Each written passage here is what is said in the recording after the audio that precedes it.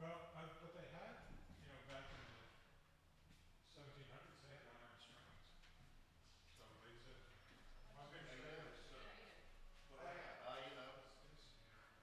fire Scrapper. manual, Yep. And we So got there's the, graphics. 1962. yeah, number 44.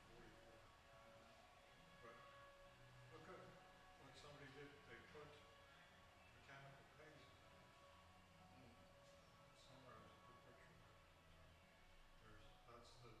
worked with. Well, he stayed closer to the source, didn't he? Where's that? Oh, Yeah, they but put these in there let's start the action. and everything. Then they had two wires that came across that held them in place.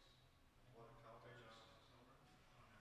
Now, this guy does guitar work and restoration. Looks like that one's been underwater too. Yeah, crack in the side. Mm-hmm. And if I go somewhere here,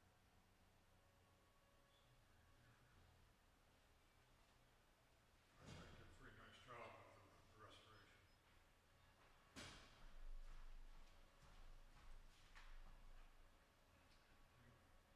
He just put regular, well, my pigs in there, but Oh, that's post restoration. yeah, this is post restoration. See, this is what he did with the saddle finish, bury the rib. Nice. So yeah, no, he knew nothing about dulcimers. So when he started, but yeah, Looks like you did a bunch of work on it. yeah, yeah. Worked on it over several days. I tend to not enhance the finishes too much, although this Bristol Taylor, it's got a little water damage on one side, which in the finish I think is superficial. I may actually wipe that down here in a minute with Yeah. a little bit of shellac. Oh.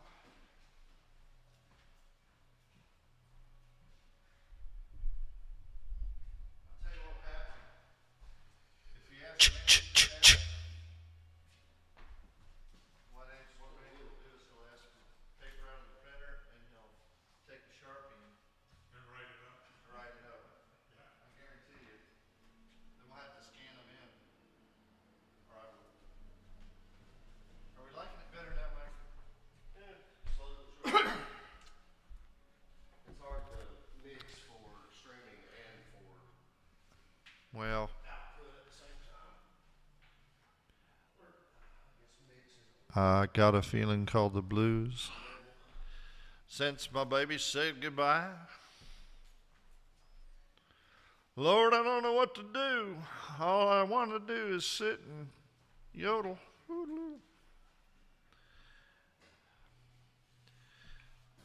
Welcome to the, what is this? 2025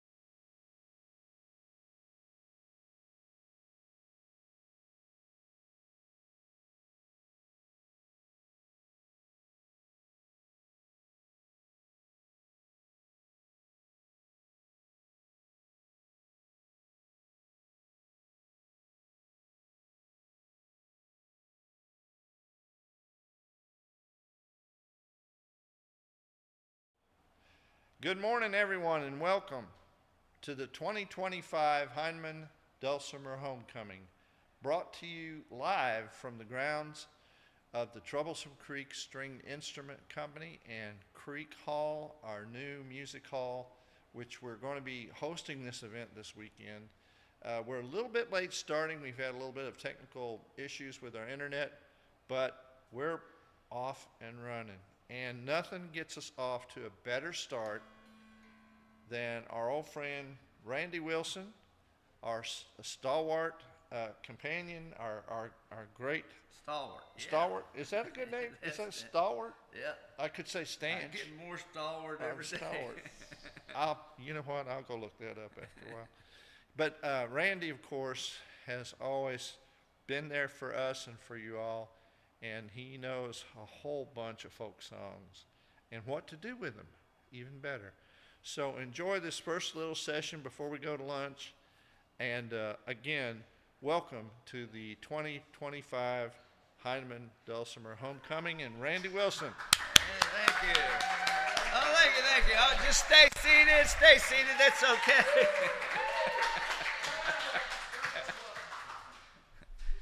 All right. Okay, doing beginning dulcimer here. Just going to kind of take you through the probably easiest tunes I know on a dulcimer. And I've been teaching for some 25, 30, 40, 50 years. The dulcimer. This dulcimer comes from right here at the Troublesome Creek String Instrument Company. This is a replica of Uncle Ed Dulcimer, Uncle Ed Thomas. He's the kind of father of the dulcimer to us, especially here, but he made a couple thousand of these from 1880s to 1930. Quite a career making dulcimers. Uncle Ed Thomas from up on Burgess Creek here, right here in Knott County. We think he learned, it's hard for us to know exactly where the dulcimer comes from. It has roots in Norway and it has roots in Scandinavian countries and in Germany and in France. And Jean Ritchie took one of Uncle Ed's. They bought one of Uncle Ed's dulcimers, and she took it, and she went to New York City to work at Henry House, social work there, and she had her dulcimer, and she was discovered there in the 30s, 40s. And she kind of helped start the folk revival, and she kind of revived this instrument, kind of fallen into, nobody knew anything about it. So she made it popular and wrote many a song for it. So this is Uncle Ed's. He probably learned from somebody along that great wagon road, came down from Philadelphia in those Conestoga wagons, the wagon road, down through the Shenandoah Valley, a lot of stops on the way, and probably picked it up there. And he had a lot of roots in that native people. His people were native or Cherokee, so it's hard to tell. His grandmother had to sneak away from the Trail of Tears, and she came over in here into Knott County. These mountains are kind of isolated, or were then. Little pockets of creeks, and she settled there, and we think Uncle Ed, his people were Cherokee. So, but he made, as I said, many of these, and he passed on his knowledge to Jethro Ambergy right here in this building. In fact, Jethro had a shop here. He did the woodworking shop for the school, Hindman Settlement School, and he sold a patent for, Uncle Ed sold his patent for these dulcimers, and Jethro started making them. So it's a pretty big history here in the mountains of this instrument, the dulcimer. Dolce, it's soft, sweet, and Omer sound, the dulcimer. Okay, now this one made here, it's very simple. You got the guitar, it's got the the fretboard up on the neck. This one's got the fretboard right on the body of it. So it's very compact, easy to travel with. And Uncle Ed, he would travel with them tied to his back. That's one of the ways. When he went over the mountains, he had a bunch of them tied to his back, and he would go over the mountains and sell for $8. And he would be $1 in installments. He would go through, and he would sing songs for a family, and he would stay the night, and he'd go on to the next. And I ran across a man who, when he was real little, his mother remembered Uncle Ed coming to the house and selling dulcimers, and she would take her son, or her youngest son, up on the mountain to where they were buried. They were buried right on top of a mountain.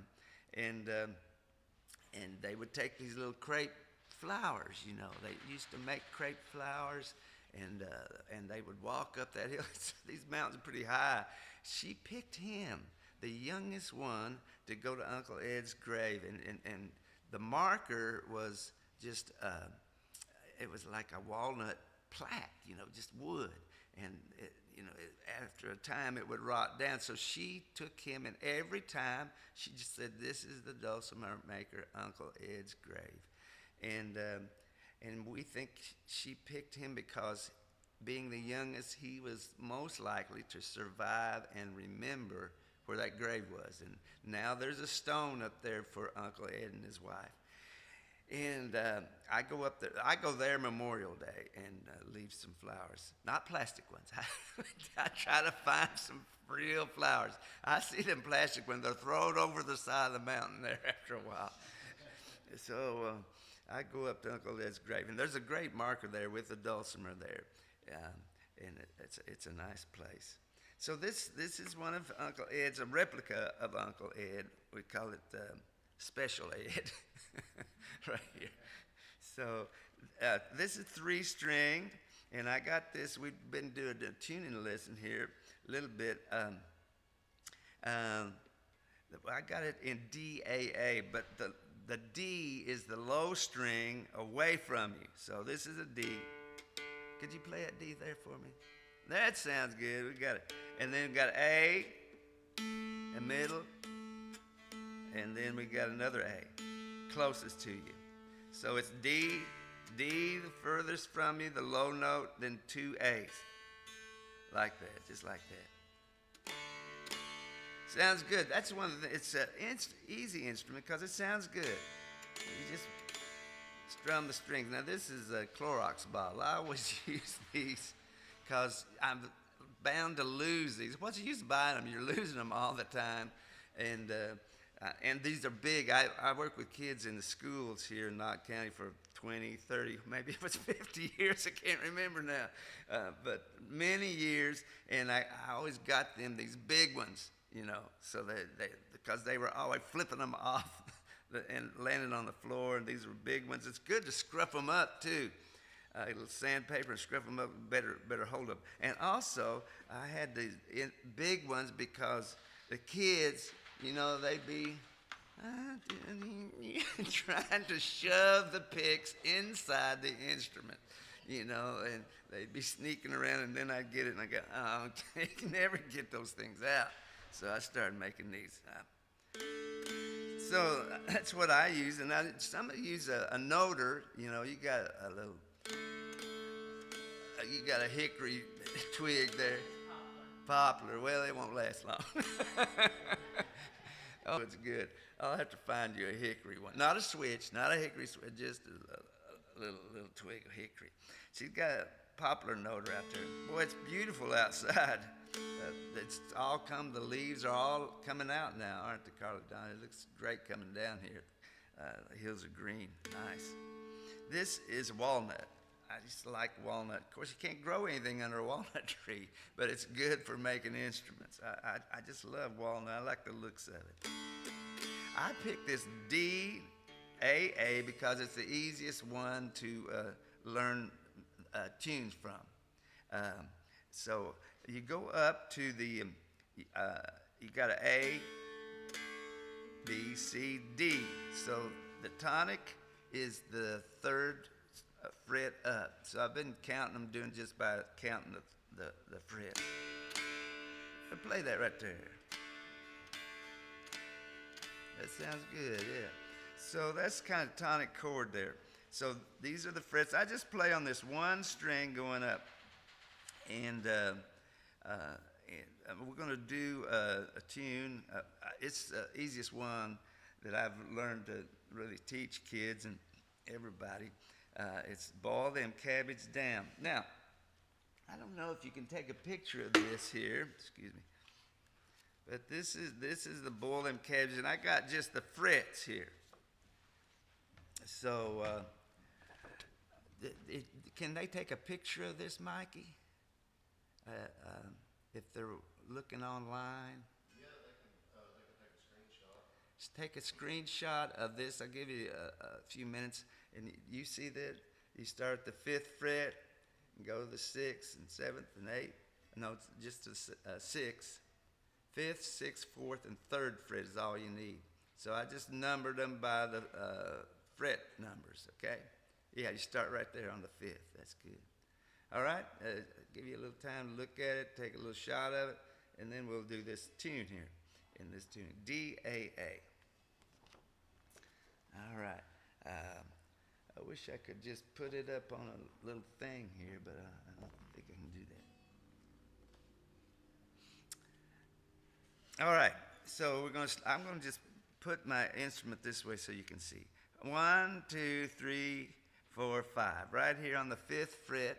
And you can use a noter or your finger, and we're just going to hold it down. Just see how that sounds. That sounds good. All right. All right, good. Now you just go. We're just going to go through the notes here, just the frets. 5th, go up to the 6th. See how that sounds?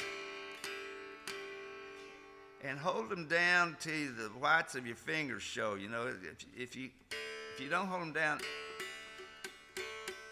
that sounds like that. You hold it down, and then it goes back to the 5th, and the 4th, and then the 3rd.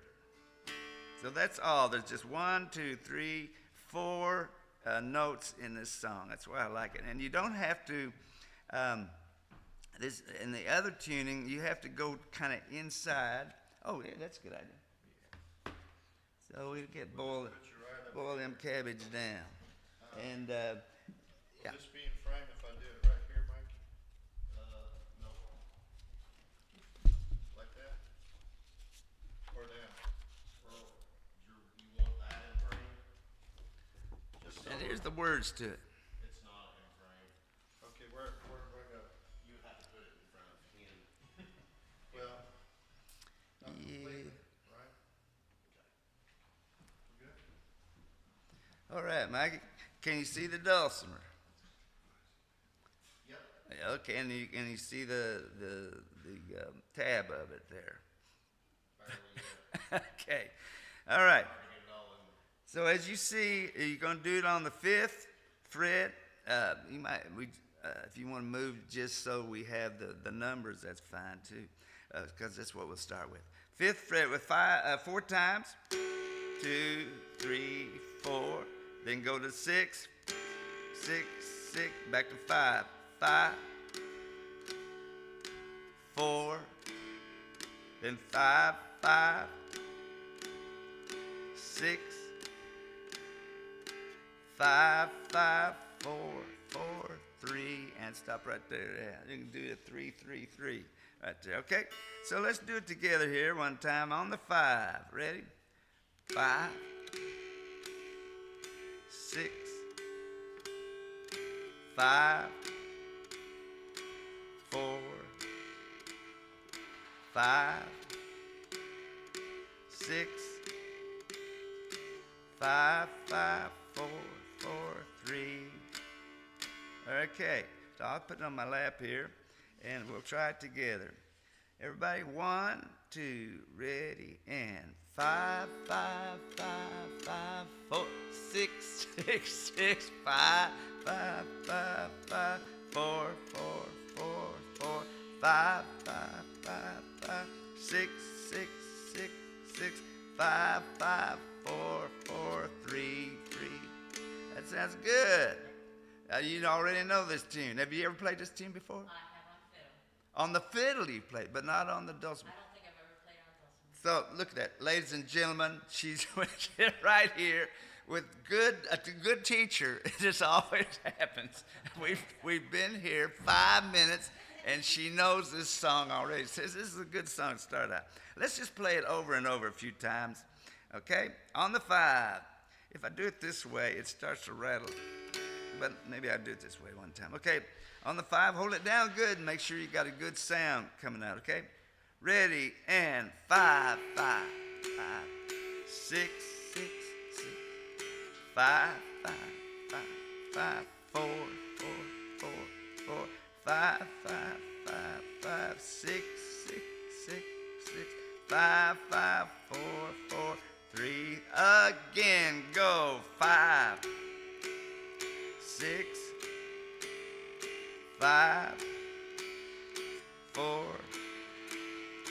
5, 6, 5, 5, 4, 4, 3. Again, go. 5, 6, 5, 4, 6, 5, 5, 4, 4, 3. One more time, go. 5.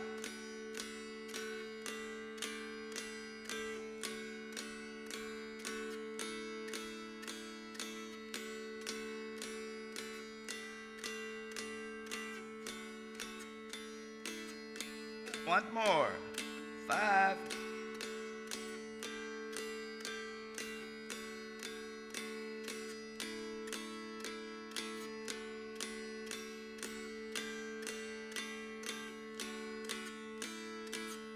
One more time. Everybody join in. 5, 5, 5, 5, 6, 6, 6, 6, 5, 5, 5, 5, 4, 4, 4, 4, 5, 5, 5, 5, 6, 6, 6, 6, 5, 5, 4, 4, 3. Big finale.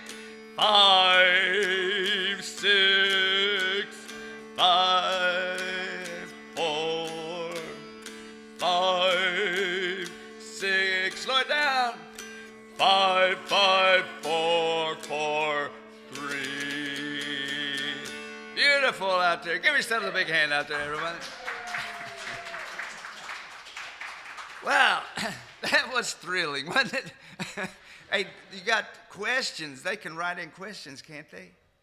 Yeah, they can write in questions about this tune yeah, or some that you would like to learn. I don't know if I could teach them on the spot. We could try. Or any questions about the instrument. Okay, now let's just do the words to it. Boil them cabbage down. So you sing it, it goes, boil them cabbage down, boys. Bake them whole cakes round, boys. The only song I ever could sing was boil them cabbage down. All right? You learned this on the fiddle, huh? Boil them cabbage? Yeah, but I never learned the lyrics before, really. I knew the last little bit was boil and cabbage down, but I never went back. Okay. Yeah, it's good to sing with. This instrument is like made for singing. It sings to you and you sing to it. It's kind of a personal instrument, so it doesn't project out toward an audience so much. You know, it projects towards you. So it's a good personal instrument to get on the porch. And I was on the porch playing around with it yesterday. And the birds coming through. Man, there's a bunch of birds. Got my Merlin out, 10, 15 birds. All the warblers are coming in, so it's nice. I was playing for the warblers, and they weren't paying any attention to me, but they were singing. So the that vireo does not stop. It's incessant. It loves to hear its own voice. And that's what we're going to do with this one, the little dulcimer bird. Okay? Boil them cabbage down. Let's see if you can sing with it one time, okay? On the 5th fret, everyone. 1, 2, ready, and boil them cabbage down, boys. Bake them whole cakes round, boys. The only song I ever was boil them cabbage down. One more time. Boil them cabbage down, boys. Bake them whole cakes round, boys. The only song I ever was boil them cabbage down. Just play it now.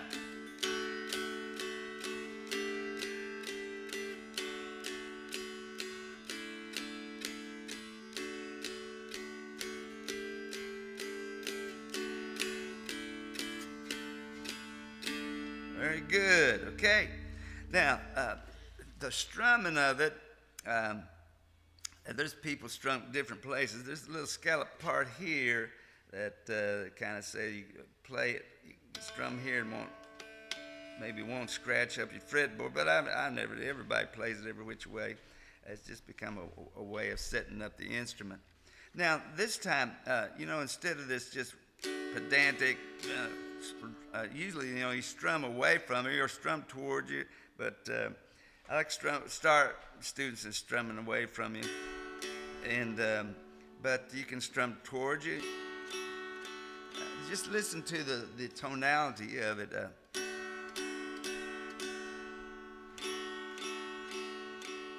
It's a little softer tonality towards you.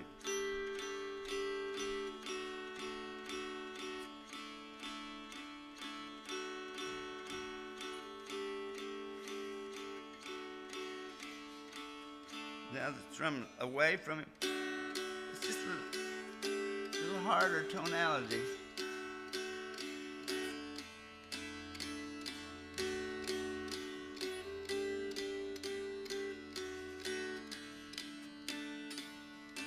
Okay, now just try at the same tune.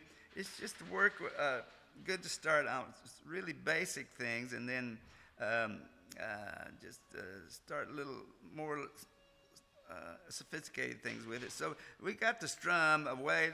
Try that strum. Strum, boom, boom, boom, boom, boom, strum, boom, boom, boom.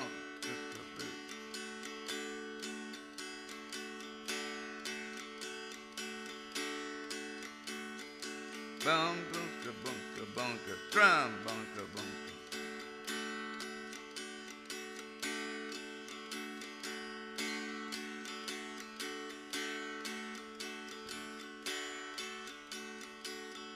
Okay.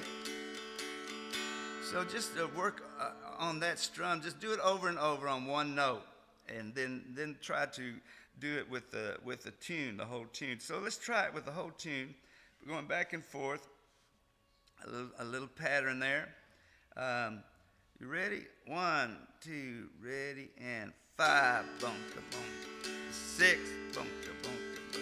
5, bunka bunka bunka. 4, bunka 5, bunka bunka bunka. 6, bunka bunka bunka. 5, bunka. So on that end, it's going 5.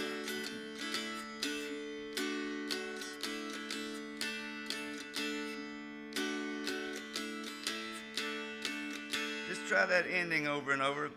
5 bunker 4, 5 bunker 3, 5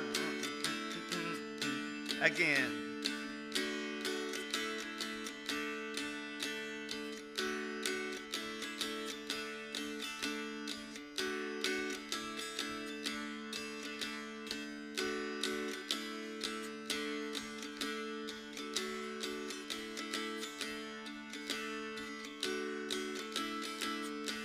Again, 5 bunker 4, 4, 3.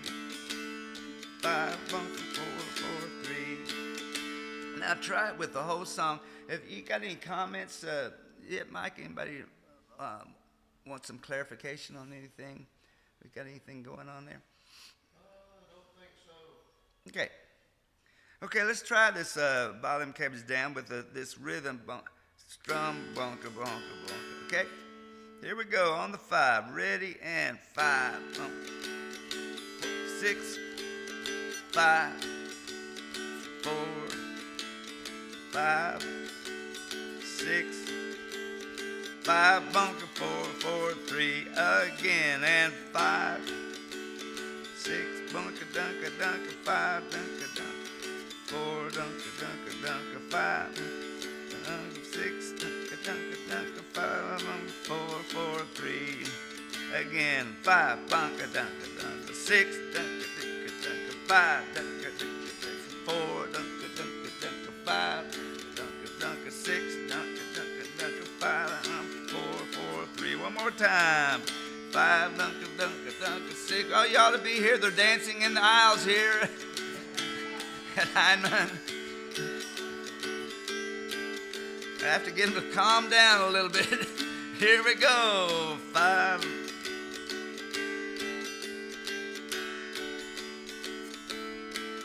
You got it. One more. Hey, bow them cabbage down, boys. Bake them whole cakes round, boys.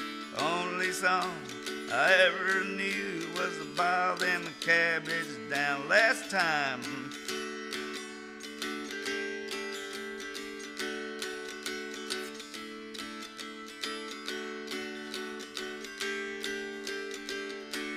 Out.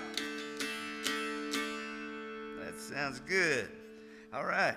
Now, do you need a pick? You want to borrow a pick? I could go with a stick or Let me. cat. Well, you try it. If you don't like it, Okay. yeah, it's okay. I like playing with my fingers, but I'll tear them all up doing this for hours. I started out playing with my fingers solely for some reason. That's what I did. Okay. Oh, what are the Clorox ones? You gotta find the right count. You got a little flexibility, but not too much.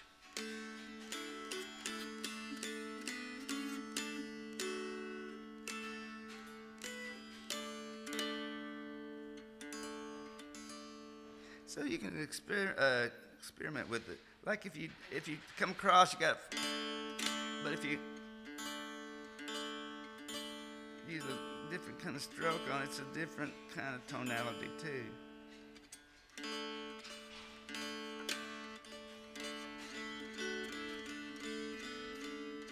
Now, I didn't bring a possum board with me. It is a board that fits, it wouldn't take much to get one, but I forgot to bring it. So if you notice these Edward Thomas dulcimers, they got feet there. So his were made with feet, and evidently played, you think, on a table, and help it to resonate a little bit better if you had it on a table and had these feet on it. So they have these boards you put on, and it just projects just a little bit better. So you can try that.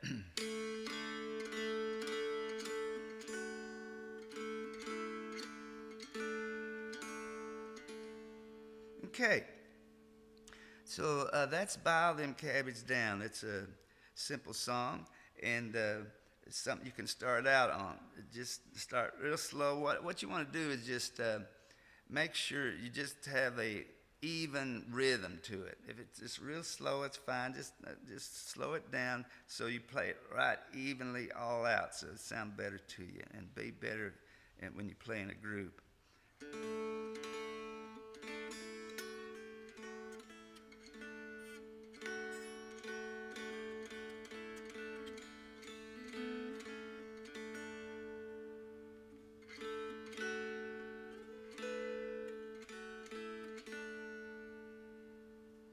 Okay, sweet little instrument. Now, let's look at another tune here we can do, and then we'll look at another tuning. We're going to look at Ms. McCloud's reel. So if you want to take a screenshot, I'll just hold it up for a little bit. Now, this goes by different names. Hop Up Ladies, 3 in a row, or goes by... Did you ever see that devil, Uncle Joe, Uncle Joe? But you can't sing that around churches. They don't. You just say devil. That's one of the complaints that I'm trying to think of. That song catcher came through here in 1917 from England. Anybody remember his? Ceil Sharp? Ceil Sharp, yes. Cecil hated the Presbyterians because they wouldn't allow anything. They wouldn't allow ballad singing. They wanted hymn songs. And he said, I went through the mountains here, and the Presbyterians even changed the name of the creek. They called it, yeah. Oh, okay. They called it was called Devil's Fork, and they changed it to Sweet Branch. You can't get away with nothing here.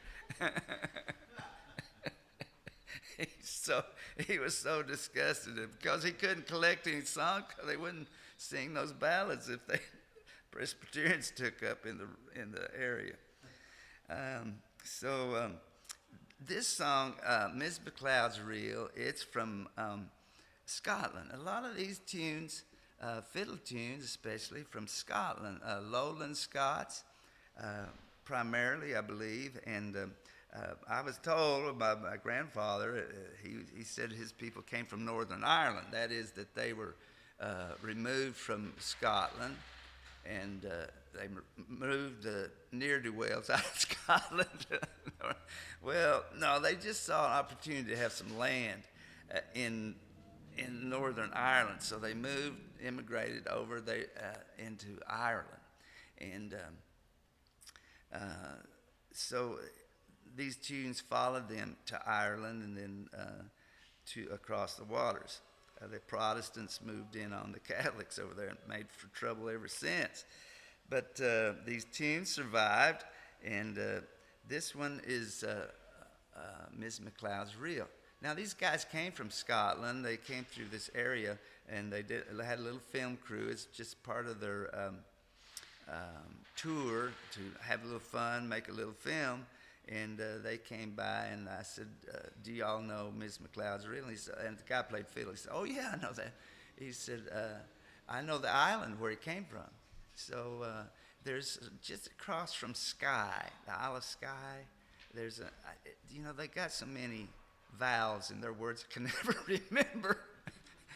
But I'd have to look it up again. I'd have to look. You look at home, Skye, and across his... from Skye, there's a little island, and nobody there anymore, practically. And but they said, yeah, it comes from this island. So this is Hop High Ladies, or Ms. McCloud's Reel. Now they play a lot of more notes than we do here, so it's pretty ornamented, the way more elaborate when they play. So.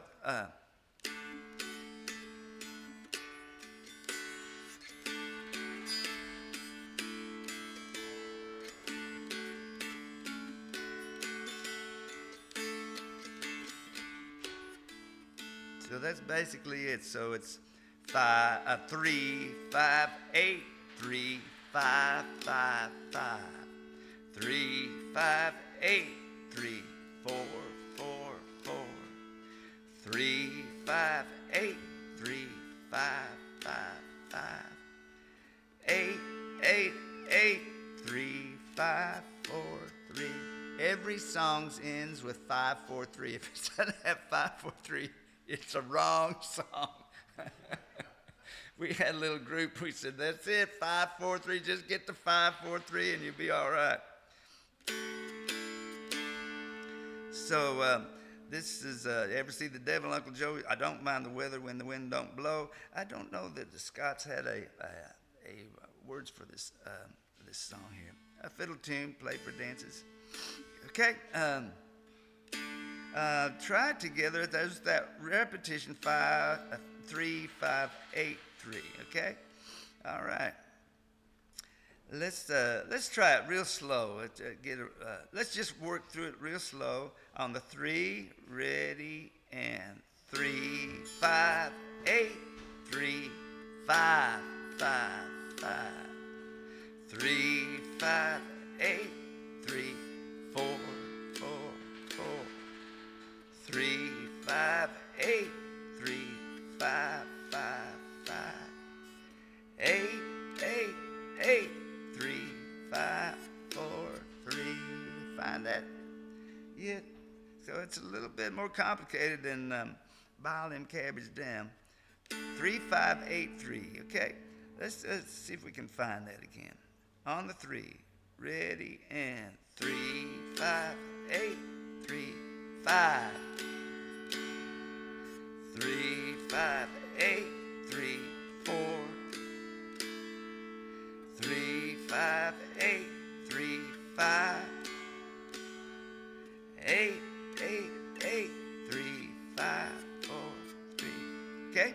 Now, I'll have to say so. I have 2 dulcimers here, and this one, it has a little more frets. It's got 3, I don't know what they call it. I just changed the number. They call it 6.5 or whatever. 3, 4, 5, 6. Some people say 6.5, 7, but I just go to 8 here. And when I write it down, I just put 8. Okay, it's a little harder to remember. So in the other tuning, this is helpful to have that extra fret there. So I'm just calling it 3, 4, 5, 6, 7, and 8.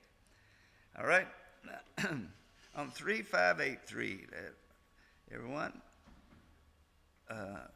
So you may have to transpose if you have a different kind of dulcimer that doesn't have this.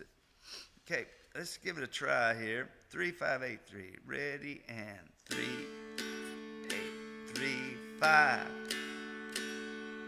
3, 5, 8, 3, 4. 3, 5, 8, 3, 5. 8, 8, 8, 3. How's that coming? You getting that? Okay. Usually I kind of stop in the middle with kids and beginners and say, get your bearings and play it again. So we'll try this again. Miss McCloud's reel from across the water. I might also say that Jean Ritchie, she traced her lineage to Scotland. And, I've talked with some of my family, and they think maybe it's from the same area in Scotland as the Ritchies. It's a common name in Scotland. Wilson is common everywhere, even in India. There's Wilsons now. These families followed each other. They got word of where they were, and a lot of times they would follow each other along the path of the immigrants and move along with them. So it's possible. She did a better job at tracking it down. We just have, there's so many Wilsons. Lord have mercy, it's hard to. And there's so many John Wilson. She'll find a dulcimer, and so they never heard of one. They never heard of a dulcimer there. So fiddles, they're big on fiddles, and they also, by the way, are big on fiddles in Norway. That's the state country instrument of Norway, but not dulcimers. So, but the songs survived, and she played and sang and recorded some of those with people both in Ireland and Scotland. And this one from Scotland, we'll try it again. 3, 5, 8, 3, 5s. Here we go. Ready, and 3, 5, 8, 3, 5. 3, 5, 8, 3, 4. 3, 5, 8, 3, 5. 8, 8, 8, 3, 5, 4, 3. Get that part, okay? Ever see The Devil, Uncle Joe? I'll sing it and you play it one time. We'll give it a try. I'm watching you. Okay, here we go. Did you ever see the devil, Uncle Joe? Uncle Joe. You ever see the devil, Uncle Joe? Uncle Joe. You ever see the devil, Uncle Joe? Uncle Joe. I don't mind the weather when the wind don't blow. That's very good. You're a musical person. Let's try it again. Did you ever go to meeting, Uncle Joe? Ready, and you ever go to meeting, Uncle Joe? Uncle Joe. You ever go to meeting, Uncle Joe? Uncle Joe. You ever go to meeting, Uncle Joe? Uncle Joe. I don't mind the weather when the wind don't blow. Very good. So you see, if you mention devil in a song, you have to sing something about going to a meeting. So that's required. You can't just be singing about the devil, for God's sake. You have to get back to the meeting house and get your priorities straight, okay? So, Speaking of priorities, what? let me interrupt. Are we close to lunch? We are right there. Oh, we are. You tell me I can call you anything as long as I never call you late for dinner. Okay, we'll play this one more time. I've got so much more tunes for you. Come back and see me. Okay, we'll be playing a lot of tunes, a lot of good players here, and we'll just go over and we'll go out on this song, and I'll probably add Hop High Ladies along with it. Here we go. On the three. Boy, it went fast. It was just how long? Half hour, hour? Well, we started. Oh, we started late. I'm sorry. Okay, 3, ready, and 3, 5, 8, 3, 5, 3, 5, 8, 3, 4, 3, 5, 8, 3, 5, 8, 8, 8, 3, 5, 4, 3. We're singing. You ever go to meeting Uncle Joe, Uncle Joe? You ever go to meeting Uncle Joe, Uncle Joe? You ever go to meeting Uncle Joe, Uncle Joe? I don't mind the weather when the wind don't blow. Hop high, ladies, 3 in a row. Hop high, ladies, 3 in a row. Hop high, ladies, 3 in a row. Don't mind the weather when the wind don't try to hop high. Hop high, ladies, 3 in a row. Hop high, ladies, 3 in a row. Hop high, ladies, 3 in a row. I don't mind the weather when the wind don't blow. Yeah, seen the devil, Uncle Joe, Uncle Joe. You ever see the devil, Uncle Joe, Uncle Joe? You ever see the devil, Uncle Joe, Uncle Joe? Don't mind the weather when the wind. Hop high now. Hop high, ladies, 3 in a row. Hop high, ladies, 3 in a row. Hop high, ladies, 3 in a row. So don't mind the weather when the wind don't blow. Thank you for joining us here this weekend. Thank you for playing. We'll have some lunch. We'll look at some other instruments, and maybe I'll get out old Dolly Parton for tonight. This is Big Bertha, or old Dolly here. This is a good one too. All right, guys. See you later at the meeting house. Let's go lunch.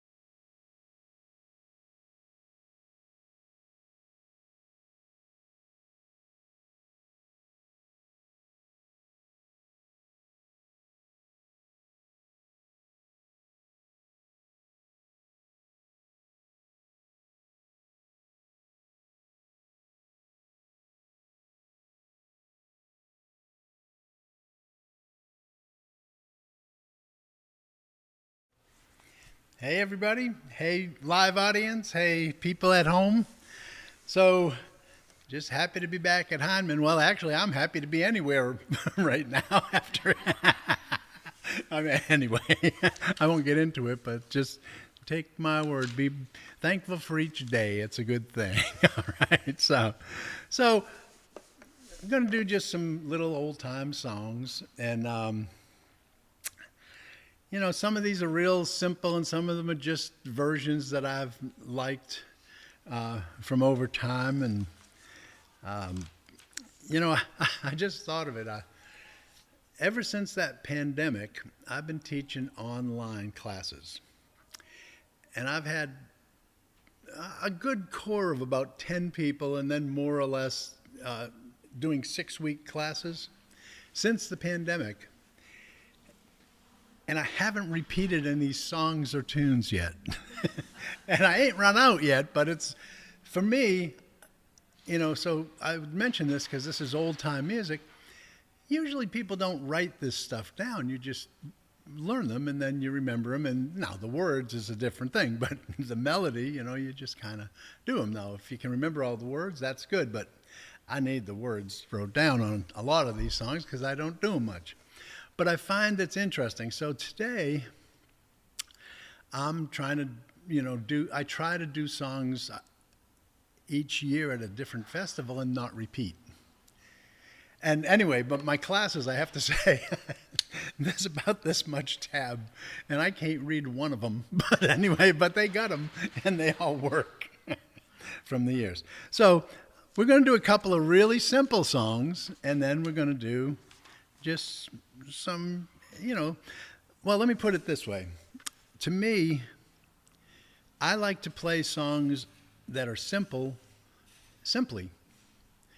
And then when you get the simple songs, then go progress and play songs that are a little more difficult. So that makes sense to me. So this is one that's pretty simple. This is called, well, I've also heard this one called The Old Apple Tree or whatever, but this is called Robin is Dead. And I heard this one is from out in Arkansas. So here's the melody. Now, the other thing I'll mention about playing songs, I don't need them glasses to talk, just to look at words. So my approach, I mean, and I find that a lot of the old timers had a similar approach that I learned most of my music from fiddle players and ballad singers and banjo pickers.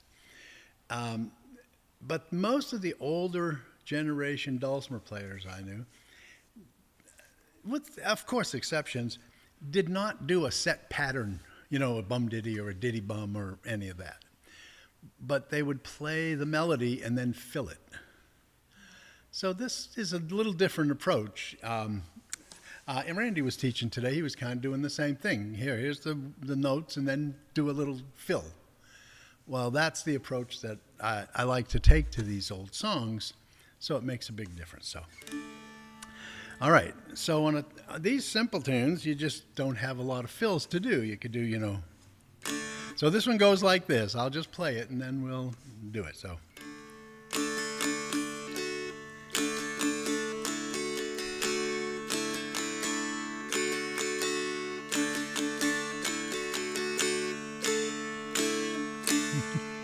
That's pretty much it. So the words, now here's the thing that makes it different is, when you play the melody of the song, you're playing the syllables of the words. So if the words change, the strokes might change. You know, how many times you hit a strum. You might put an extra little strum in because you got a different, more syllables or less. So that makes it breathing and living and not just static. So I like that with songs too. And when you get to songs or fiddle tunes, then this approach really makes a big difference, especially the old ballads. It really kind of adds something. And fiddle tunes, you don't have words, but you can develop the same sensibilities, and that makes your music have excitement. I don't know, it's just not the same. Okay, so this one, go. Robin is dead and under the ground, under the ground, under the ground. Robin is dead and under the ground. Boo, hoo, hoo. Simple enough. Okay. All right. So everybody good? Well, so give it a try. I mean, I'm sure this group that's here, I'm sure can do it. So at home, just play along, get it as you can. So, and then we're going to progress a little bit more. The other thing we'll do in this class, which is really relevant, especially to singing, is change the tuning. You change the key by changing the tuning and the old style.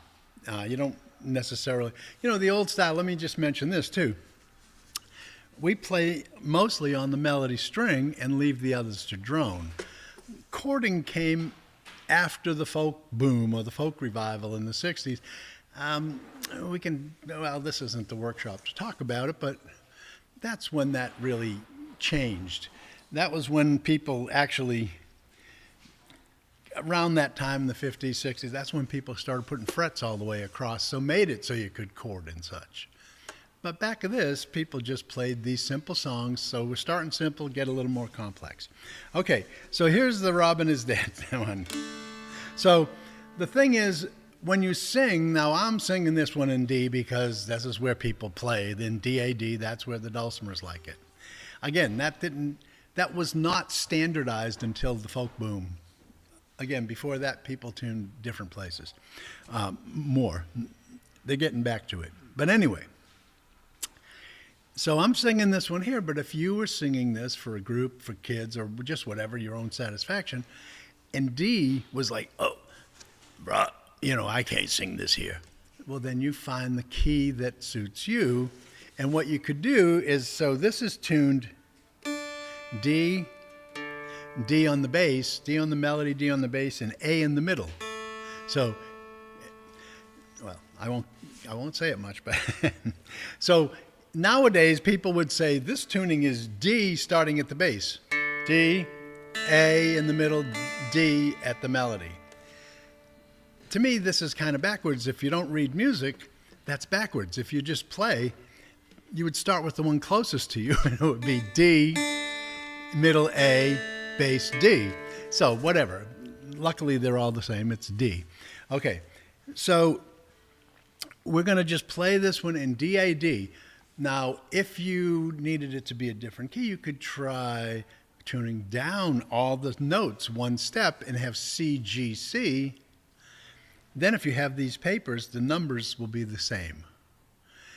Or if you're in D-A-D and that didn't work, you could tune up and go to E-B-E, and then you'd be in the key of E, and then you might like to sing there better. So anyway, just check it out. Okay. All right, so let's just go through this little song. Ain't much to it. We're just going to play it. Okay, so Robin is Dead.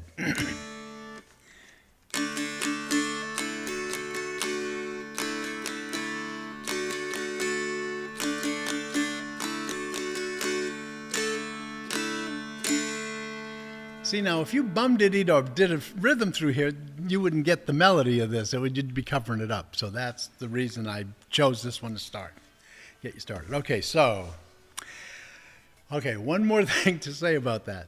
When you play the melody and then just fill as is appropriate, what happens is it doesn't matter if the song you're playing is a hoedown or a jig or a reel.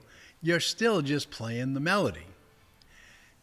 And so if you develop that style of playing, then you get to play any kind of song instead of just, every song being that rhythm. So, all right, so there's that. Okay, so here's Robin is Dead. So, and it's a sad story, but here we go. Robin is dead and under the ground, under the ground, under the ground. Robin is dead and under the ground, boo, hoo, hoo. Apple tree grew up over his head, over his head, over his head. Apple tree grew up over his head, boo, hoo, hoo. The apples got ripe, just ready to fall, ready to fall, ready to fall. Apples got ripe, just ready to fall, boo, hoo, hoo. The old lady came over to gather them all, See how that has more strokes? The old lady came over to gather them all, gather them all, gather them all. The old lady came over to gather them all. Boo, hoo, hoo. Robin raised up and he gave her a knock, gave her a knock, gave her a knock. Robin raised up and he gave her a knock. Boo, hoo, hoo. The old lady went over the hill, hippity hop, hippity hop, hippity hop. The old lady went over the hill, hippity hop. Boo, hoo, hoo. The bridle and saddle hangs under the shelf, under the shelf, under the shelf. The bridle and saddle hangs under the shelf. Boo, hoo, hoo. If you want any more, you can sing it yourself. If you want any apples, you'll get 'em yourself. Get 'em yourself, get 'em yourself. You want any apples, you'll get 'em yourself. Boo, hoo, hoo. Wow.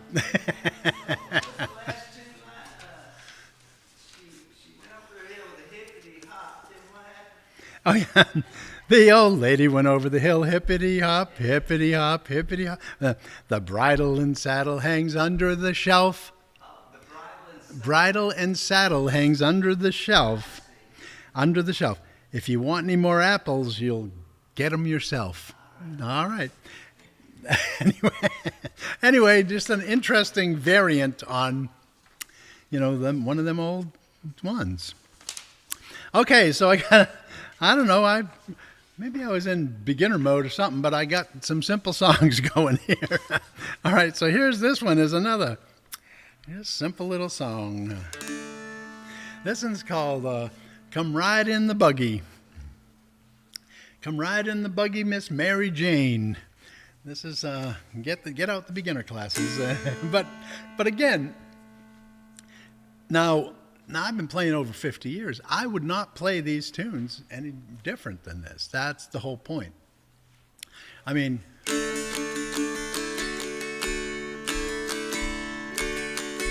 that's how the song goes. There's not, it's not like it's not like, I don't know, these ones where you make them simple and then they get complicated later. They can. That's one approach, but I like the old simple songs. All right, so here, Come Ride in the Buggy. Let's see what we do with this one.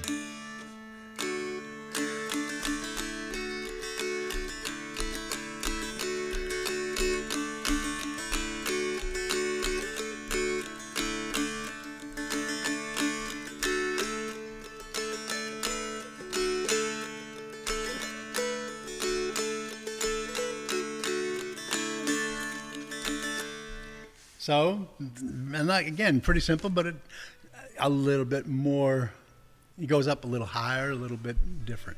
Okay, so this one goes like this. So I'll go slow and then we'll do it a little more.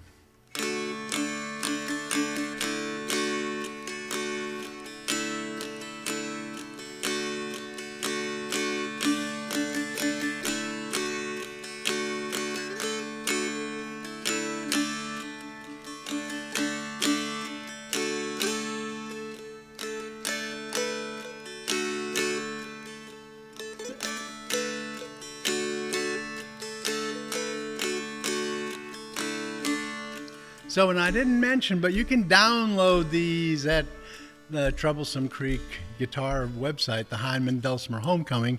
You can download all the tabs, so if you want to look at them at home. Okay, so. Come ride in the buggy, Miss Mary Jane, Mary Jane, Mary Jane. Come ride in the buggy, Miss Mary Jane. I'm a long ways from home. So that's the first part.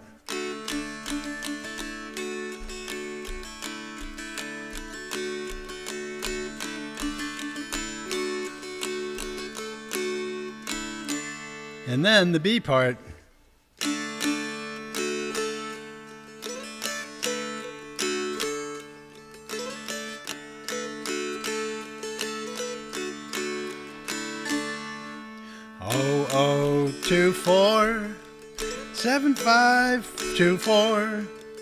7524445 2210. Now I ain't looking at the paper, so that's just out of my head. So I think it's close. Oh, you don't have it? Okay, here. People here don't have the paper. People at home might have it. Okay, so here we go. So, well, it's exactly what's on the paper. Okay. Yeah, I knew that. Okay, so, all right. So here's the first part. Is like 2-0-0-0-1 2-2-2 1-1-1 2-2-2 0-0-0-0 1-2-2-2 4-2-1-0.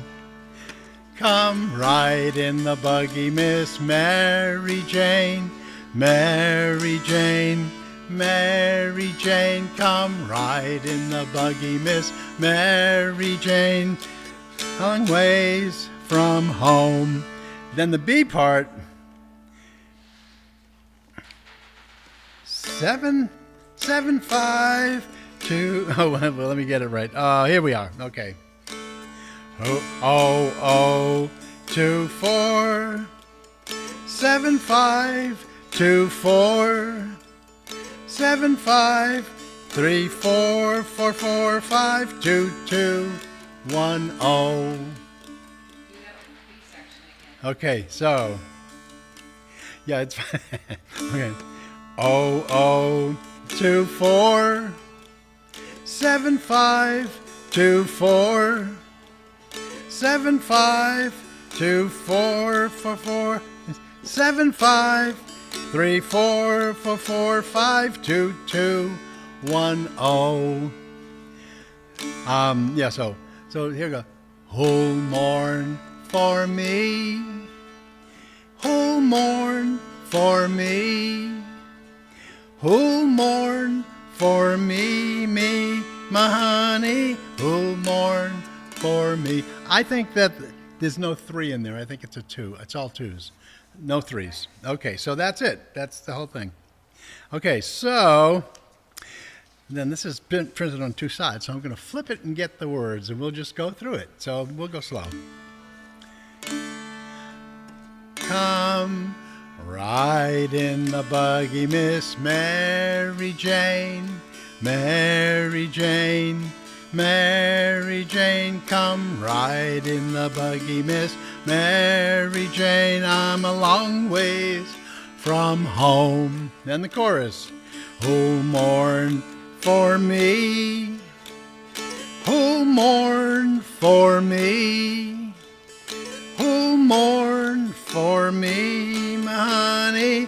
Who'll mourn for me? And then the chorus is 0-0-2-4 7-5-2-4 7-5-2-4-4-4-5-2-2-1-0. Okay? Riding in the buggy, Miss Mary Jane, Mary Jane, Miss Mary Jane. Riding in the buggy, Miss Mary Jane. I'm a long ways from home. Who'll run for me? Who'll mourn for me? Who'll mourn for me, my honey? Who'll mourn for me? Sally's got a house in Baltimore, Baltimore, Baltimore. Sally's got a house in Baltimore, and it's 16 stories high. Who'll mourn for me? Who'll mourn for me? Who'll mourn for me, my honey? Who'll mourn for me? Just play it.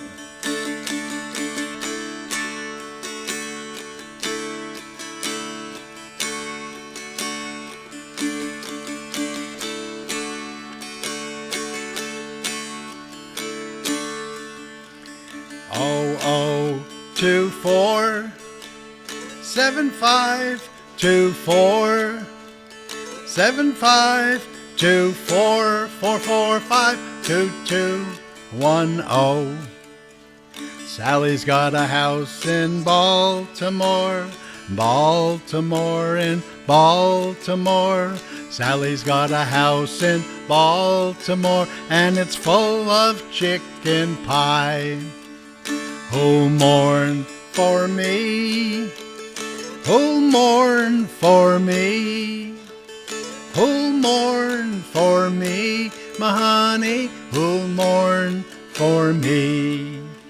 Well, I've got a gal in Baltimore, in Baltimore, in Baltimore.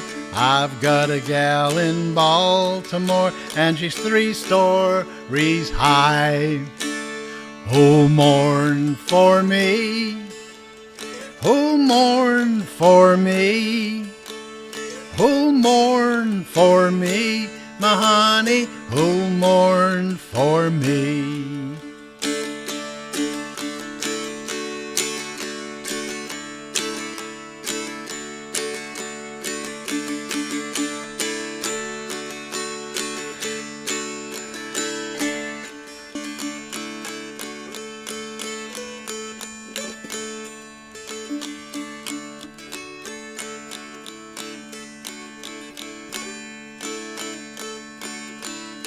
Okay.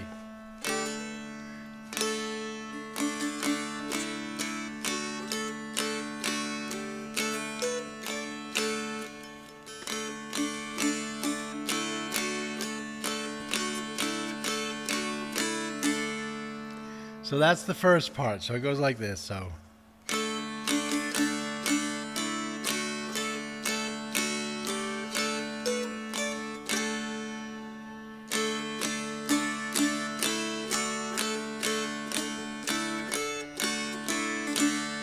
and then it goes into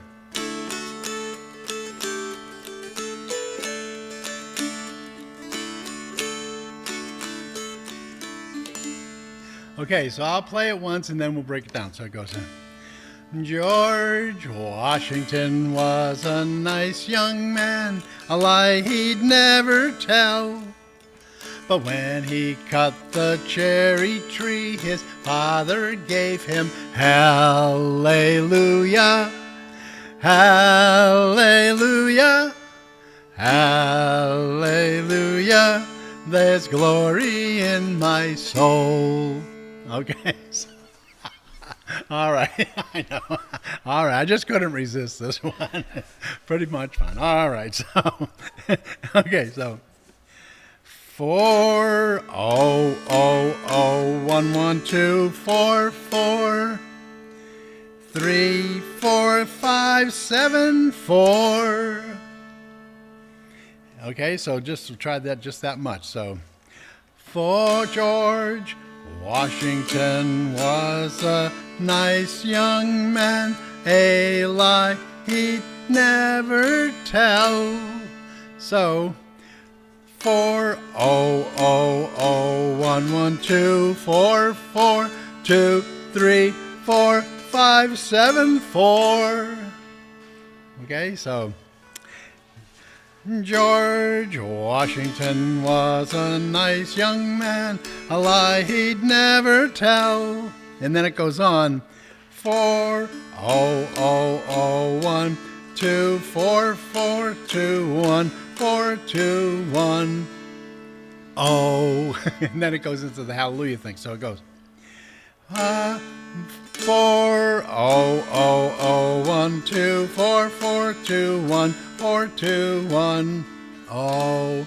So, but when he chopped the cherry tree, his father gave him hallelujah.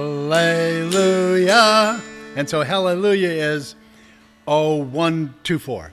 Hallelujah. And then 3 4 5 7 0 1 2 4 2 1 4 2 1 0. Making sense? Everybody good? All right, pretty simple. Okay, so I'm gonna put this on the the words are on the other side, so I'm good at now. All right, so George Washington was a nice young man, a lie he'd never tell. But when he chopped the cherry tree, his father gave him hallelujah, hallelujah, hallelujah. There's glory in my soul. My mother takes in washing, she does it very well. But when they fail to pay her, you bet she gives them hallelujah, hallelujah, hallelujah. There's glory in my soul. I took my girl a-walking down by the ferny dell. When her parents, they found out, they really gave me hallelujah, hallelujah, hallelujah. There's glory in my soul. All right, now get your extra strums ready. The engineer, the engineer blows the whistle. The fireman rings the bell. The conductor's shouting all aboard, and away we go to hallelujah, hallelujah, hallelujah. There's glory in my soul. I'll play it once just so you can, it'll just be the music so you can play along at home if you listen to it.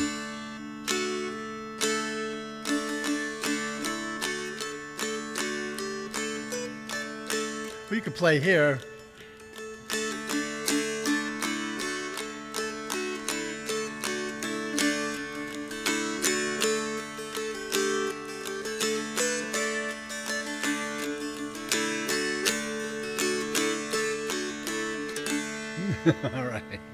All right.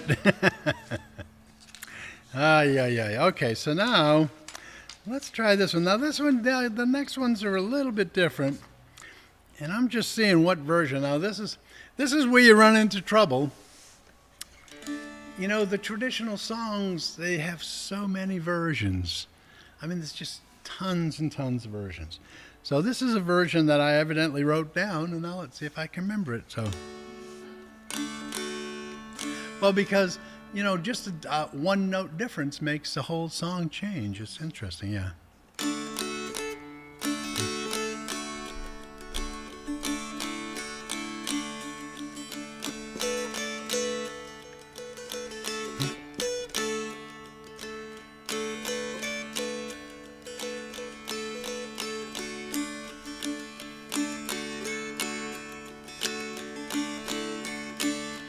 Yeah, like that last phrase, I would think a little different, but I'm going to play it this way. So it goes like this.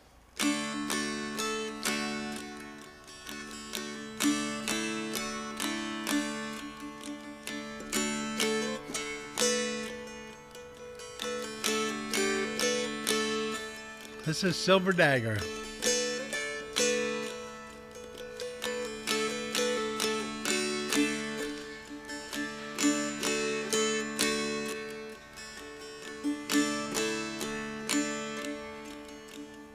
Oh, 242, oh, 1210, 4575, 354, 457, 542. I can't do the numbers. Okay, I can't look at it and say it. I got to just do it.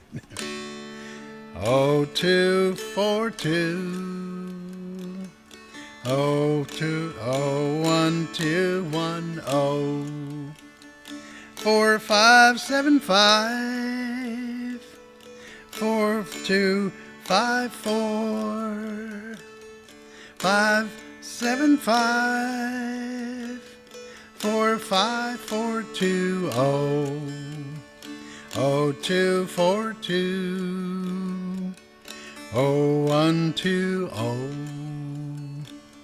Oh, Katie dear, go ask your mama if you can be a bride of mine. If she says yes, come back and tell me. If she says no, we'll run away. Okay, so this is really kind of a, one of these old kind of ballady songs.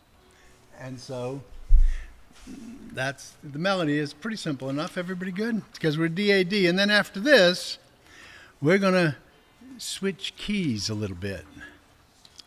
But this has a few verses, so you'll get it by the time we're done. So, use asking, for he's in his room, taking rest, and by his side lies a silver dagger to slay the one that I love best. She pulled out a silver dagger, she pierced it through, side wandering. He thought he heard his true love's voice. He ran like a man distracted, saying, love, oh love, I'm afraid you're lost.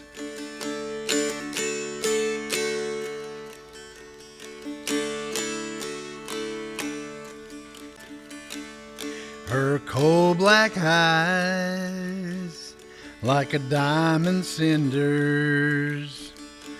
Love, oh love, you've come too late.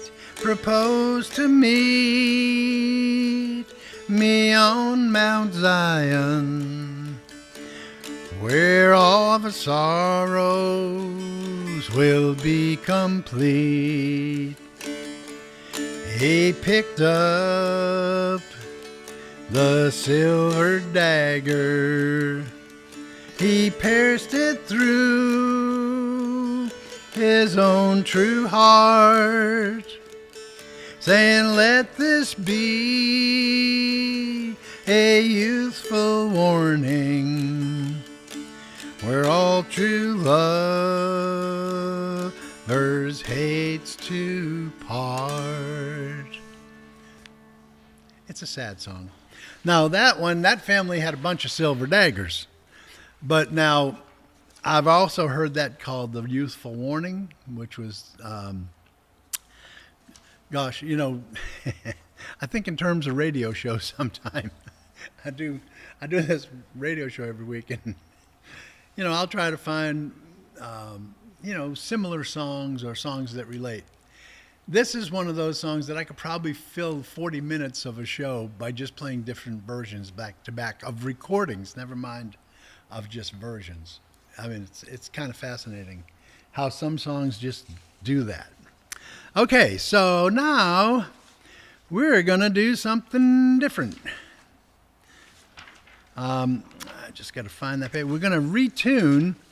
Now, I was talking before about retuning. Now, this will totally change the flavor of what we're doing.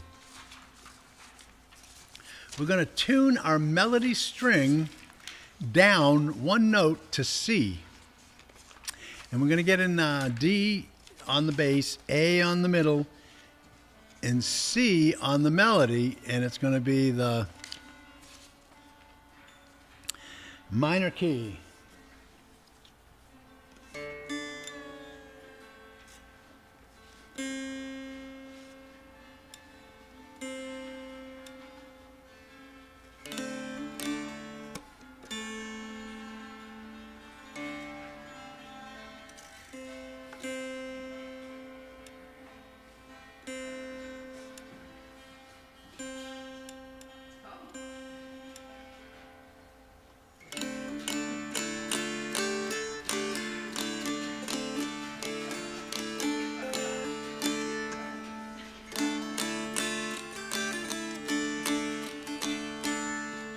Okay, so now I love being in the minor key. This is a beautiful thing.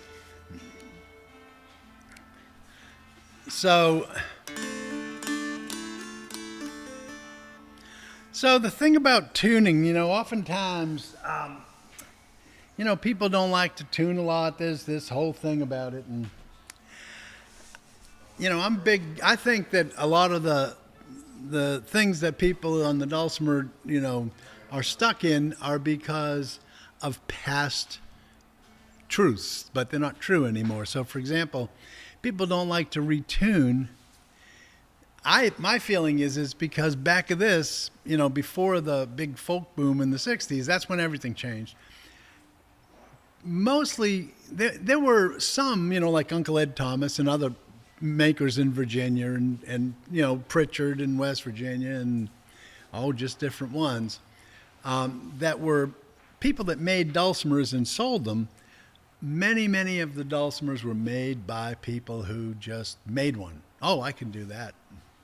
Or else somebody just made a few. And, it's something I could sell and make a living or something. But they might be making them with a pocket knife, and the tuning pegs didn't always hold exactly right, and you really had to work to get them to stay. And once you got them, you didn't want to touch them. Nowadays, everybody's got all these geared tuners. There's no reason to not tune. It's like, just makes it's easy. You might as well. So, but listen to the different flavor. Now, I'm going to do two versions to finish up. I got two versions of the Blackjack Navy. Now, the first one is in the minor key, and it goes. So this tuning, it's D-A-C. So we're in the key of D, so we start our scale on the D, and so that would be the first fret instead of open. So it's pretty much the same as D-A-D, except you got to move everything up one fret. But then you get this cool sound. So your scale becomes.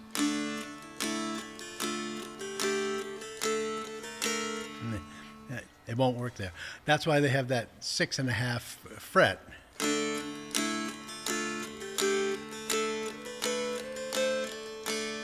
So you skip the 6, go to the 6.5, you get this great scale. Okay, so let me play this version. I just love this little version. This came from Aubrey Ramsey, who's a banjo picker, long gone. Lived over, long gone, but I knew him, but he's still long gone. Yeah, still long gone. I'm pretty. I think I'm long here, so anyway, whatever. So Madison County had some great musicians. So this is, I love this version. So.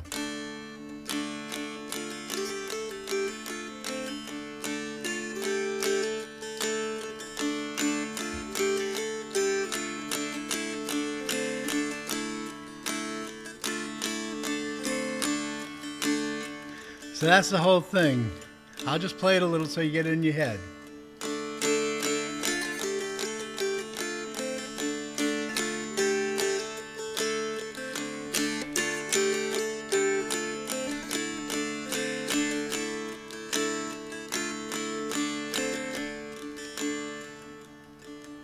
Okay, so for those without papers, here it is. So it goes. The only trouble is that there's all these doubled. So rather than go 1, 1, 2, 2, 2, I'm just going to say the number and hit it twice. Figure it out, okay? Because otherwise I'm going to be, rapping or something. I don't know. I just ain't ready for it. Okay. 1, 1, 3, 3. Yeah. All right, I'm just gonna. It's just. Let me put it this way: it don't go any higher than 5. Work it out. You know, the numbers just throw me so much because I have to look at them because I don't think in numbers, and it's like I don't want to do that on this one. I'm gonna just play it. So it go like this.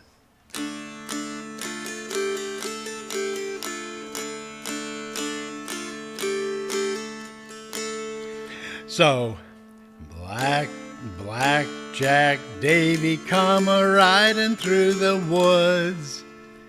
So you see, it's all just 2, 2, 2, 2. You know, 1, 1, 3, 3, 4, 4, 5, 5, 4, 4, 3, 0. Okay, all right. So, Blackjack Davy come a-riding through the woods. He sang so loud and gaily, and those 2 are 5s, the last 2 notes. Oh, Blackjack Davy come a-riding through the woods. He sang so loud and gaily, and then back to 0. He sang so loud 'neath the green, green trees. Now this is where it gets interesting. It goes to 2. 1, 2, 0, 1, 1, 2, 2, 2, 3, 2, 1, 0, 0, 1, 1. So it has those 2s in there, and that. So let me just play it and give you the idea. So it goes like this.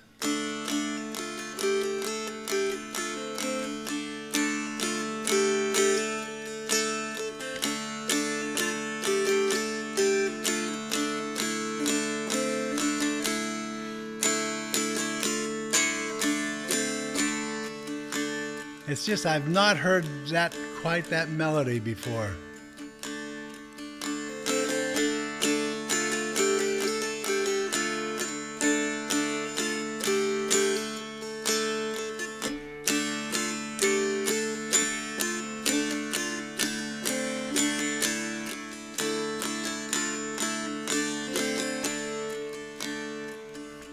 Okay, so I'll try to do it. 1, 1, 3, 3, 4, 4, 5, 5, 4, 4, 3, 0. I can't do it. It just makes no lyrical sense to me to say numbers. It just doesn't. I'm sorry. I could scribble it, but I ain't numbering it. Okay, all right. So I'm gonna just play it. So there's only a couple of verses. So Blackjack Davy come a-riding through the woods.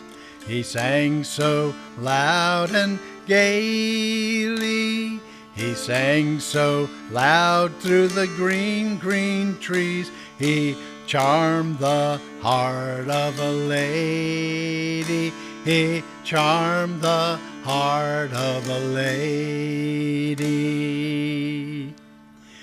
Come and go with me, my pretty little miss. Come go with me, my honey.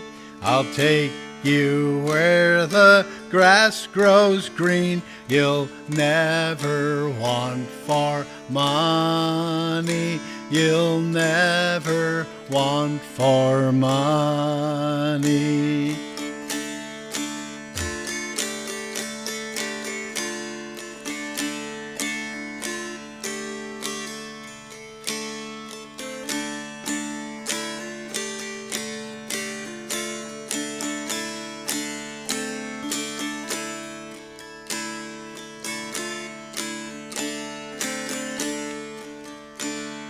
Well, she's put on her pretty white shoes, all made of Spanish leather.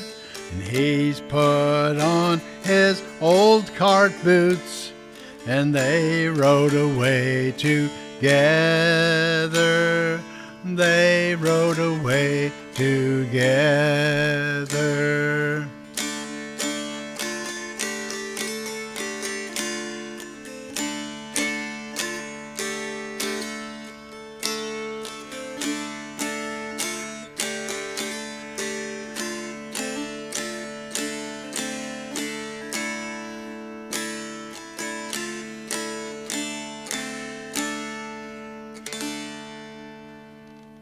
That's just such a lovely melody for that. I just love that. Okay, so that's like, kind of an abbreviation. Now this, you got to understand, Obie Ramsey and his family, all those Madison County people, they were all, a lot of ballad singers. I mean, very rich ballad singing, traditional. This is North Carolina. And so when they did Blackjack Davy, I mean, they'll have verses all over the place. And he, sometimes on the banjo you just do a little bit. Just not do it all. But if someone's singing it a cappella, it might be, well, this next version is another version, but this is in a major key, and it has more verses. So I imagine you could take these verses and flip them on that other melody if you wanted. So I just mentioned it. Okay, so this time we're going to retune again. We're going to go just back to the key of D, but we're going to go D, A, and the melody is going to go down again to A. So from D, A, C on the melody, we're going to go the melody down to A. And now before they had all these electric tuners, which make everything easy, you could just do things like this.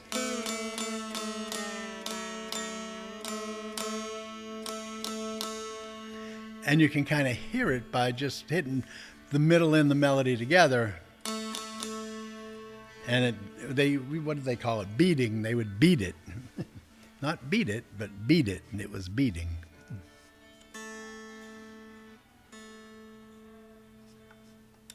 And then, of course, check it with your tuner. I mean, we got them. You might as well use it.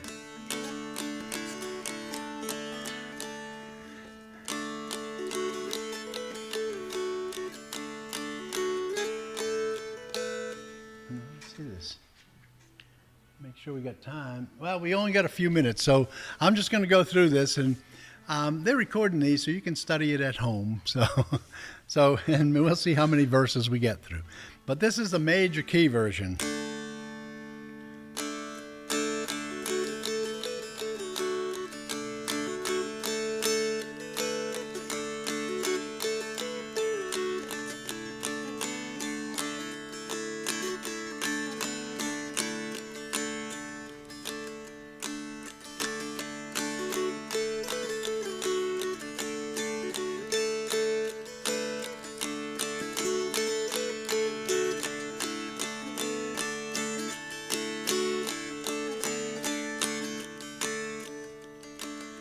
So it doesn't know how high, it goes up to 8. But this tuning, the scale starts on 3. So this, okay. So here we go. So I'll just run through it. So Blackjack Davy went over the hills. He sung so bold and gaily, sung so loud he made the hills ring. He charmed the heart of a lady. He charmed the heart of a lady. Come go with me, my pretty little miss. Come go with me, my honey. I swear I'll still hang by my side. You'll never want for money. You'll never want for money. She pulled off her high-heeled shoes made of Spanish leather. She pulled on her low-heeled shoes, and they rode away together. They rode away together. When this young man came home that night, inquiring of his lady, several servant maid just replied, she's gone with the Blackjack Davy. She's gone with the Blackjack Davy. Go saddle me up my coal black horse. Roads are not so speedy. I'll ride all day and I'll ride all night, and I'll overtake my lady. I'll overtake my lady. He rode all day and he rode all night. The moon was shining brightly. Tears came trickling down his cheeks, and there he spied his lady. There he spied his lady. How can you forsaken your house and home? How can you forsaken your baby? How can you forsaken your own dear one and go with the blackjack Davy? Go with the blackjack Davy. Very well can I break in my house and forsaken my house and home. Well can I forsaken my baby. Much better can I forsaken my own dear one and go with the blackjack Davy. Go with the blackjack Davy. Well, she took off her sky blue gloves, all made of Spanish leather. She gave him her lily white hand. So fare you well forever. So fare you well forever.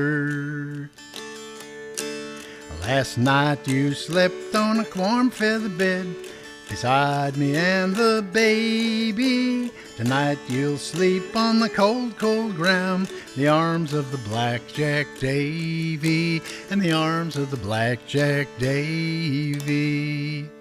So it gives it a little more of the story. Anyway, okay, I think our time's up. Hopefully we get something out of these little old songs, and I appreciate you coming. Yeah. All right. All right.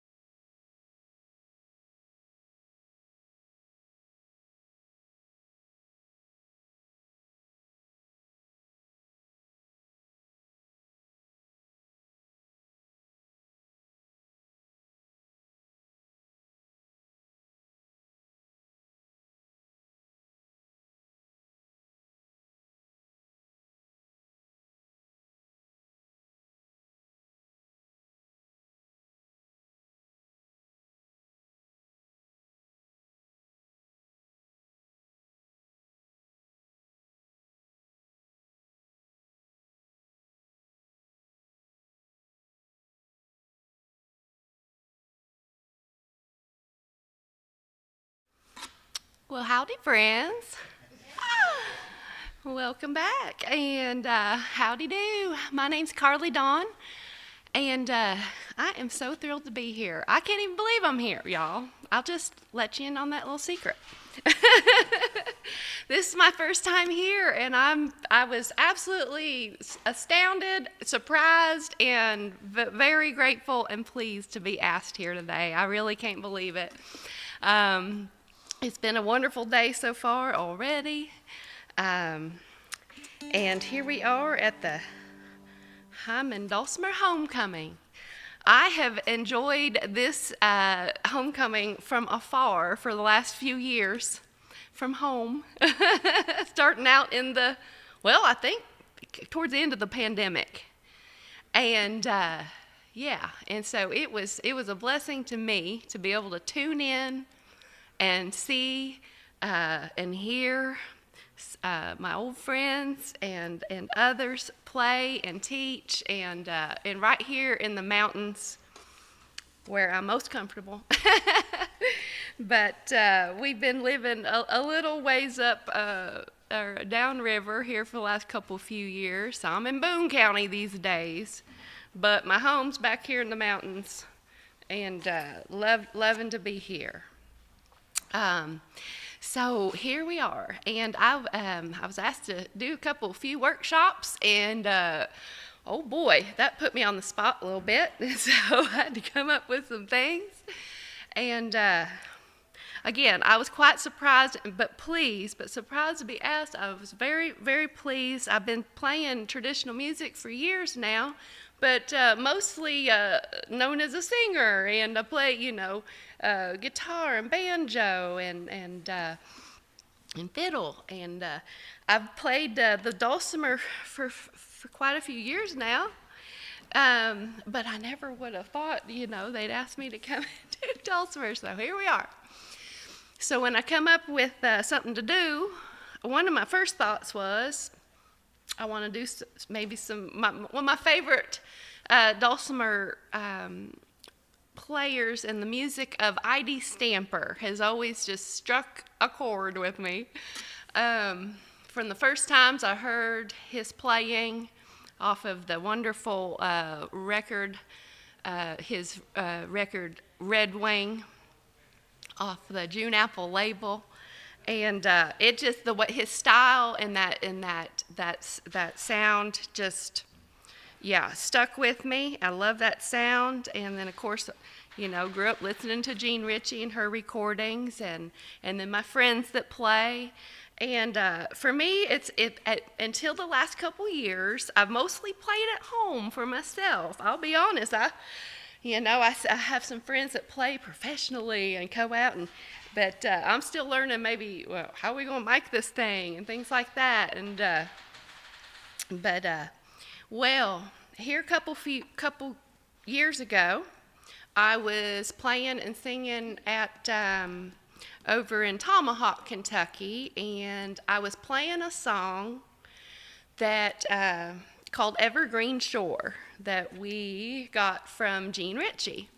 Well, I learned that song from our dear friend, the late Carrie Norris, and she taught me that song at Cowan Creek Mountain Music School, which happens every late June over here in Whitesburg, not too far from here. And one year, many years ago now, she did a dulcimer workshop. I had my dulcimer back then. I think I had just this one.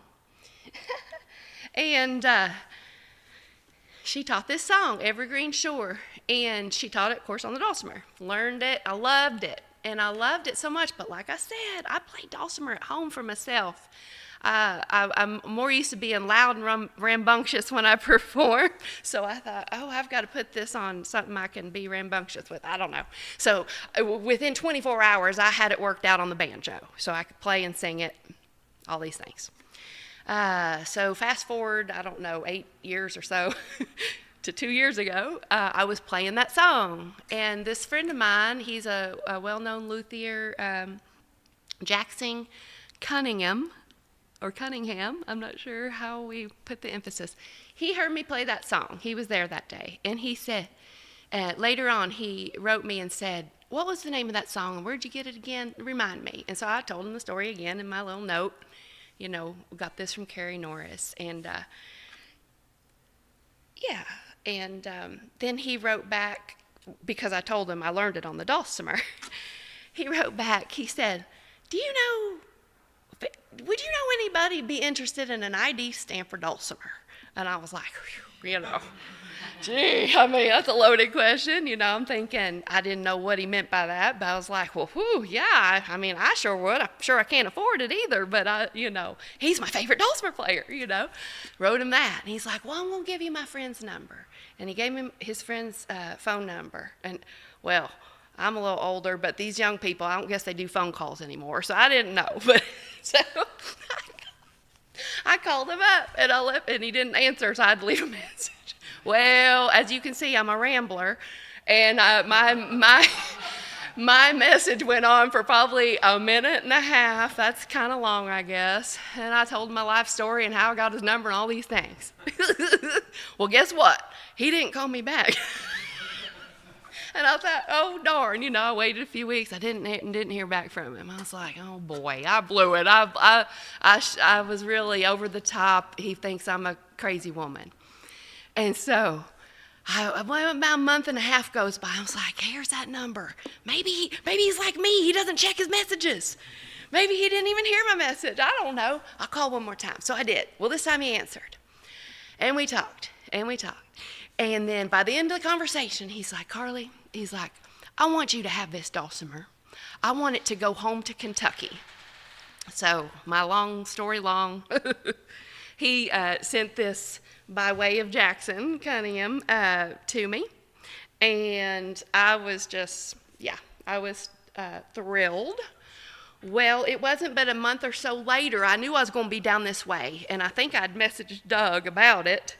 And he said, well, bring it by next time you're in. So, well, a month or so later, I was teaching at Cowan Creek Mountain Music School.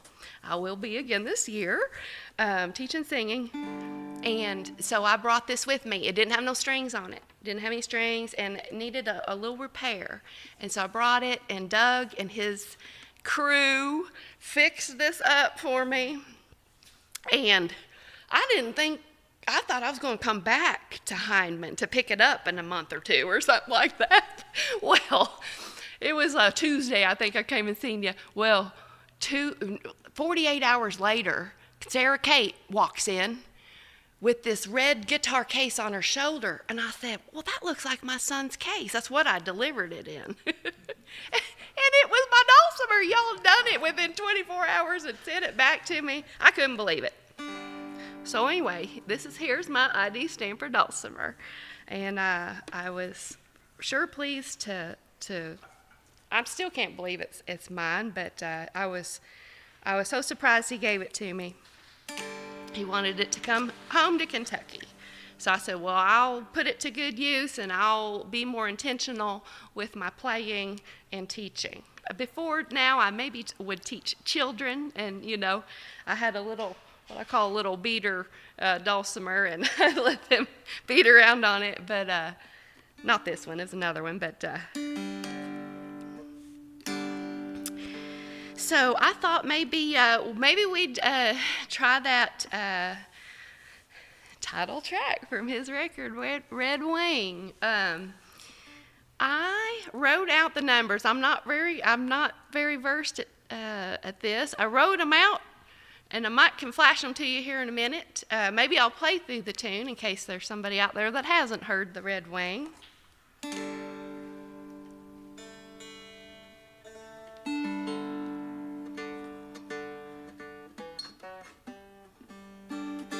All right, so here's this Red Wing.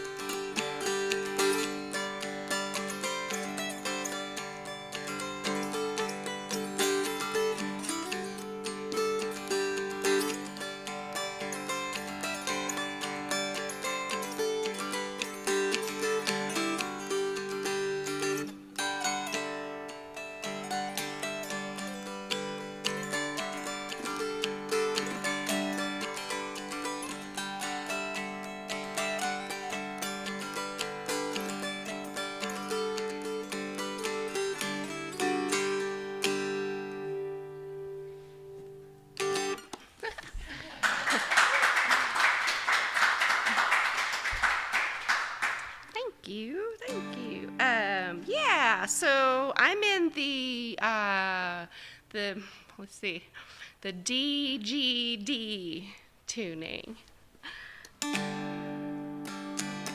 And would y'all like to go through this one? All right. I don't know if my scribbles are legible for those at home. I thought maybe I could like take a picture of it and see if somebody can put it up on their website this week, but I don't know if anybody would be able to see that and take a quick snap of it at home. All right.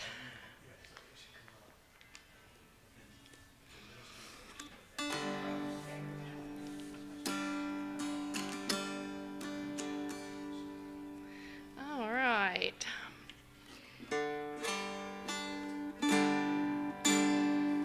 Let everybody get into the DGD tuning. And we'll try a little Red Wing. While everybody's tuning up, I failed to give the name of the young gentleman that gifted me this dulcimer. His name's Corbin Hazlett, and he's a fantastic musician from over in Virginia. And again, his generosity was astounding to me. I was ready to, I was thinking, I can afford this much, but I'm sure he's going to want this much, you know. So when he just gave it to me, I just couldn't believe it.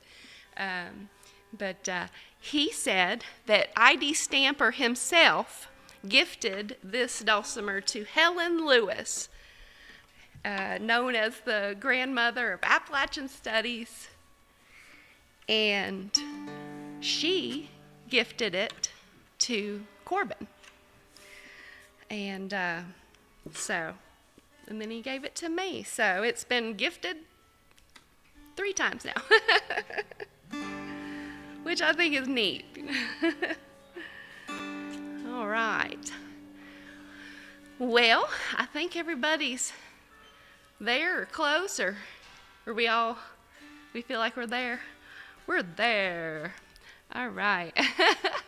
So Red Wing, now this is how I've transcribed it. There may be a note or two or something different, you know, how we all hear things differently, maybe. But so I've got starting open, and then a 3. So 3, slide up to 7. All right, so 3, slide up to 7. 6, 8, 6, 7. Want to try that one more time? So 3, slide up to 7. 6, 8, 6, 7. And then the next line. 6, 4, 5, 3, 4, 0, 2, 3, 4. So I'll do that second line again. So 6, 4, 5, 3, 4, 0, 2, 3, 4. So maybe we could put those 2 lines together. So 3, slide up to 7. 6, 8, 6, 7. 6, 4, 5, 3, 4, 0, 2, 3, 4. All right. How are we feeling about that there? Do we want to go over it one more time, or we want to move on? You're making Tom jealous. Why? What? When? Huh? No. There's no way. Best numbers ever. Those are all my favorite numbers. Love it. We won't go over 10. More about the numbers later. I got a story about that, but I better not get into that now. So let's just repeat those first 2 lines if that's okay. Do you want to take a picture? Yeah. Y'all, I had these on a nice board, more like what Randy had, and then oops. Is there more than that? This is this for for this song. All right. So we'll try those first 2 lines again. And tell me if I'm like doing it too many times and you got it and they're like, move on already. Okay. All right. So here's the beginning. 1, 2, 3, and 0, 3, 3, 7, 6, 8, 6, 7, 6, 4, 5, 3, 4, 0, 2, 3, 4. And then the third line, it repeats the first. So it's once more, it is 0, 3, 3, 7. Sorry. Say, yes. 6, 8, 6, 7. So I messed that up. So one more time, that is that first line again. So 0, 3, 3, 7. 6, 8, 6, 7. And then this next part varies just a little bit. So it's 6, 4, 5, 3, 4, 0, 1, 2, 3. Yeah, so it varies from that second line. Instead of going 4, 0, 2, 3, 4, it's 4, 0, 1, 2, 3. So those last 2 lines one more time, it would be 0, 3, 3, 7, 6, 8, 6, 7, 5, 4, 3, so sorry. 6, 4, 5, 3, 4, 0, 1, 2, 3, 3. I kind of hit it twice. I like to do a little break like there, but you could let it ring out however you want. But I like to break it so that I don't, because I'm using an odor. I guess that's obvious, but and so I want to make a break so I can come on up here to the 10. And so that what I'm going to call part B, or the B part, we'll come up to number 10, the 10th fret, and go 10, 9, 8, 8, 9, 10, 8, 7, 5. Yeah. 7, 8, 7, 4. 7, 8, 7, 5. So I'll do those 2 lines again, the first 2 lines of the B part. So it would be 10, 9, 8, 8, 9, 10, 8, 7, 5. 7, 8, 7, 4. 7, 8, 7, 5. Yeah. And then back up to the 10. 10, 9, 8, 8, 8, 9, 10, 8, 7, 5. 7, 8, 7, 4, 5. I'm sorry, 6, 5, 4, 3. So those last 2 lines of the B part, one more time. The first one is the same as the first line of the B part. So it would be 10, 9, 8, 8, 9, 10, 8, 7, 5. 7, 8, 7, 4. 7, 8, 7, 5. 10, 9, 8, 8, 9, 10, 7, I'm sorry. 8, 9, 10, 8, 7, 5. 7, 8, 7, 4. 6, 5, 4, 3. So would it be advisable to slow it way down and go through it a little slower one time through? Would that be a good idea? Well, let's try that then. All right, so we'll just slow it on down and try it from the top. So back here at 03. So Oh, 3, slide up to 7. 6, 8, 6, 7. 6, 4, 5, 3, 4. Oh, 1, 2, 4. 3, slide up to 7. 7, 6, 8, 6, 7. 7, 6, 4, 5, 3, 4. Oh, 1, 2, 3, 3, 3. Up to the 10. 10, 9, 8. 8, 9, 10, 8, 7, 5. 7, 8, 7, 4. 7, 8, 7, 5. 10, 9, 8. 8, 9, 10, 8, 7, 5. 7, 8, 7, 4. 6, 5, 4, 3. Oh, 1, 2, 3. I add the 1, 0, 1, 2, 3 on the end as just a turnaround. Maybe if that's the right term. Just to kind of bring the song back around and all these things and start it all over again from the top. Well, how did that feel? Do we want to go through it again slow? I say slow and then it's not slow. Okay, very good. Awesome. Okay, so from the top. Okay, so for real slow this time. Slow for real. For reals. Okay, we'll try. We'll try. I get too excited. Okay, so 1, 2, 3. Oh, 3, slide up to 7. 6. I messed that up, y'all. See, I tried. Is it good that I'm saying the numbers? Sure. Is that okay? Okay, good. Okay. Do it both ways. Do it both ways. Okay. Well, let's try it one more with the numbers, and then we'll go through it once without the numbers. See how that goes. Okay, so 1, 2, 3. Oh, 3, slide up to 7. 6, 8, 6, 7.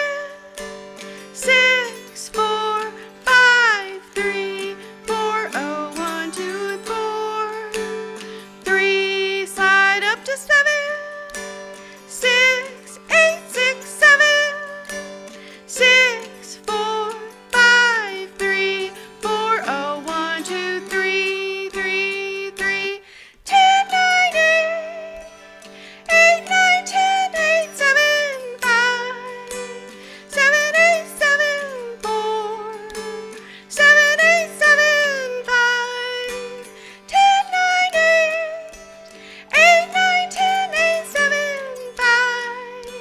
7, 8, 7, 4. 6, 7, Oh, 3, 3, 7.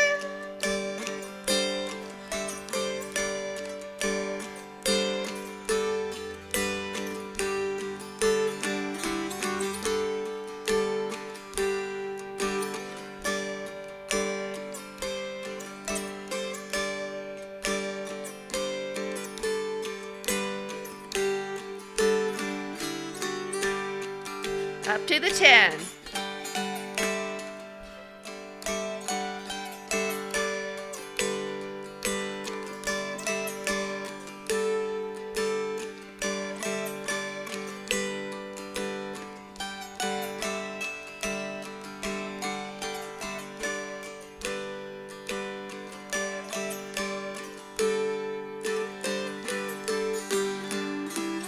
One more time.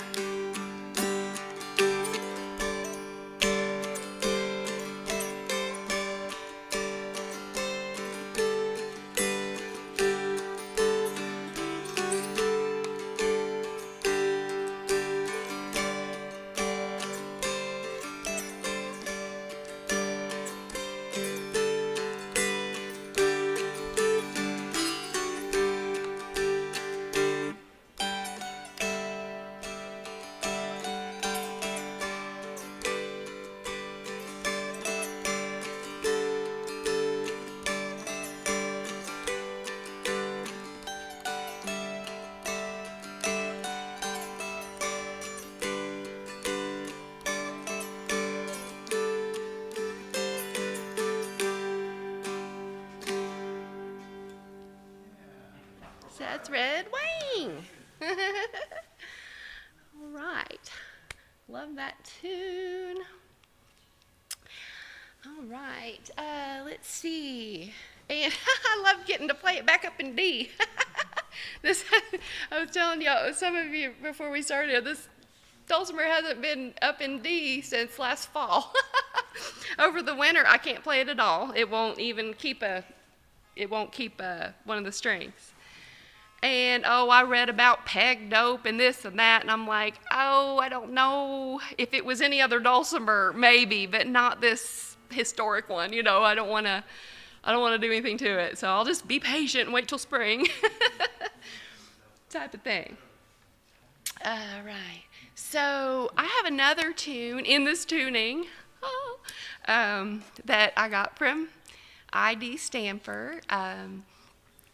On that record, Red Wing, suggests if you don't have it, please get it. I know you can get the download these days for relatively hardly anything through the June Apple's label. It might be on Bandcamp, something like that, through June Apple.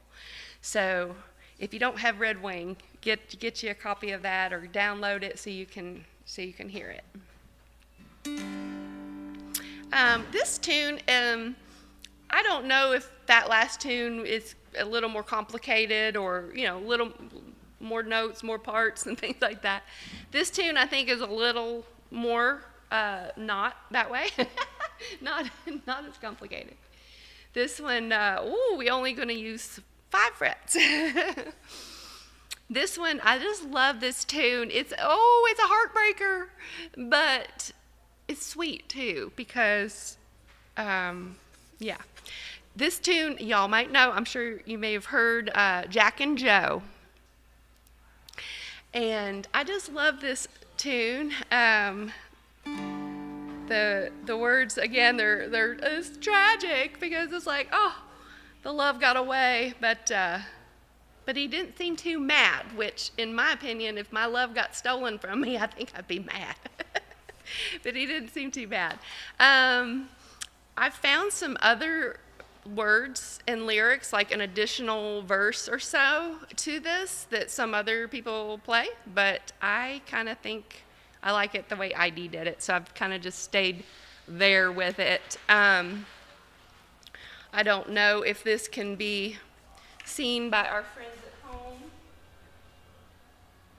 I'm probably covering up the, you can take a quick shot of it, or maybe pause your computer on the playback type of thing.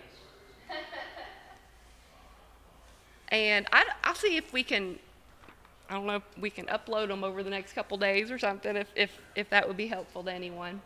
This one's a lot more simple. I'll play through it so you can hear the tune in case you're not familiar with it.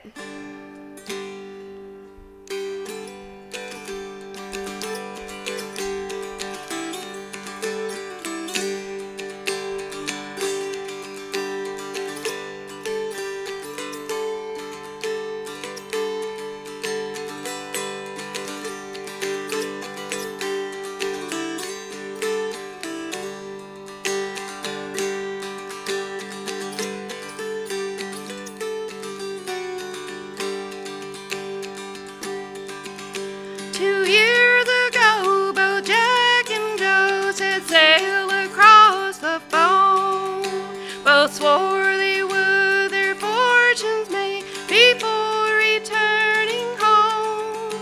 In one short year, Jack made his wealth and started back that day.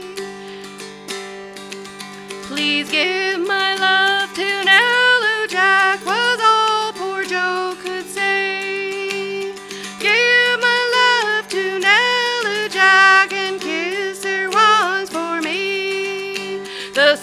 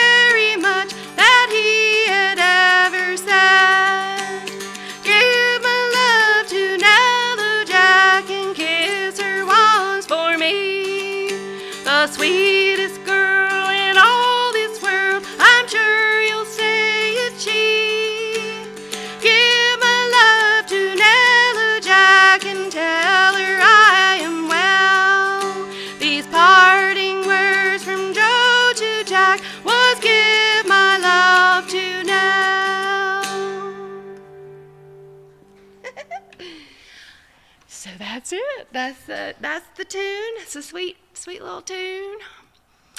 I've got it. Yeah, we got it jacked up there in D. So I've been singing it in C for the last little bit, so I can really belt it in C. But I get into my higher voice in D. But hey, that's what it is. You don't want to hear my lower D voice. I'm gonna be sounding like this. But so there's that. There's Jack and Joe. Yeah. So we go through it if y'all are interested in this tune. Cool. All right. So we'll start on the 3. And if anybody at home's just tuning in, we're in DGD. And yeah. Trying to remember what they call it. Is it reverse Aeolian? Am I saying that? Ionian. I said it wrong. Ionian. See, that's why I try not to say these. You don't know how it's going to come out. We don't. All right. Reverse Ionian. All right. I like it. So here we are in reverse Ionian, DGD. We're going to start on the 3rd fret. And so 3, 5, 4, 3, 3, 5, 4, 3.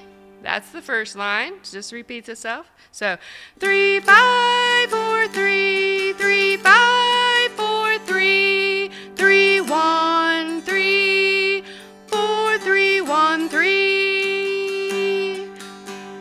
So I'll do those first 2 lines again. So 3, 5, 4, 3, 3, 5, 4, 3, 3, 1, 3, 3, 4, 3, 1, 3. And then 3rd line. Oh, 3, 3, 3, 3, 5, 4, 3, 5, 4, 4, 4, 5, 4. Do those 2 lines one more time. So that would be, oh, 3, 3, 3, 3, 5, 4, 3, 5, 4, 4, 4, 5, 4. All right. And then 3, 5, 4, 3, 3, 5, 4, 3, 3, 1, 3, 3, 4, 3, 1, 3. Oh, 3, 3, 3, 3, 5, 4, 3, 5, 4, 3, 2, 2, 3. So that last part is those last 2 lines. I hope it's 2 lines and not 1.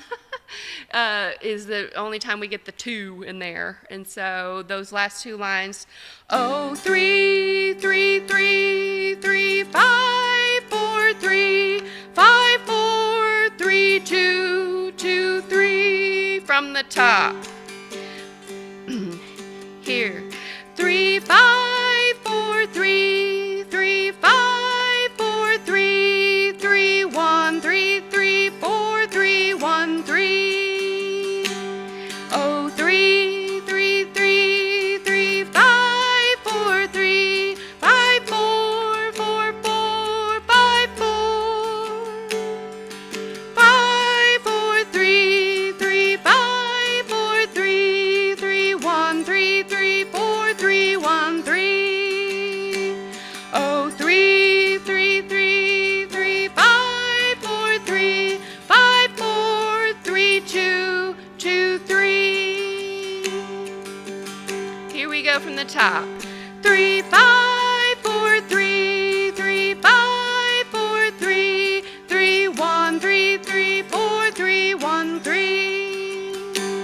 Oh, 3, 3, 3, 3, 5, 4, 3, 5, 4, 4, 4, 5, 4. 5, 4, 3, 3, 5, 4, 3, 3, 1, 3, 3, 4, 3, 1, 3.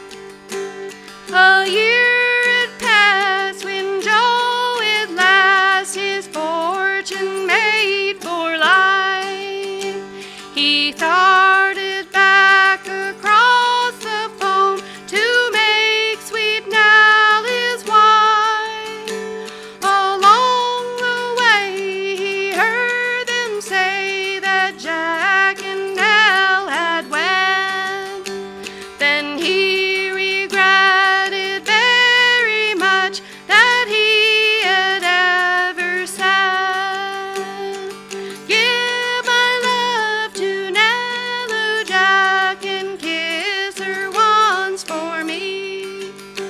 The sweetest girl in all this world, I'm sure you'll say it's she. Give my love to Nello Jack and tell her I am well.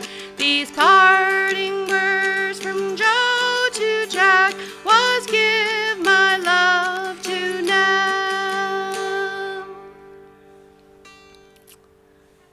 And there we go. Jack and Joe.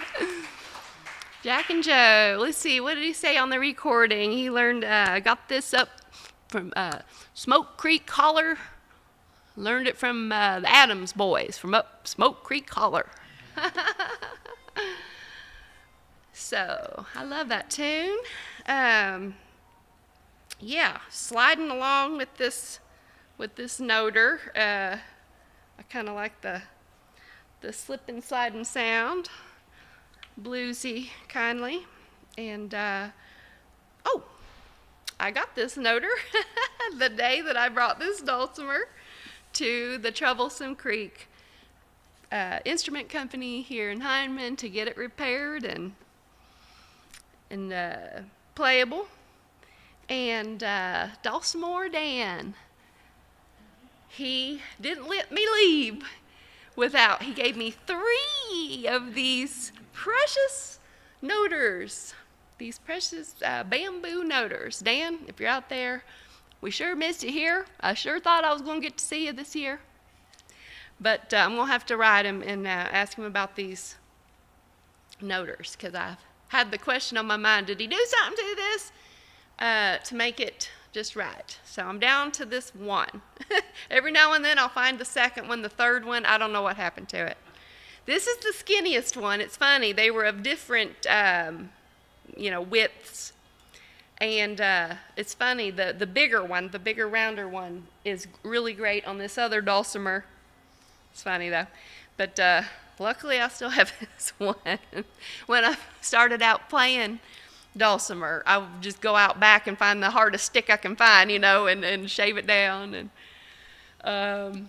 I learned real quick, okay, now you're going to have to find, like somebody mentioned earlier, a hard one. I think Randy mentioned, get a hard one. You don't want dust all over your fingerboard. Yeah. All right. Let's see. Well, I don't wear a watch anymore, so I don't know how much time we got. About 15 minutes. 15? Okay. Cool. Well, we have someone here from way up in the Mitten State. Wait a minute, we gotta get it backwards. I love my Michigan friends. I love it up there. And you mentioned, I think you were going to ask about the song Pretty Pink or Pretty Little Pink. I love that tune. I love it. But it's one of those. I was going to pick the brains of some of y'all others. You get these songs, some of them get just similar. And you go and try to play one and then try to play another. And I don't know how you're good at Don's got it straight. He's been doing this long enough. He's got it straight. But that song there, if I get that in my head, I can't play this one I'm about to play. I said, if I ever wanted to perform that Pretty Pink, it's just going to have to be another show or at the end or something, because it's so similar to this other. And I wanted to work this one in, but it's so similar. So if we can play this one, you can totally play the Pretty Little Pink. And that's also assuming that I've got these tunings how he had them. This is how I hear it anyway. So, I picked up this other dulcimer. It's so lightweight compared to that one. It's so funny. I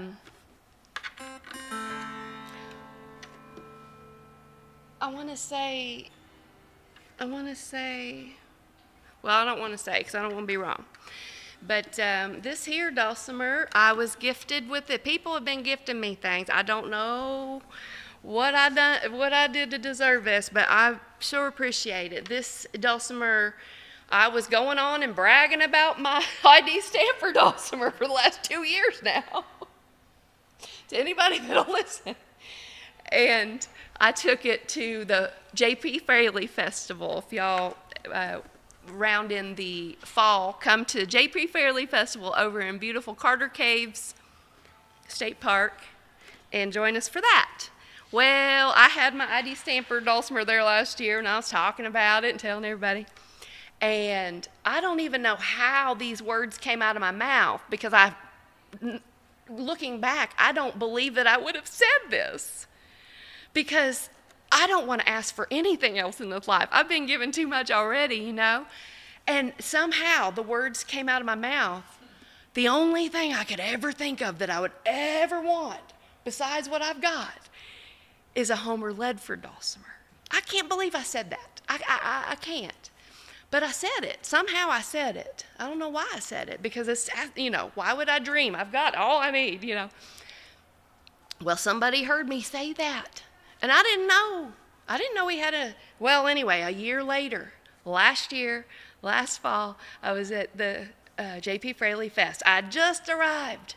5 minutes. I was only there 5 minutes, and somebody had handed me one of their new guitars they just built, and I was sitting, a beautiful parlor guitar, sitting down to a jam, just played one song. I was only there 5 minutes when my dear friend Doug Smith walks up, and he said, "Carly, hi," and give me a hug, and I'm sitting there, you know. He said, "Carly, can I talk to you for a minute?" And I thought, oh my goodness, well, okay. So I hand the parlor guitar back to my friend, and I go with Doug, a couple cars down. He opens up his trunk. He said, "Carly, last year," I'm gonna speed this story up. "Last year you said something like you would love to have a Homer Ledford dulcimer." And he's opening up his trunk. I was like, "You got to be kidding me. Don't tell me he's got something." I thought he was just gonna show me one. Well, he opens up his trunk, pulls out this box that he had built for this dulcimer, and he said, "I want you to have this." Lord have mercy. I was in tears. I just couldn't believe it. So Doug, he bought this from Homer Ledford when Doug himself was 17 years old, which I think is so neat, to be so young and to be, you know, getting something like this from Homer himself. And Homer, I'm sure some of you all knew him. I got to be around him a couple times, and we played a show with him a year before he passed, and got to talk to him up close, and he showed me how he bowed his sawed his bow, bowed his saw. Yeah. Ooh, sorry. And so anyway, what a sweetheart. And but again, I never would have dreamed that I would have had one. You know, I'm kind of person like, I've got what I need. You know. But he gave me this dulcimer, and I appreciate it so much. I want to tell you more and more about it because it's just so funny. Real quick. It originally had all diamonds. Well, Doug, in his young days, he decided he wanted hearts, like a lot of the dulcimers have, you know. So he turned this here diamond into a heart. Well, then you say, well, what happened to the rest? Well, he said it was hard enough, so he just left it. He didn't want to fool with any more hearts. So this is the 3-diamond, 1-heart dulcimer.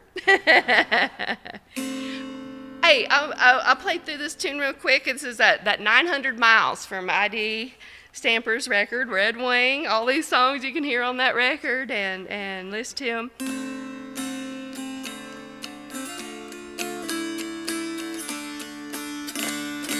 I'm in the D-A-C tuning. I went back, well, I'll just leave this one there anymore. So I'll play through this 900 Miles.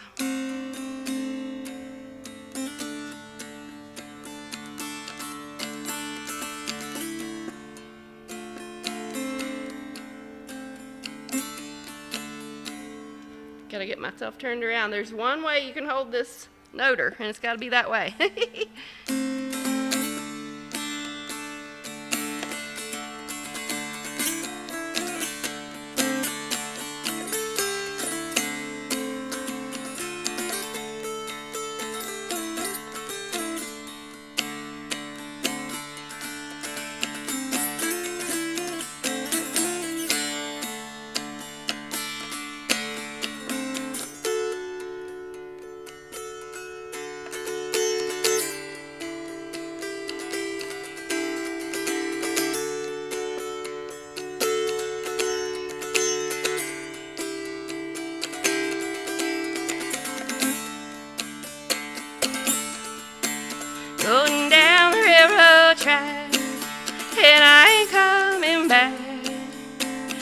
I'm 900 miles from my home.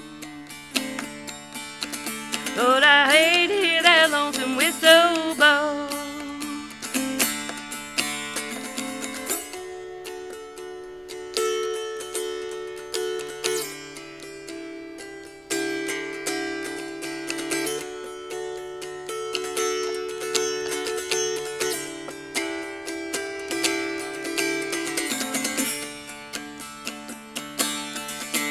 Did I pawn you my watch? Did I pawn you my chain? Did I pawn you my diamond gold ring? If that train runs right, I'll be home tomorrow night. But I'm 900 miles from my home. Lord, I hate to hear that lonesome whistle blow.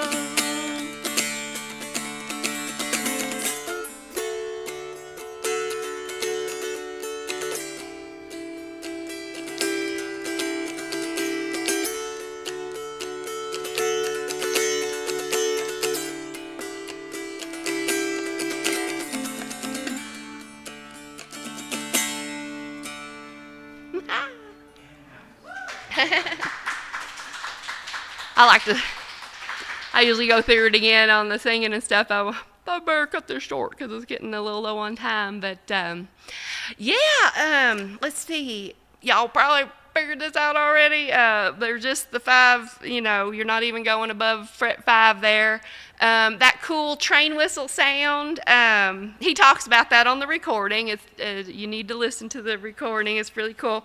But so I'm using my noter, and I'm fretting the melody and the middle string at the same time to get that cool sound. Now, y'all that don't use noters, I imagine you could just use your finger. I guess you all know that, but but yeah, so that's the 900 miles. Don't know if we have time to go through it. Do you think we have a minute or two, or are we okay? All right. So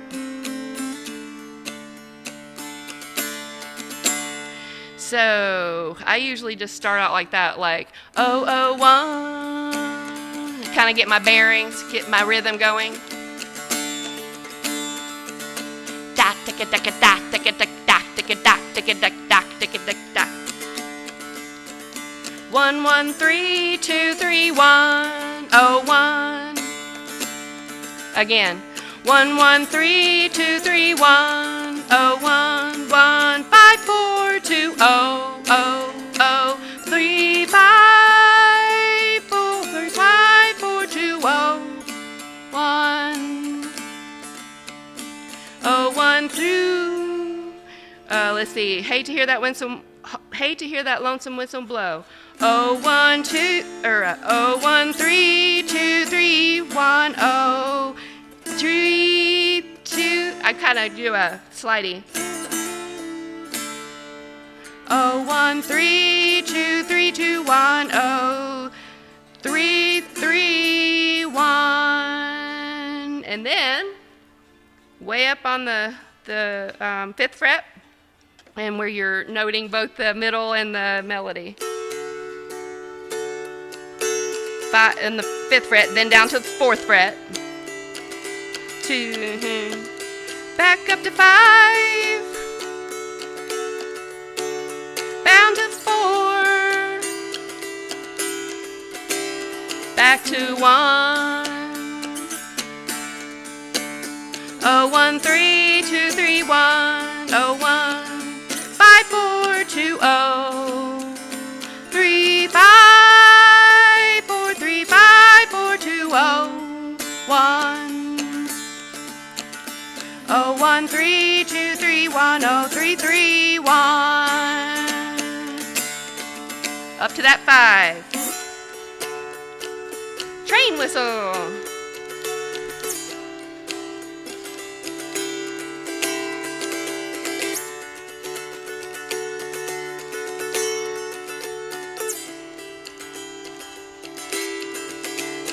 back to 1. 1 3 2 3 1 0 1 5 4 2 0 0 0 2 5 4 3 5 4 2 0 1 1 1 1 3 2 3 1 0 3 3 1. Train whistle.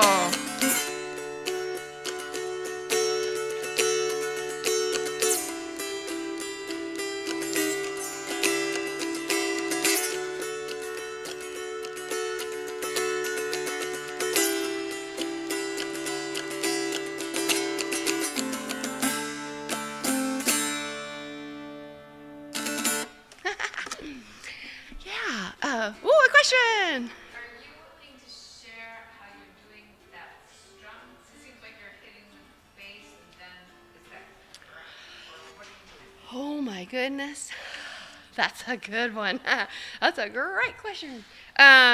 Just in general, like the strum of the whole song. Yeah. Boom chaka chaka boom chaka chaka boom chaka boom chaka chaka boom chaka chaka boom chaka. I hung out with some of the percussion. The percussion is at Morehead State, but I was always into rhythms and stuff. But does that make sense? Boom chaka chaka boom chaka chaka boom boom chaka chaka boom chaka chaka boom, and that's just what I hear. You know what? I don't know that I'm differentiating. I feel like I'm doing them all, but am I wrong? I don't know. I'm doing them. To my knowledge, I'm hitting all the strings. Yeah. And you're strumming out? I am. I've just always done that, and I know that there's others that do an inward thing to begin with, and I've tried that a little bit, and on some things it works for me. But for me, I don't know. I'm a boom chucker, and I want my boom to go. My boom to go out. Boom chaka chaka boom chaka chaka boom boom chaka chaka boom chaka chaka. Does that make sense? Boom chaka. I strummed out too. But and you both have the same thing. He played the banjo. Uh-huh. Yes. The difference. Yes. When you translate it, that's it. Thank you. I like that validation. That makes me feel a little better. I brought along my banjo because I was like, I don't know how long these songs are going to go and how long we got and all these things. And I was like, well, I'll play a couple of those banjo tunes, but I think we plumb ran out of time. I wanted to note, pun not intended, but we'll take it. I don't know if it's worth mentioning. Sometimes it's like, to get that middle note with that melody note, you kind of got to get that balance. Otherwise, you're going to get a shingy that you weren't possibly might not have intended. So like if I don't get it balanced, you're going to get one that's not. Yeah. So just playing around with it, and also I'm not pressing it way crazily. You don't have to go all the way down. And I've heard, you want that twingy if you're using the note. And that's great and all, but I am lifting up just a little bit because I don't want to hear that of the frets. But that's just me. I don't know. And I'm sure there's other dulcimers where the frets might not be as high or they're low or whatever. But so I'm gently sliding over them. But yeah. So I feel like that's what I've got for the ID Stamper workshop. I sure appreciate y'all putting up with me and having me here. Thank you.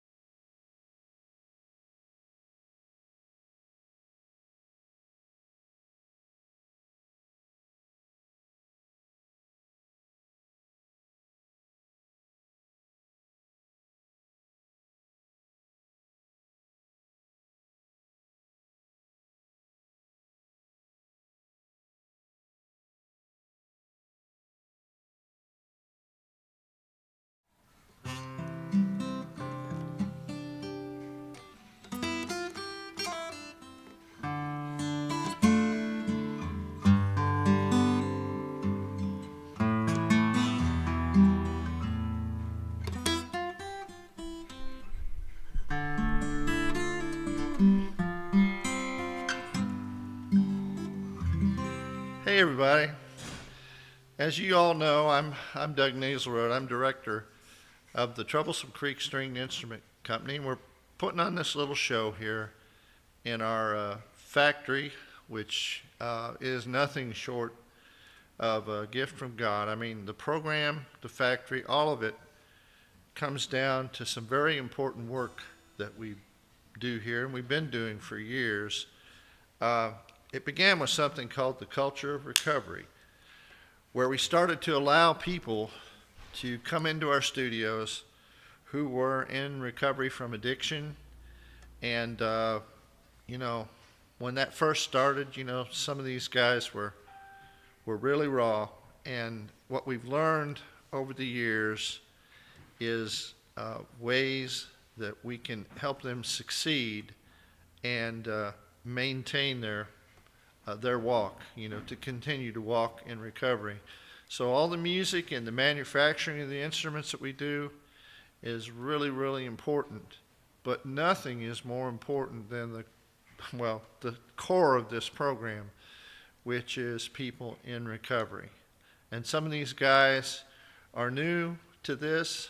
Some of them have been walking in recovery for 10, 12 years. And we're proud of every single one of them. Now, I say all that to say this. One of the best things about manufacturing musical instruments and having a music hall right here on the creek is that people get to play these instruments. And they also, when they're taking their recovery, as we like to say, in their hands and making something beautiful out of it.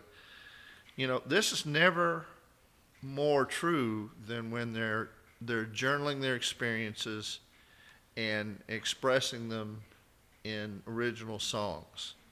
And there's all kinds of levels. It's where they've done it individually, they've done it as a group, but every single time we're just as proud as we can be of what these people have stepped out and done. Because, you know, exposing yourself emotionally, talking about your biggest defeat turned into your biggest victory, that takes a lot of courage. And I'd like to bring some guys on who are going to share their stories with you, because we're in their house. This is their place. And it's something we want to build into every one of these events going forward. So I'm going to get out of the way, and I want you to welcome the luthiers of Troublesome Creek.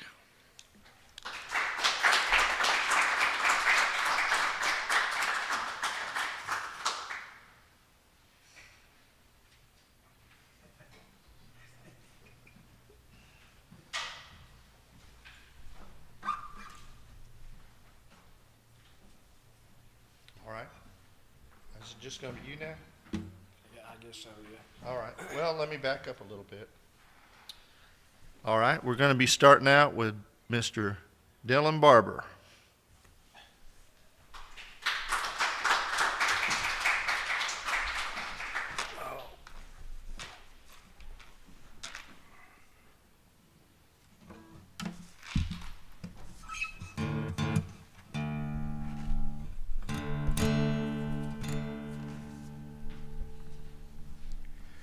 Well, I'm Dylan. I'm real grateful to be here. I'm always grateful to be a part of this place and a part of music. Even when I was in active use, writing music and expressing myself through my music was probably the only form I had of communicating. So it's always been something that has got me through and has helped me, and it's truly amazing to be a part of making music so that other people can do the same thing. This is an original I wrote some years ago. It's called Down.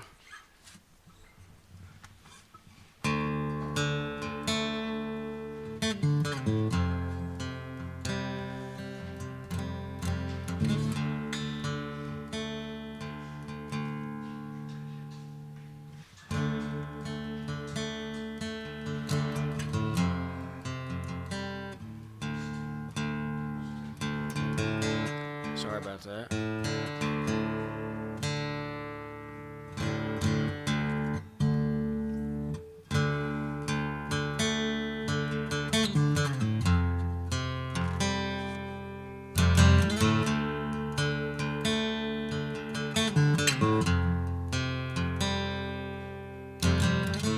Can you show me what you seek? Isn't something close but bleak? Does it make you ever weak? Can you feel it coming?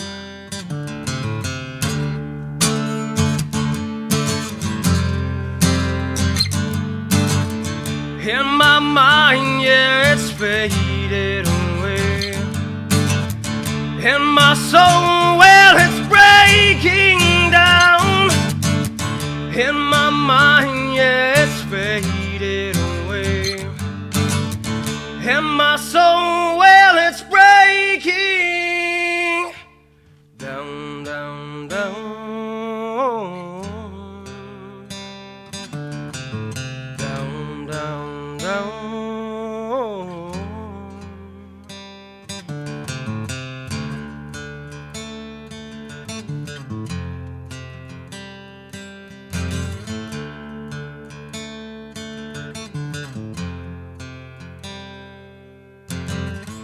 I can show you a world of hate, and within it'll change your fate. Are you listening to the words I say? Or are you just running away?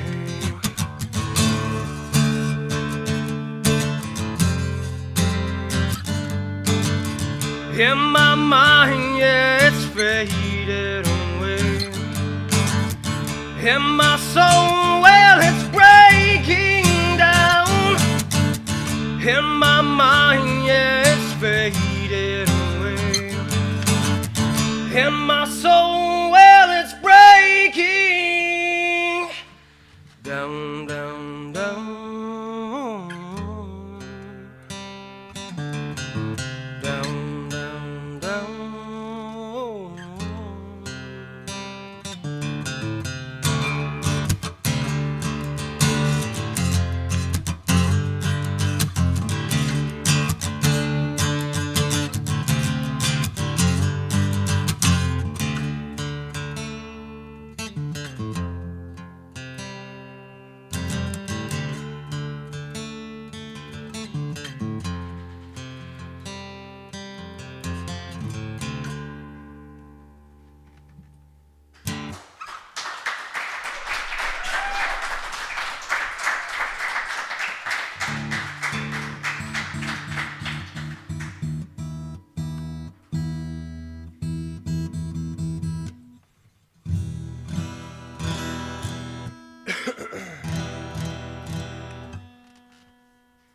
Well, this is a newer song I wrote a few years ago about running from God's grace. It's probably been more than a few years. It's called So Much More. It was a song, it was early in my recovery. I tried to, for years I spent a lot of time running from God because of resentments and misunderstanding of my idea of God. And this is what I felt He had for me and what He has for everybody. It's called So Much More.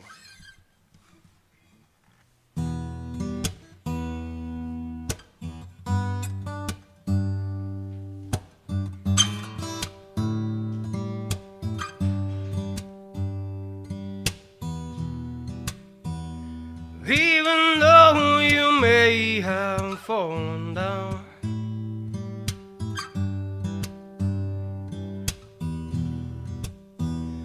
we all here have tasted that same ground. No longer do you have to hurt.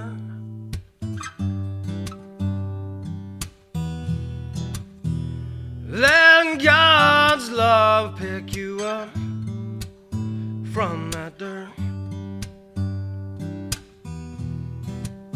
You may feel as if God has wronged you,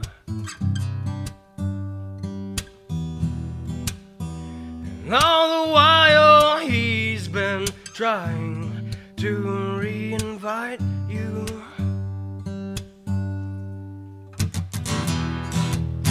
Don't let your past mistakes define your life.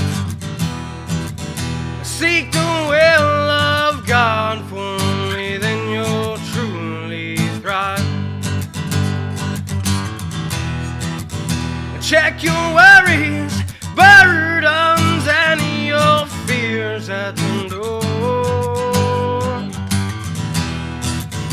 For all God wants for you is so much more.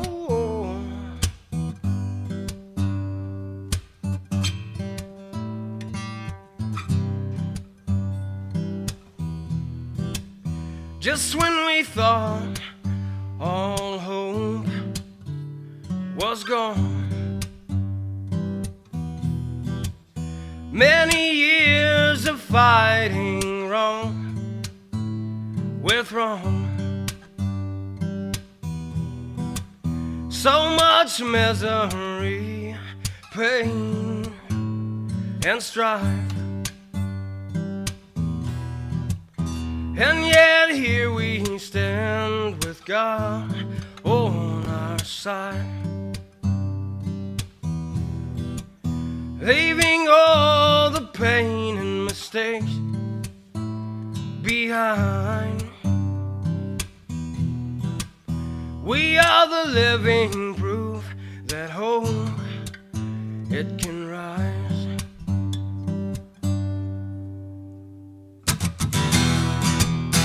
Don't let your past mistakes define your life. Seek the will of God, for only then you'll truly thrive. Check your worries, burdens, and your fears at the door. For all God wants for you is so much more.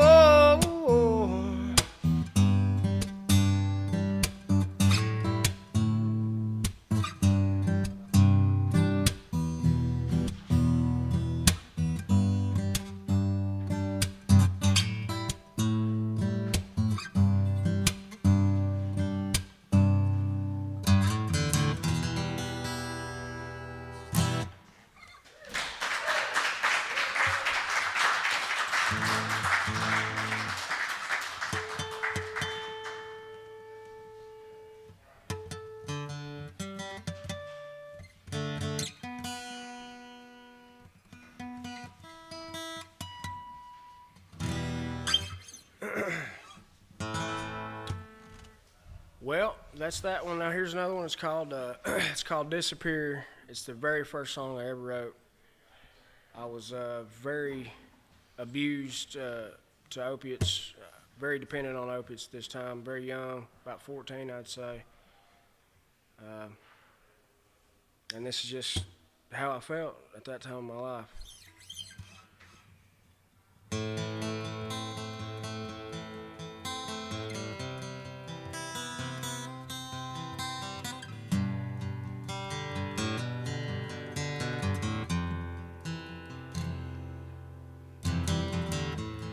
As I look in the mirror, I'm surrounded by fear.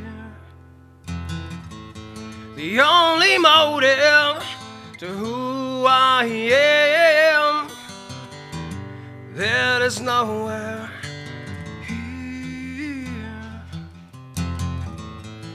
pain bestowed on me feels like 1,000 spears, lost in the edges of time throughout all these years.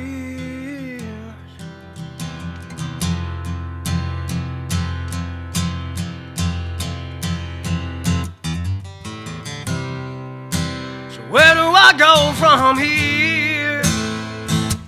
Can I just disappear? So where do I go from here?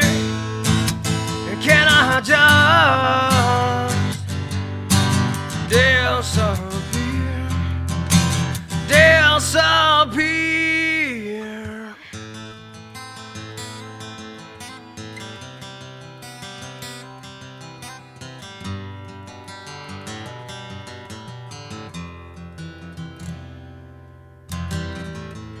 Emptiness fills my heart as I watch you depart.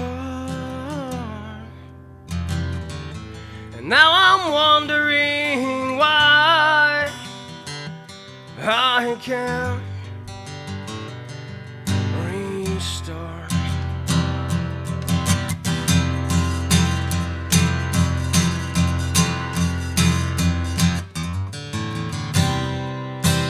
Where do I go from here? And can I just disappear? So where do I go from here? And can I just disappear? Disappear.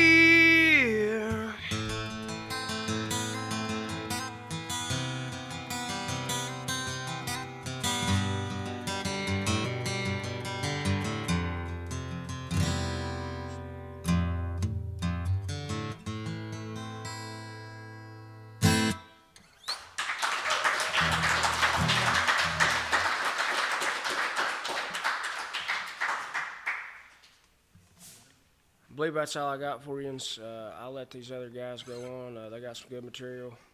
I'm just grateful to be here and grateful to play. Grateful to go.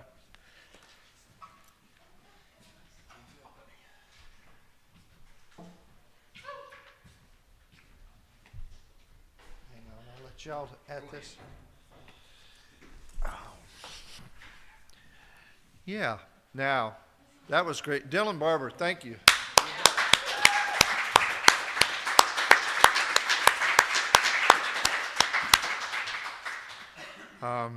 It's really a lot of fun to work here, I'll tell you that. Because these guys are not just my friends, but they're my employees. So Dylan makes necks and bodies, right? You're working on bodies right now.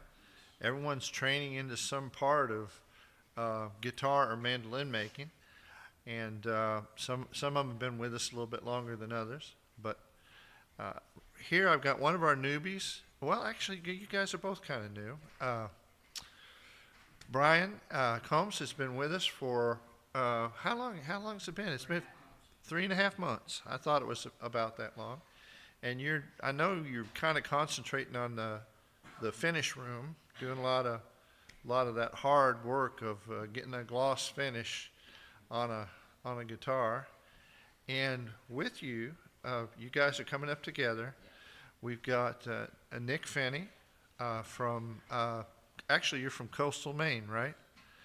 He's come down to participate in the recovery program and our Lutherie program, and we're just having a really great time with Nick. And you know what? I haven't heard you sing yet either. I haven't. But there's a story that I want to tell you. Now, were you guys going to tell this about how Randy Landham and those guys came over to the Hickory Hill Recovery Center? Well, a few months ago, a very nice guy who PBS and KET watchers will be familiar with, a guy named Randy Lanham, who is out of Owensboro, I think. Is that right? Really good musician. He's got a good community of musicians around him. Well, they decided that they wanted to do a little field trip up to Hindman and do some songwriting with my guys. And what we were able to put together was a Saturday session, and quite a few of the guys attended. And what they did was, as a group, they created a song that told their story. And it's great. There's actually a recording out there. I don't know if we have it on our website yet, but these guys are going to play it for you. And I believe it's called The Comeback Kid. So, Brian Combs and Nick Finney, I'm going to get out of your way and let you all do some music, okay?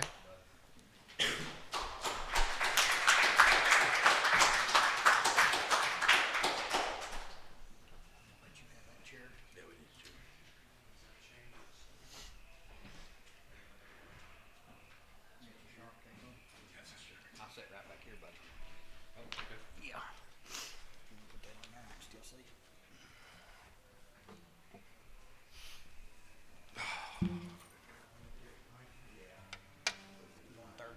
Yeah, third.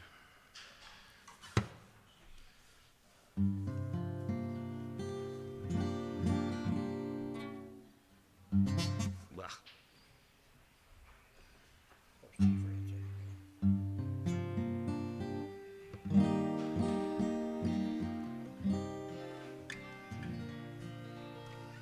Sounds good to me.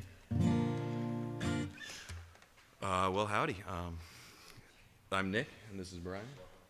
And yes, this is the Comeback Kid. Get my there it is. Ready? Play through it one time, and then we'll take it to the top. All right. 1, 2.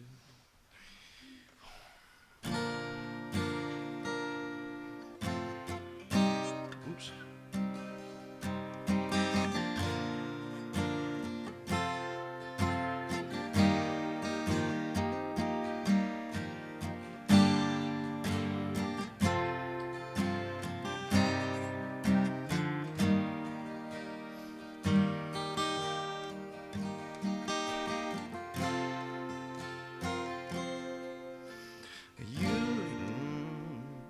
Yes.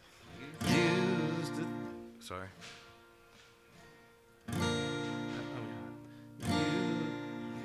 Used to. There we go.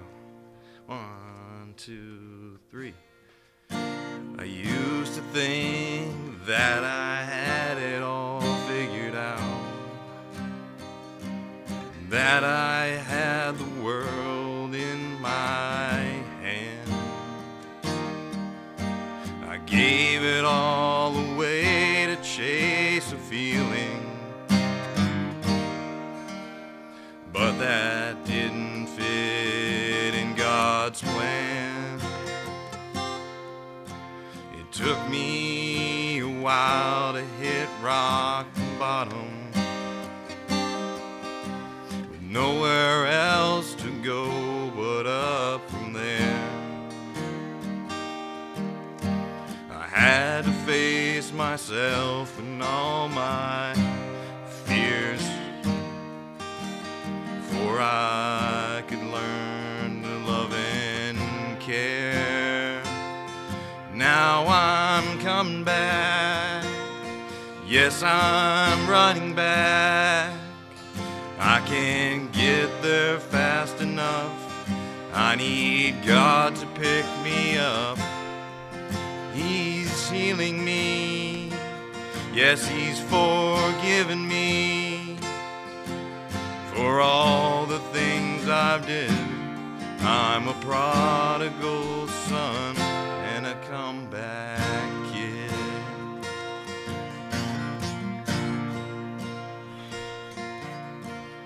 I know that today I'm still not worthy, but maybe you could use someone like me. All I want to do is share the message that was free. Now I'm coming back. Yes, I'm running back. I can't get there fast enough. I need God to pick me up. He's healing me. Yes, He's forgiven me for all the things I did. I'm a prodigal son and a comeback kid.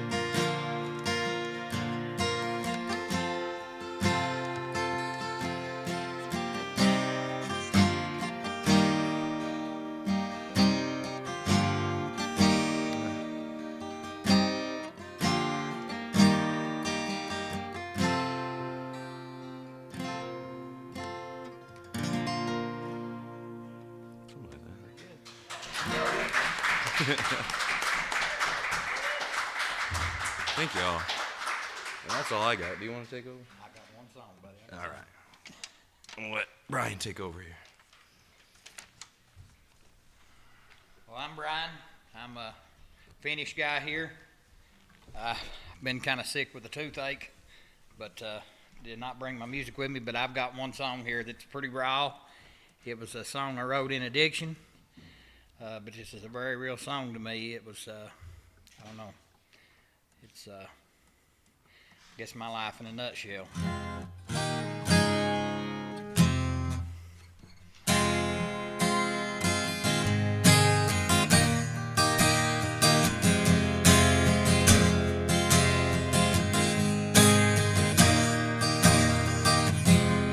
My daddy died in an accident when I was just a kid. My mama done the best she could to try to raise us kids. My daddy was a drunkard, it's all he used to be. And now I'm just a drunkard like my daddy used to be. And I don't know why I do the things I say and do. I do the things I can't undo.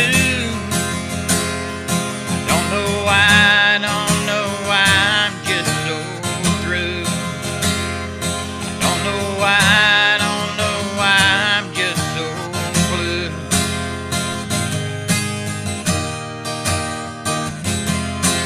Mama had some problems and she couldn't feed us kids. She left me on the dead road when I was 10 months old. My mama was a junkie, it's all she knew to be. And now I'm just a junkie like my mama used to be. And I don't know why I do the things I say and do. I don't know why I do the things I can't undo.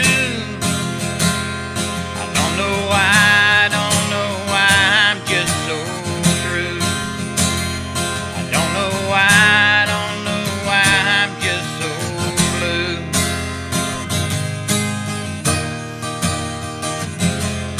I spent 10 years behind the fence for things that I'd done wrong. I left my wife and kids for a life so all alone. I've always been an outlaw, it's all I'll ever be. There ain't no kind of other life for a man just like me. And I don't know why I do the things I say and do. Don't know why I do the things I can't undo. I don't know why I'm just so through. I don't know why I'm just so blue.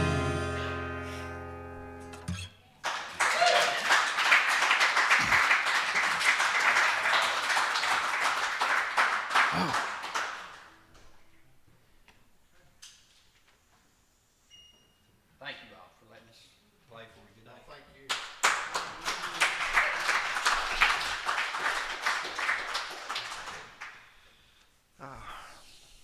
Troublesome Creek Luthiers, y'all.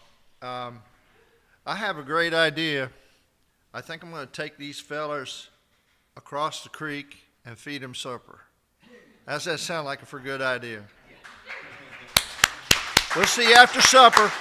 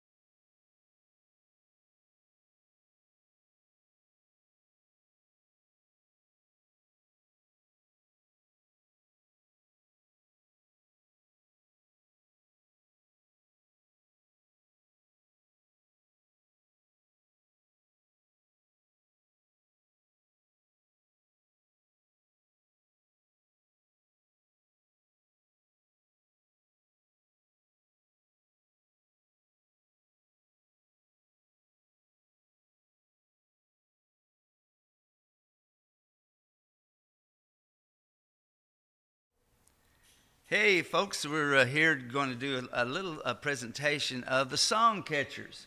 And we got it up on the slide. It's a slideshow, and I'll talk a little bit about the pictures. So can people see the pictures? Throw it up on that. See it well enough. You may want to move closer if you need to. And we can see it online, correct? People can see it who are plugged in online. Okay, that's good. My name's Randy Wilson again, and this is a slideshow and presentation of the song catchers that came in here around the turn of the century, 1900, that turn of the century. And I do a little background before, but that's the introduction, 1900 like to 1930. And I have a little excerpts from their works and their diaries and things written about these folks, okay? So let's go to the next slide here. It's just the mountains has always been something kind of mysterious people. It's isolated, the fog coming up out of the creeks, and people have been drawn to something different, you know, the remoteness, the ruggedness, and the isolation. So I got some picture of the Appalachian Mountains, and this is a kind of farm life that you would see around 1900. You know, they farmed right up to the top of the mountains there, and they talk about a guy who fell out of his garden one day. If you can look, you can see how they would say. Of course, I don't think anybody did that, but it nearly would. You tumble a long ways. And so I just a little bit, this guy, old fella told me he farmed one of these, and he had a mule, and he said, we had to sack him. I said, what? He said, we had to sack him. I said, what's sacking them? He said, we had to put a sack behind their tail ends because when we went up the mountain, we'd get pooped on if we weren't careful. So we had to sack them. So they give you kind of rugged terrain. The ox was better, clove-footed, stuck to those hillsides better. So I just wanted to show that a little bit about what it would have been like, and some pictures. Everything's fenced off. The garden's fenced off there. Log house right there. There's a little kid going to Hindman Settlement School, young age, and the first I just wanted to bring about. I didn't have a picture of Isla Edmonds, and just up to Isla real quickly. The child ballads. You've heard of Child. It wasn't a child who collected them. The guy named Child at Harvard, and he felt that the English language was missing something, that these ballads were just as much a part of our English heritage as the classics. So he went about collecting them, and it kind of set a fuse that went off throughout the country to hunt ballads. And his predecessor there, Kitteridge, kept that heritage alive and inspired people to look for old ballads. And so he began it, and we have people starting to come into the mountains like in 1893, as far as we know, to collect ballads. She went to the Rowan Mountain area in North Carolina and collected ballads there. And then we have Ada B. Smith, who inspired Olive Dame Campbell. Ada was a student here, and she played, this is a banjo, a mountain banjo that she played. And the ladies at the Hindman Settlement School invited Olive Dame Campbell to come and visit the school. And the ladies that were running the place, Catherine Pettit especially, they were impressed by all the songs and ballads that were coming with these students. So they invited Olive Dame Campbell, and she came, and she's got a great narrative of her trying to take the train to Hazard, and then getting off the train and taking the jolt wagon up the creek, in and out of the creek. And finally she arrived, and they trotted out Ada B. Smith. And here is Olive Dame Campbell's account of that meeting and hearing Ada B. Smith. Shall I ever forget it? the blazing fire, the young girl on her low stool before it, the soft, strange strumming of the banjo, different from anything I had heard before, and then the song. I had been used to singing Barbara Allen as a child, but how far from that gentle tune was this, so strange, so remote, so thrilling. I was lost almost from the first note, and the pleasant room faded from sight, the singer only a voice. I saw again the long road of which we had come, the dark hills, the rocky streams bordered by tall hemlocks and hollies. This inspired her to start hunting ballads. I think she heard this tune in modal. I don't think she heard tunes in modal tuning. So that was strange and remote for her. So it sent her on a path. And here she is promoting herself. She's singing these ballads that she collected. And it's the same with a lot of these people who collected these ballads that started careers. And here she is booking now, Olive Dame Campbell.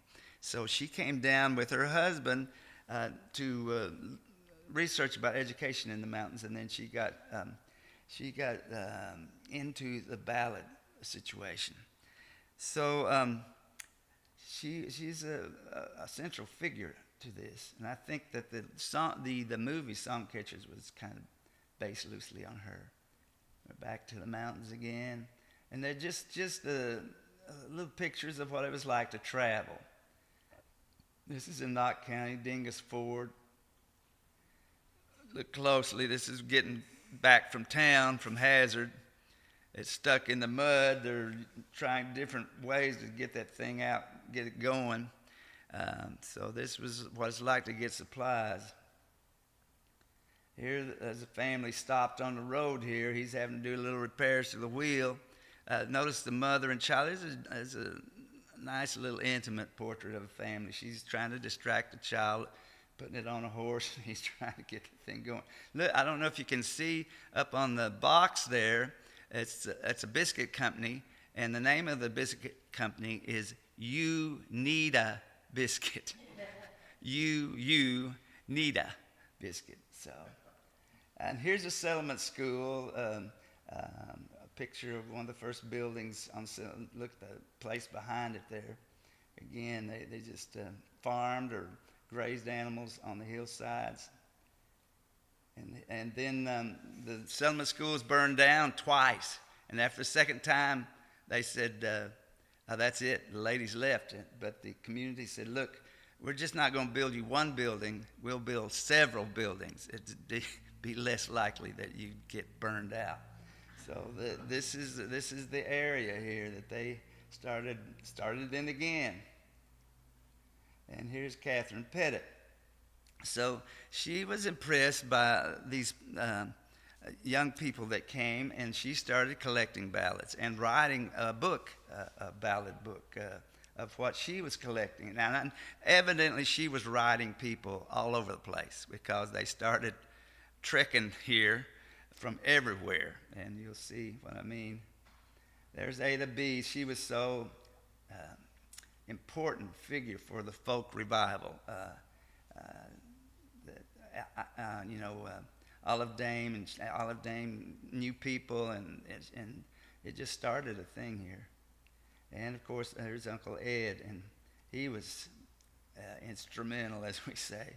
So people came here, and the ladies in the school, they supported Uncle Ed and helped him sell his dulcimers up east to buyers. And here's the first student on the first graduating class of Hindman Settlement School. This is Combs, Josiah Combs. There he is with a dulcimer that he played at Carnegie Hall. So he started here. Here's his graduation picture. There is one of Uncle Ed's dulcimers. And he knew ballads. And his family played and sang, and he remembered. He had a great felicity for language and being able to remember things and remember those ballads. So he impressed them. He went to college from here. They sent him to Transylvania. At the time was the state college. Just a little bit from a news article about Josiah Combs. He says, I ordered textbooks in Latin, grammar, and English literature, and history, and studied. I remembered often taking my books to the cornfield. My father had no formal education himself, but he wanted his sons to go to college. He couldn't send us, for he thought, for though he was better off than most mountaineers, his wealth lay in land and produce. So he enrolled at Transylvania at the age of 19. The officials did not know where to put me. All I knew was I wanted to go to college. I didn't know why I chose Transylvania. Probably they chose it for him. I had about enough money to last a week. It was the first time I had been outside the mountains. The officials finally rigged up a schedule for me and told me I might get a job at the newspaper office. I did get a job. They gave it to me out of curiosity, I think. So he grew up in this culture. He knew the ballads, and he was involved with some of the feuds over there in Perry County. Eversole, who was the other faction? There was two families over there. Eversole, something feud. They called it a war. He said his father was a county sheriff. It was a bad time to be a sheriff in Perry County. They moved on over to Carr Creek to get away from it. But at one time, he says, my and my whole family were expert shots. When I was 1 year old, one of the worst feuds in the history of Kentucky was going on. Oh, the French Eversole War. They called it a war. My father was sheriff and ill. The two factions combined for the hour against him and came to kill him. Alone, my mother drove them off with a storm of well-directed bullets. She was the best shot among us. So that is his, and I just imagine this guy, he just has a yearning and curiosity. He's taken textbooks in Latin into the cornfield, you know. He really has a burning desire to learn, and he did finish Transylvania, and there was a Sharon, I think was the name of the professor at the time, collaborated with him and started putting together publication of ballads. This was the time, from child onward, people were interested in writing down these ballads. So he worked, and that was his first publication while he was at Transy. And then you see him over here, the other picture of him, he's in World War I.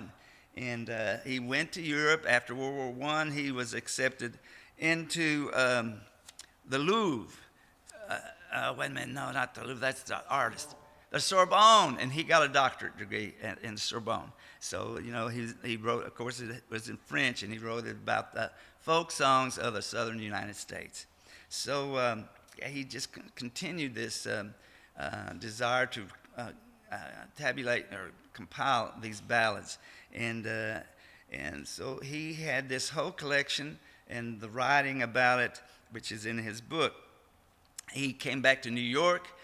He did some concerts, again, Carnegie Hall, different universities. He'd bring his dulcimer there. His recordings, he would play a little bit.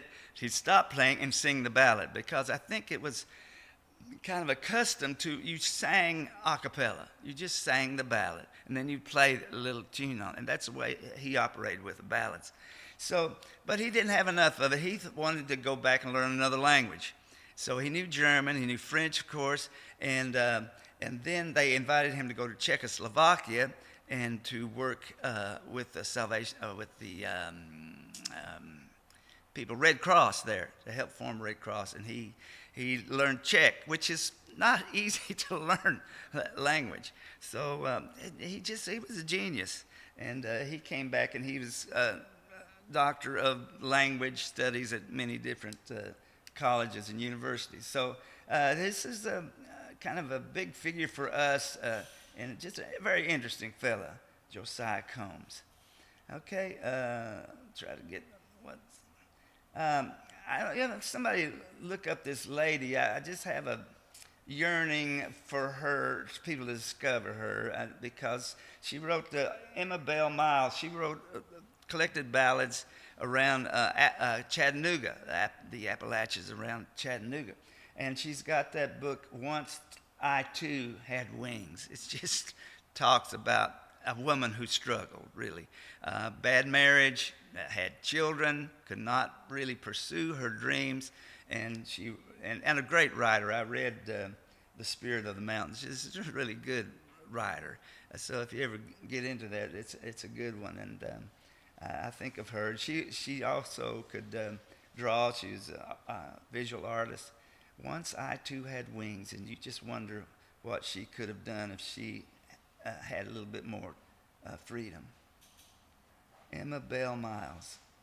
Here's Bayless Ritchie. This is Gene Ritchie's father, and he collected ballads. His family, of course, the singing family of the Cumberlands, and he Lover's Melodies, and he had a little self-published thing that he put together, 1912. There he is with one of Uncle Ed's dulcimers, and Bayless. Here's Lorraine Wyman, 1916. I don't know if you look closer, that's a really nice cover, Mountain Songs, 20 Mountain Songs. And there she is with another Uncle Ed dulcimer. And she came to the mountains a circuitous route if there ever was one. She was born in Chicago, coal merchant, had money, and they divorced. And he took the girls, and the girls would run off, and he'd have Pinkerton's police to go get them and bring them back. So the mother contrived a way to get her girls back. They were in New York. The mother was on a French steamer out in the harbor, and she had a launch pick the girls up on the wharf and spirit them back to the ship. Off they went to Paris, France, and that's how she got her girls back. And she was raised by these song teachers in Paris, and she sang. And here's her gig. It became her gig to dress up like a French peasant or an English peasant and sing ballads.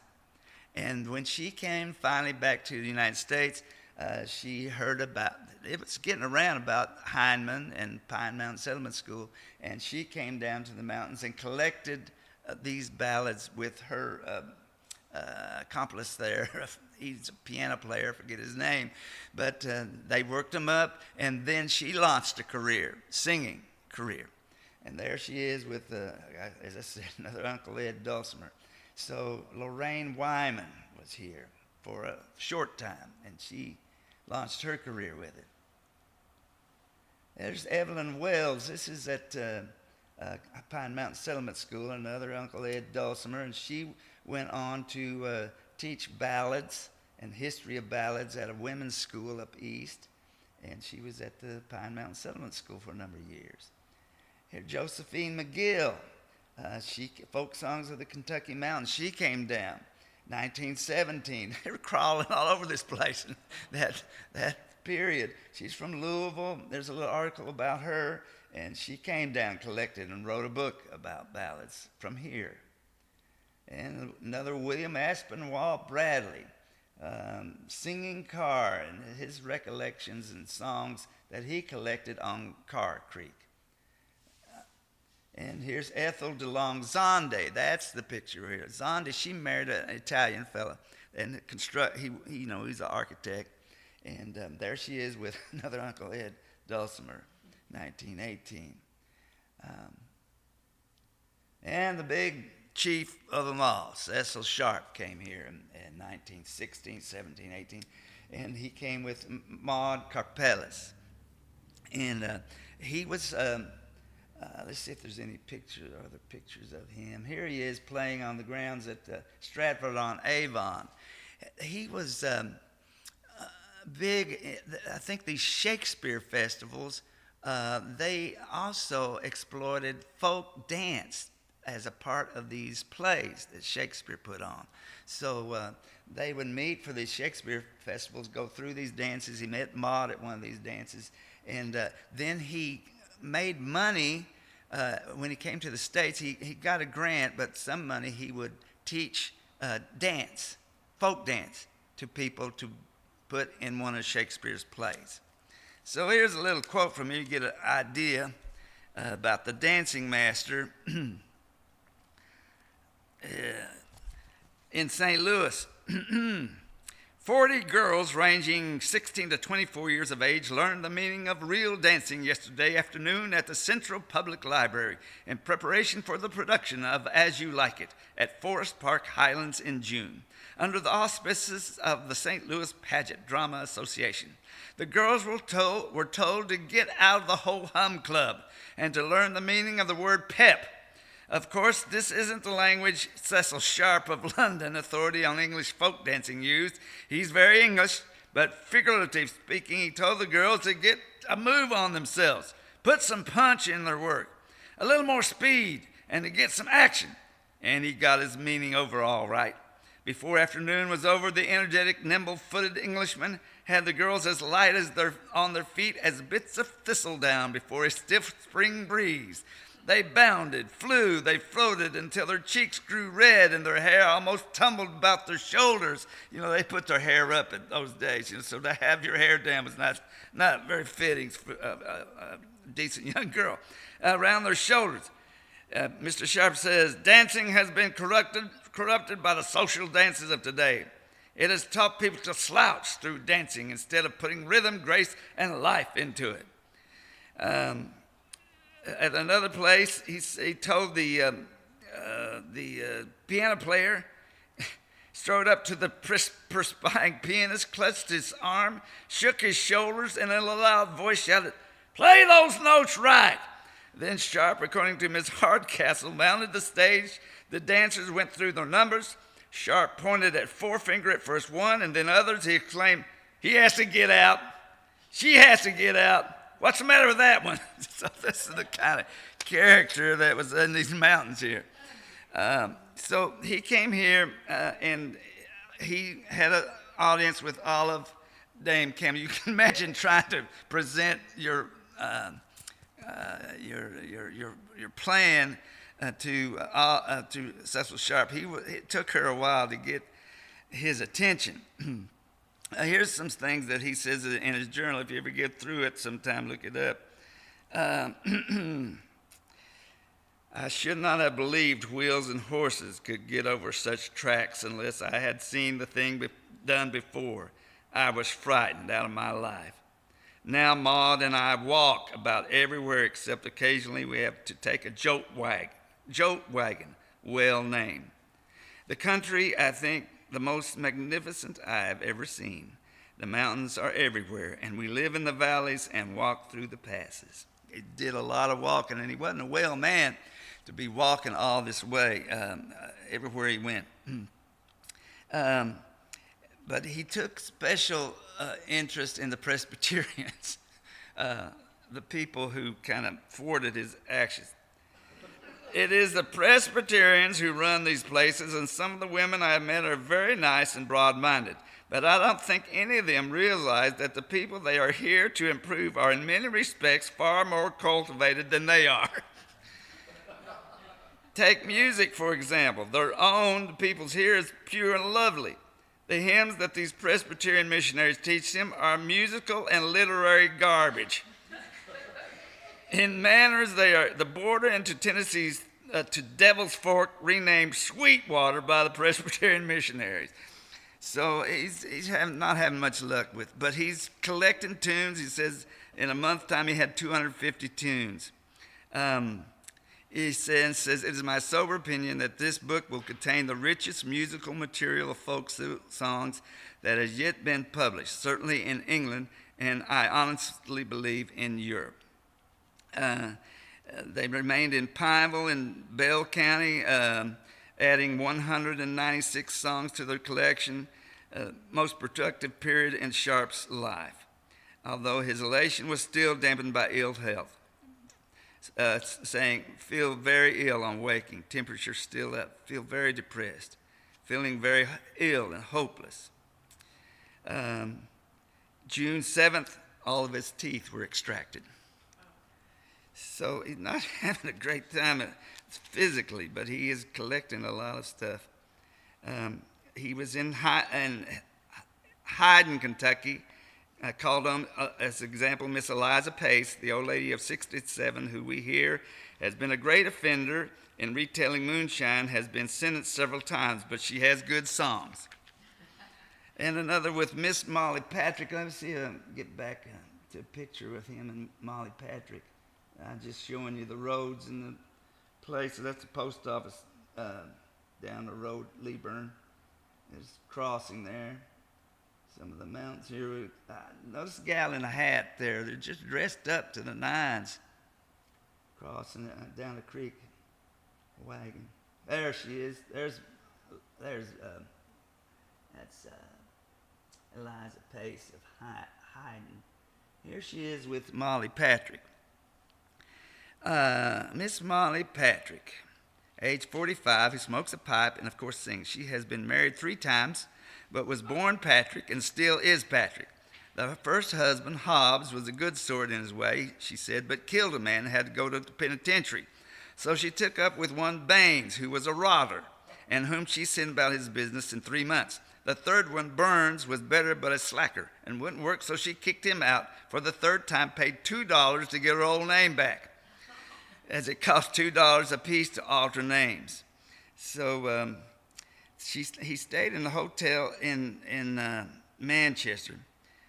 As for the hotel, it was just indescribable. The smells and the flies and the greasy, ill-cooked, ill-served food. The last day or so, I practically gave up eating, for I suspected anything put before me. Even the stewed apples had hog's grease mixed up in them, and the bread was made with lard. People in these parts will eat anything so long as it is greasy enough. Oh, mercy. And so he walks over to Harlan. He walks from Harlan to Pine Mountain Settlement School. And there, Evelyn Wells is trying to connect with him. And she says, I remember trying to interest him in the growth of Harlantown, our county seat, which was passing through a terribly crude stage. And his scathing remark said, Sodom and Gomorrah, and that finished my efforts there. He took down 600 tunes there at Pine Mountain, and the running set, the most prolific year collecting in quantity as well as quality that I have ever done. So he's over in Carolina. He's with Mr. Philander Fitzgerald, an old Confederate soldier. When I related to a neighbor, Mr. Alex Coffey, what Mr. Fitzgerald had told me about his 120 progeny, Mr. Coffey replied, I dare say that is quite true, and not one of them is any count. So that's his. Okay, we'll get back. So that gives you an idea of his journeys here. There he is with Polly Patrick, and there's his book, English Folk Songs from the Southern Appalachians. There's Maud there. He's somewhere in Knott County with this picture here, collecting. Ceil Sharp. There's Maud. She was young, and she went on to continue his work in Newfoundland and did recorded folk songs there. And here's John Jacob Niles, 20s, 30s, and he collected songs, and he just turned them into opera. Really, he had that falsetto voice as something else, and he was concertizing all over the place.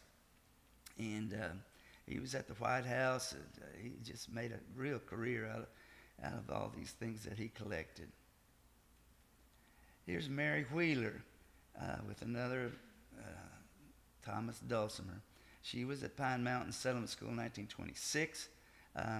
She collected some, but she was from western part of the state, Paducah, and she returned there to collect stories of the stevedores on the Mississippi River, African American traditions. So Ron Penn says it's a really good collection that she has.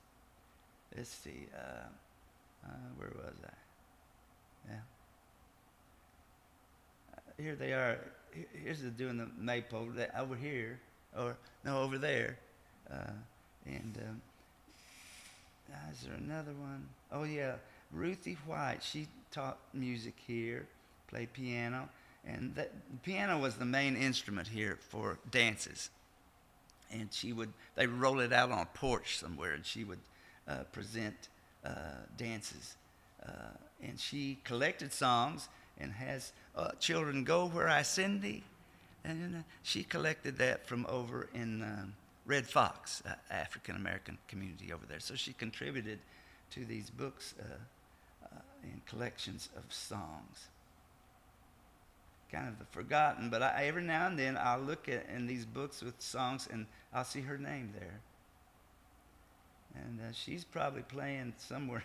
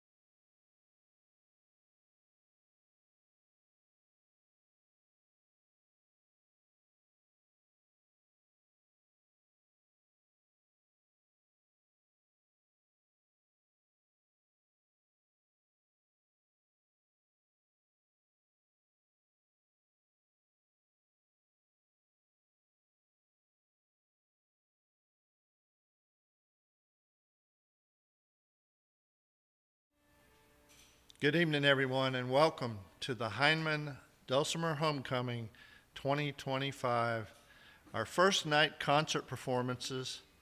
And we have artists who are fighting to be the first one to get up here on stage and play for you tonight. It's really exciting because I can hear music rebounding off the walls, echoing up and down the halls of the Troublesome Creek String Instrument Company factory, which fortunately has all these wonderful stone and glass halls. It's an old WPA building from the early 1930s, 1931 to be exact, originally built as the Hindman High School. And maybe it's a little bit haunted. You know, I hear stories. I don't know, but we hear echoes of people playing, trying out, tuning up, singing randomly around the building. And this is just what you want in your factory, or it's what I want in my factory. Anyway, we've had a wonderful day today, a good start. We've got our internet connection up and running, and we want to have a little concert for you all. So join us as we bring on our, who's first? Everybody wants who's first? All right. Did you call me a goat head? Is that what you said? I believe we have the incomparable, the one of a kind, because the Lord did not make two of these, Mr. Randall Adair Wilson, who we just call Randy, and he has been here on the scene quite a few times, and he's always got something new, although he remembers more old songs than about anybody. I keep saying that, so you got to keep that memory sharp. Are you ready to work on something? Yeah, let's try a few things here. Well, I'm going to get out of the way and let y'all welcome Randy Wilson.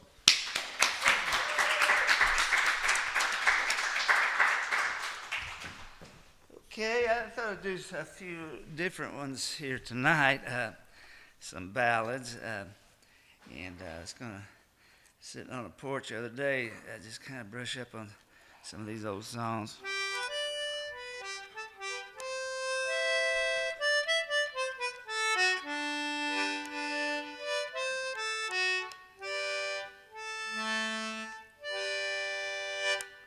This is an Irish ballad on a little squeeze box. And it goes something like this. When I was a strapping young fellow, aged about 17, I hired myself out to a farmer at the horse fair at Wellington Green. He lived away on the mountain, all covered with heather and bog.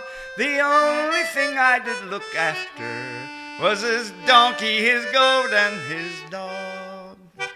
It was only a tumble-down ruin, held up with hard yellow clay. The roof, it was far past repairing, for the goat had it half ate away. It was me, the farmer, his mother, who lived in a tumble-down shack. His mother was well over 90, with a bone sticking out of her back. She would go to sleep by the fire, for when it rained it fell on her bed. And when I awoke in the morning, she'd be sitting there nodding her head. He had 2 hens and a rooster. One day they died in the coop. He plucked them and boiled them and salted them, and we ate for a week off the soup. But bad luck, it never comes single. Next day the nanny goat died. He skinned it and boiled it and salted it, and made himself shoes from the hide. Next it was Nettie the donkey, broke her leg and suffered great pain. He shot it and skinned it and boiled it, and asked for the salt once again. Now I thought him affected, Meself, I was going insane. When Fido, he died of distemper, he asked for the salt once again. When I saw what happened to Fido, I couldn't sleep for thinking that night. And when I awoke in the morning, I received a most terrible fright.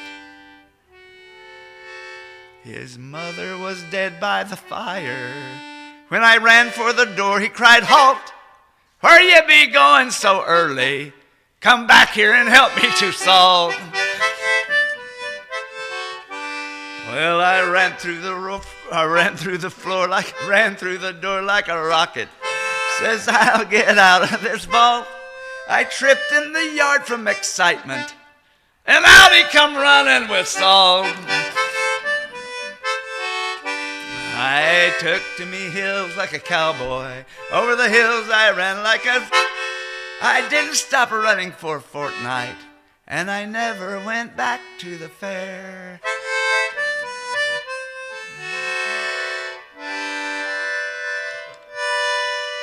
There it is.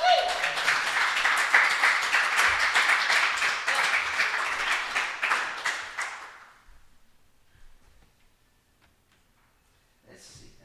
Gotta try this thing. In the Irish vein of things here. I got to Ireland several years ago. I went to Dublin, and they were all playing tourist songs in Dublin. So I said, no, this is not. It's all guitars. There wasn't any pipes or anything like that. So there's got to be some the real music. And we went to a little pub in a little village, and everybody showed up and took turns singing. And there was a real live tradition there, and they'd sing ballads and they'd take turns singing songs. So I wanted to try one and to honor that experience here. This is a boron. This is a Celtic drum, and this is the tipper. I'll just show you a little bit about it here. I had this made in Leslie County some years ago. They got ash tree, and it's lightweight but very durable. And I ordered goat skin hide, and it goes something like this. So you kind of turn, you do a little circle with your hand. Hit the sides for a rim shot. Try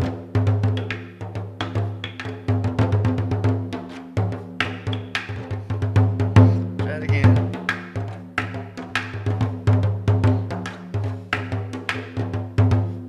Like that. So this is another little ballad from Ireland. Let's see if I have it in the right key. Last night I got an invitation to a funeral, but to my disappointment, the fella didn't die. He said that he was sorry for having disappointed us, and seeing he apologized, we let the thing go by. To ease our disappointment, he took us out and treated us. He bought a quart of port for a company of 10. When someone asked him whose money he was squandering, the fella pulled his wallet out, we didn't ask again. Oh, we got to 10 to 6 for our rascality. Oh, we got a concertina for to keep up our rascality. Though none of us could play it, though we tried our best and worst, we made an awful noise of it. And if it's any benefit, we played the thing so carefully that all the bells burst. We got a boiled potato to fix the concertina when someone hit Maloney with the carcass of a cat.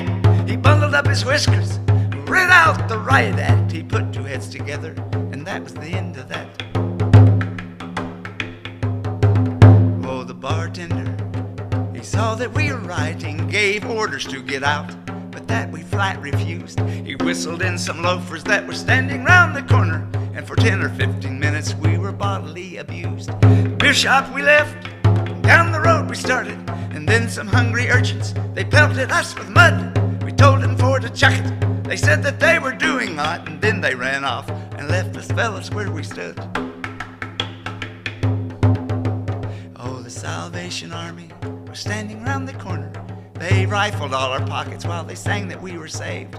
Poor little John McGinty was escorted to the stations for the songs that he was singing, the way that he behaved. For to free McGinty, we took off all our undershirts, and to the local pawn shop we took the bloomin' lot. We told them that we only wanted 10 to 16 on them. There's enough on them, they already was the answer that we got.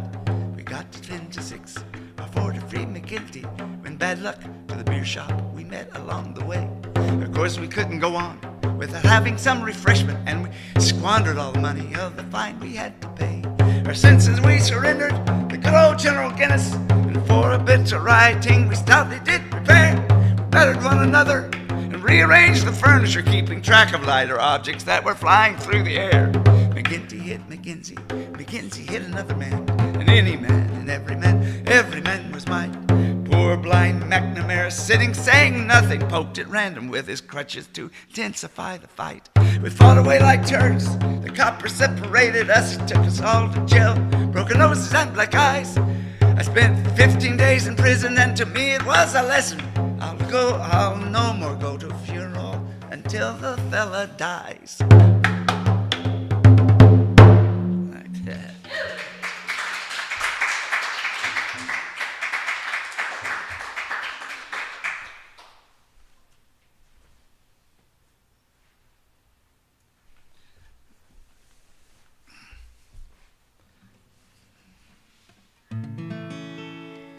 This is a ballad called Half Hitch.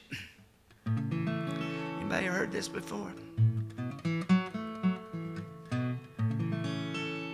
There was a fine merchant, Plymouth did dwell, had but one daughter, a beautiful girl, and a handsome young farmer with the riches sublime, courted the fair maid for to make her his bride. He courted her long and baited her love. She intended at length this young man to prove. So when he asked her to marry, she quickly replied, told him right off she would not be his bride. Turned home, he straightway did go, there by his saddle, where he did swear that he'd marry the first woman ere he did see, though she be as mean as a beggar can be. She ordered her servants this man to delay, her rings and her jewels she laid them away. She put on the worst of old rags she could find. She looked like a teapot before and behind.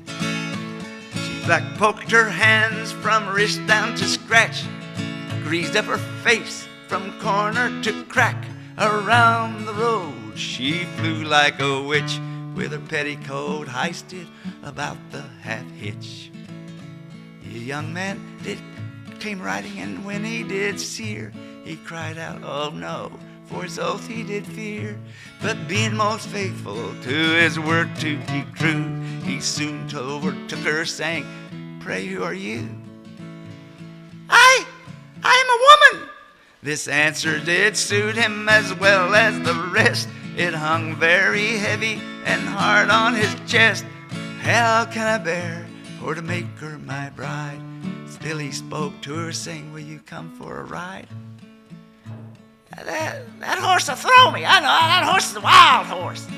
Oh no, he replied, my horse he will not. Soon she did up behind him she got. He wished himself well of his promises free, but still he spoke to her, saying, will you marry me? Yes, I will! My heart will fail me, I can't take you home. My parents will think that I'm surely undone. Stay here with these neighbors to tarry, and in a few days will you and I marry. You won't, I know. He turned then home, he straightway did go. He soon told his mother and his father also all about his sad case and how he had sworn. His parents spoke to him, saying, dear lad, do not mourn. Never break your vow, son, bring home the girl. We'll soon snow her up, she'll do very well. He invited the old spark, the wedding begun. Her servants replied that she was not at home. She ordered her servants to wait on her there. And then for the wedding, they all did prepare. They published the word and invited the guests, and then they intended the bride for a dress. No, I'll just get married in my old clothes. And when they got married, they sat down to eat. With her fingers she hauled out the cabbage and meat. His friend spoke to her and called her his bride, saying, "Pray go along now and sit by her side." "Oh, husband, I'm going upstairs to our wedding room. When you hear my feet go stomp on the floor, you may come up." Soon their feet start stumping about. Her mother said, "Son, what is this route?" "Oh, dear mother, please don't say a word, for nary any comfort can this world afford." They gave him a candle, made him go up. No, first they did her feet they went stomp. They gave him a candle and made him go up. He opened the door. Quickly he found the fairest young maiden that e'er walked the ground, all dressed in the finest, fairest of clothes, finer and fairer than pictures of gold. He greatly rejoiced, to this end to his fears. He married the lady he'd courted for years. Oh, ballad.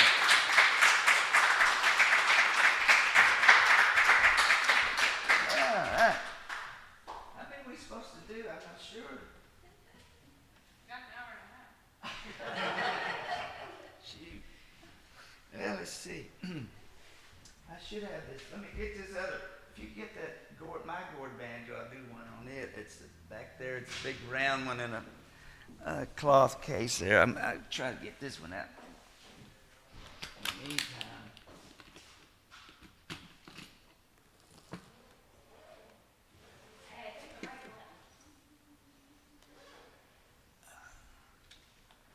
All right.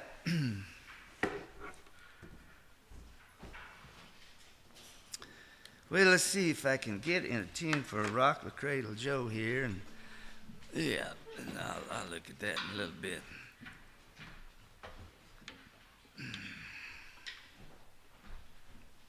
Thank you.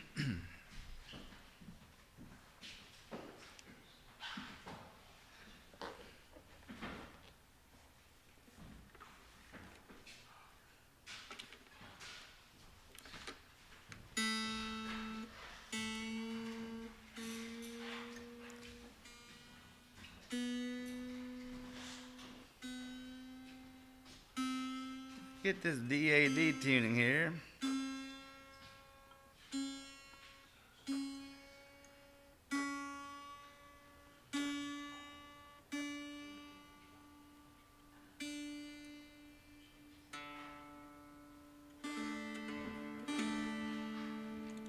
Okay.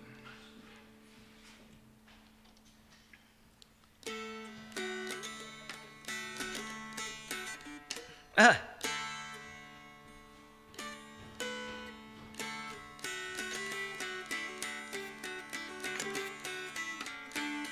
Try it again.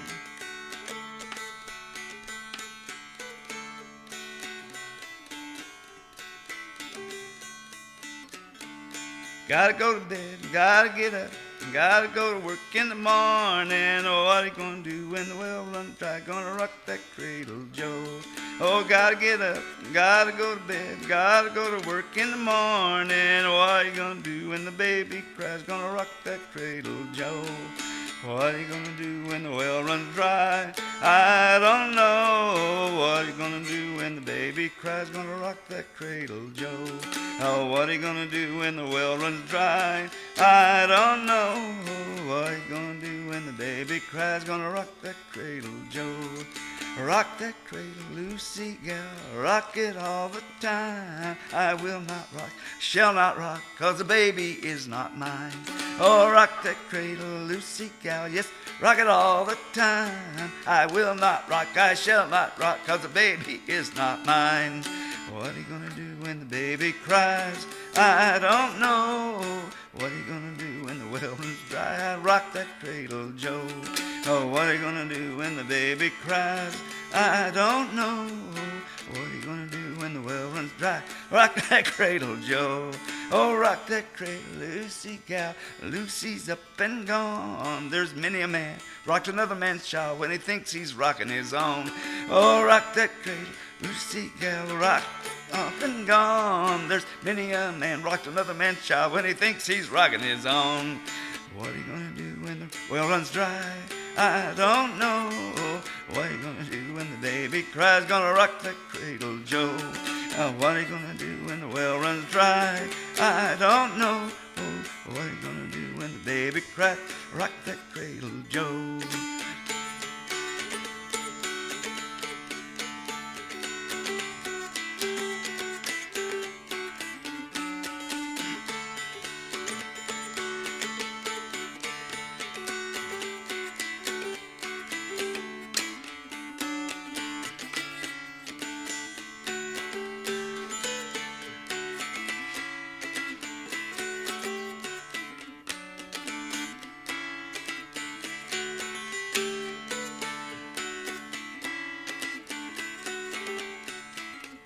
Well, I gotta go to bed, gotta get up, gotta go to work in the morning. What are you gonna do when the baby cries? Gonna rock that cradle, Joe. I gotta go to bed, gotta get up, gotta go to work in the morning. What are you gonna do when the baby cries? Rock that cradle, Joe. Oh, what are you gonna do when the well runs dry? I don't know. What are you gonna do when the baby cries? Gonna rock that cradle, Joe. Oh, what are you gonna do when the well runs dry? I don't know. What are you gonna do when the baby cries? Gonna rock that cradle, Joe. Yeah, rock the cradle, Joe.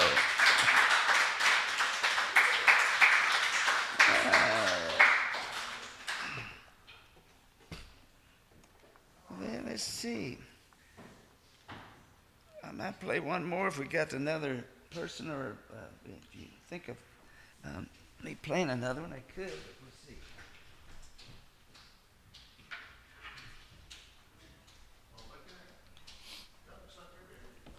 Yeah.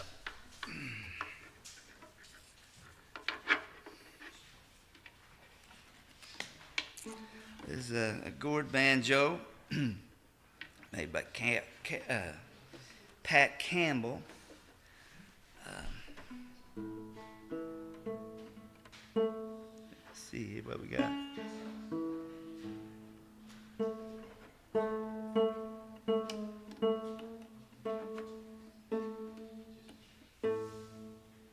Yeah, that's good enough.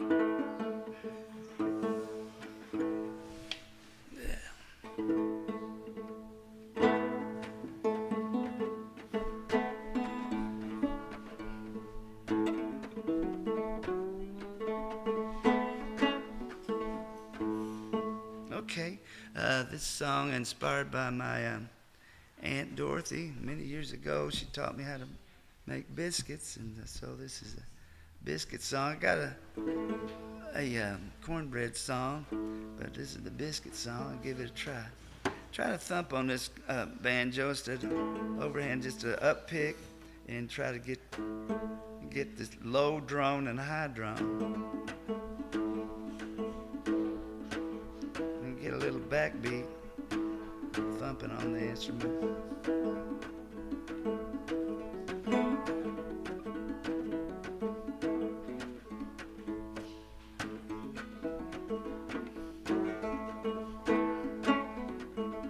Well, a whole lot of flour, a little bit of grease, always means a world at peace. Rise, biscuits, rise.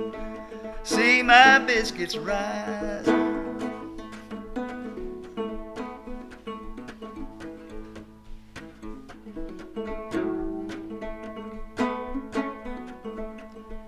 Oh, baking powder, soda, salt, make those biscuits walk and talk. Rise, biscuits, rise. See my biscuits rise.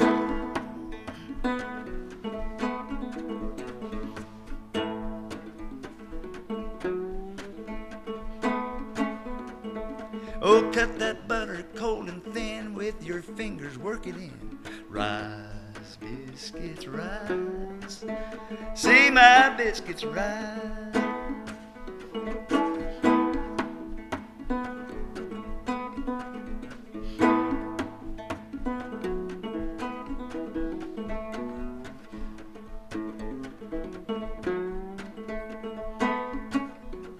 Well, a bit of buttermilk will do. Hold on, buddy, you're not through. Rise, biscuits, rise.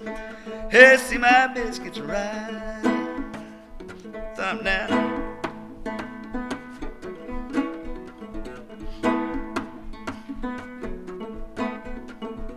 Rise, biscuits rise.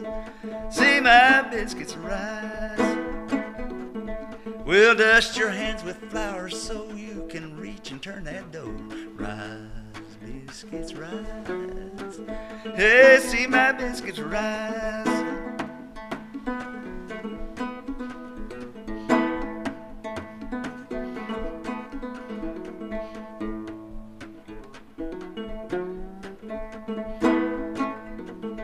Well, now when you reach and turn the dough, feed the body and the soul. Rise, biscuits rise. Hey, see my biscuits rise.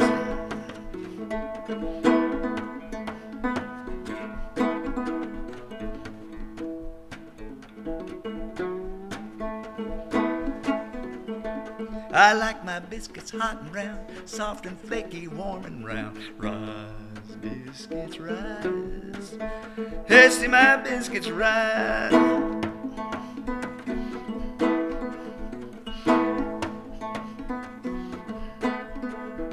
Rise, biscuits rise. Hey, see my biscuits rise. Well, a whole lot of flour, a little bit of grease always means world at peace. Rise, biscuits rise. Hey, see my biscuits rise. Let's see my biscuits rise.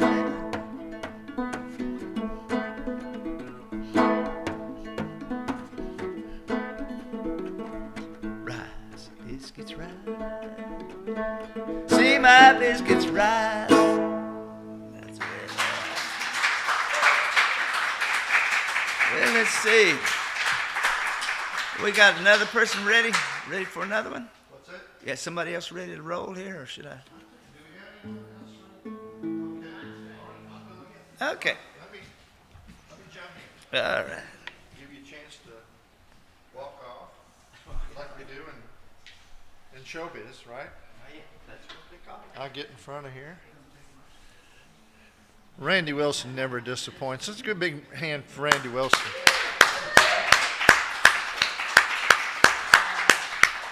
Personal friend of mine. Speaking of which, I'd like to say a word tonight about Dr. Ron Penn, who we haven't lost him exactly. He is a man of great enthusiasm and an even greater vocabulary, who shines the light of his intellect on this event every time we do it, except this once. Ron had to go to Washington, D.C., to the Library of Congress. He's been working for a very long time on a book about Gene Ritchie, which, of course, I support him in this effort, and I applaud the work, but we miss having him here, which is why I'm talking maybe a little bit more than what you all might be used to out there. But, you know, man's got to do what a man's got to do.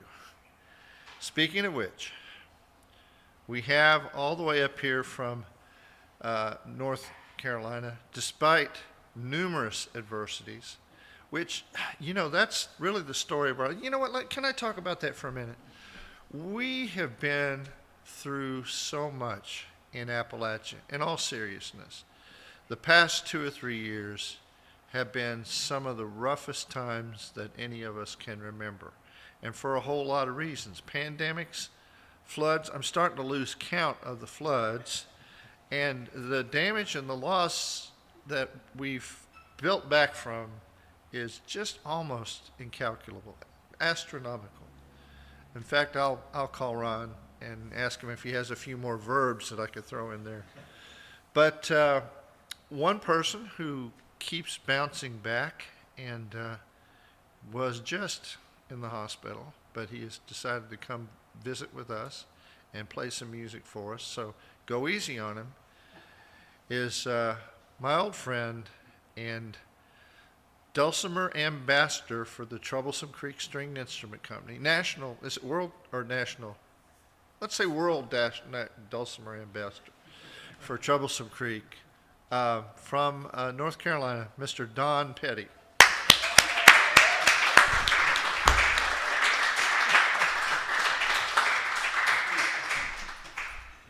Well, yep. Well, you know, it's on that internet, so I guess it's intergalactular. I don't know.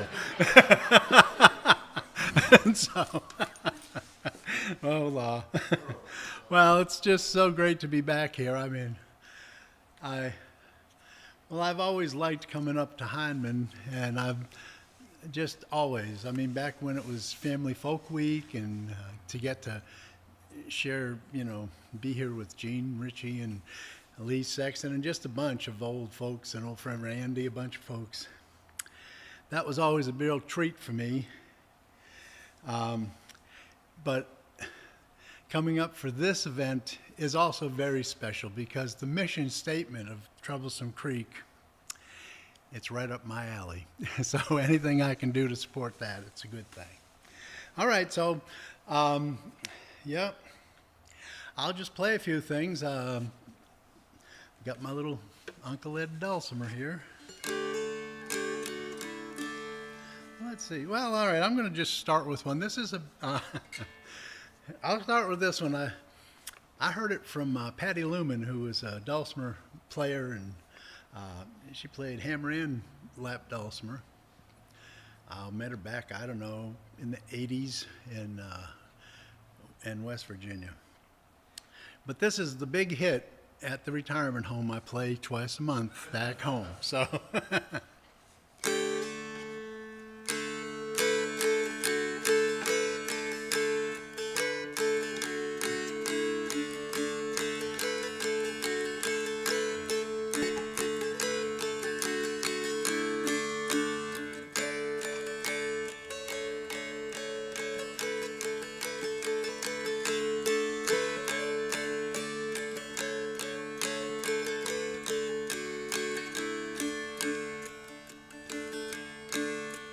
old Phoebe Ice, she's strong as an ox, quick as a wink and sly as a fox. There's never any trouble at the old ice place, for she is a ruler of the human race.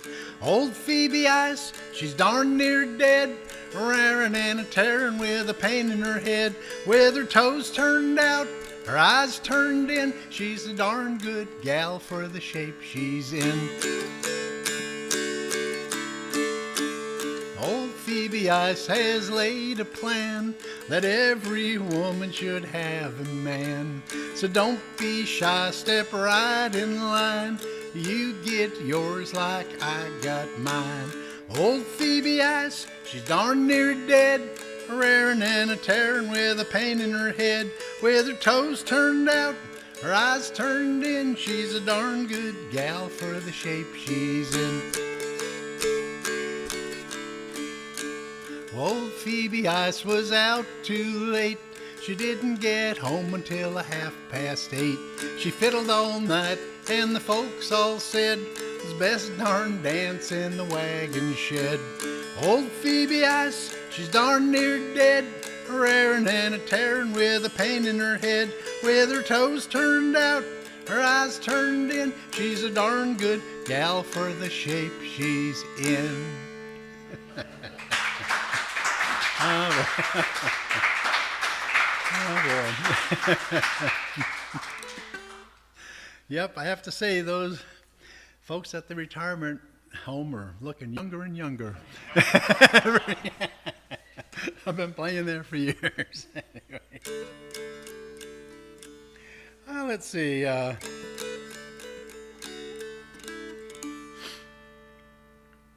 going to just try this one. It just came to me the other day. I haven't played it I think I recorded this back in like mid-90s.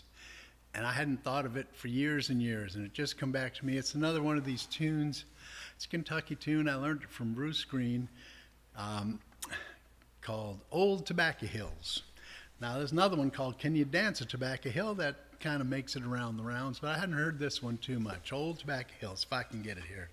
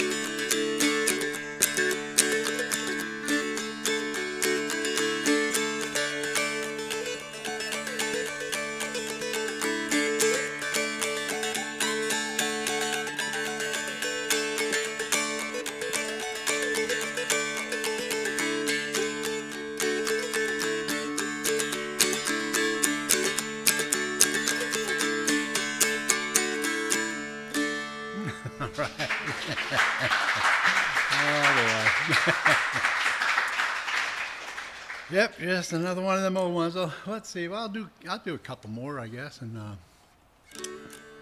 well, maybe I'll do a couple songs in a tune. That's what I feel like. All right, let's do that because I want to retune, but I'm just kind of going off the top of my head. I'm just happy to be here, and so I'm going to do some old favorites. That Phoebe Ice is one. Well, this is one I like a lot. This one I heard from. Well, I got this from Bascom Lamar Lunsford. And now I met Bascom, but I never played with him. He had took a stroke. I met him about 3 months before he passed away, back in 1974.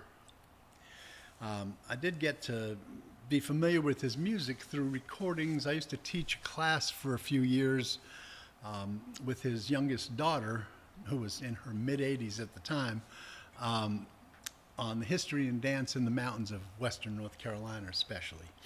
But this is, he calls this Old Smoky. Only when I heard him do this, he did this in his memory collection. I mean, Bascom,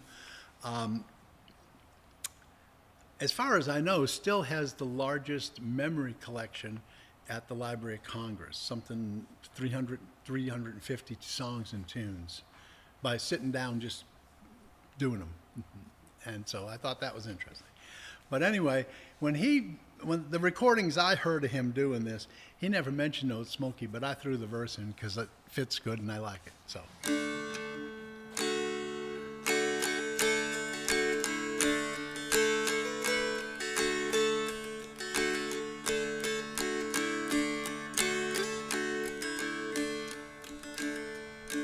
I'm going back to Georgie.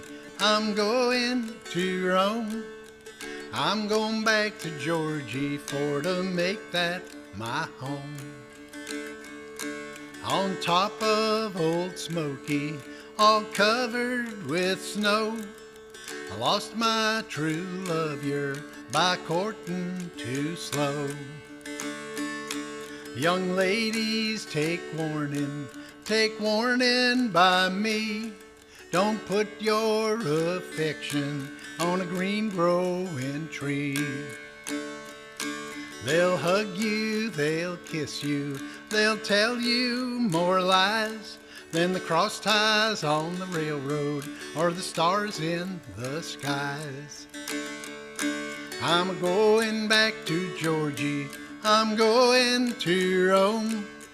I'm going back to Georgie for to make that my home.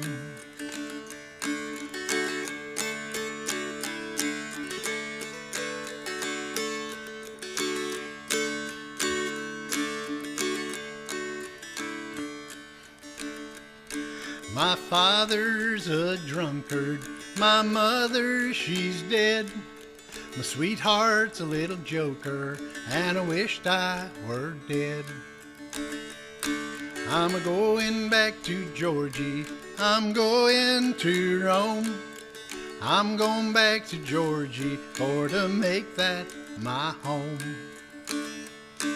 The cuckoo's a pretty bird, she sings as she flies. She brings me good news and she tells me no lies. She feeds on the flowers for to make her voice clear, and never hollers cuckoo till the first of the year. I'm going back to Georgie, I'm going to Rome. I'm going back to Georgie for to make that my home.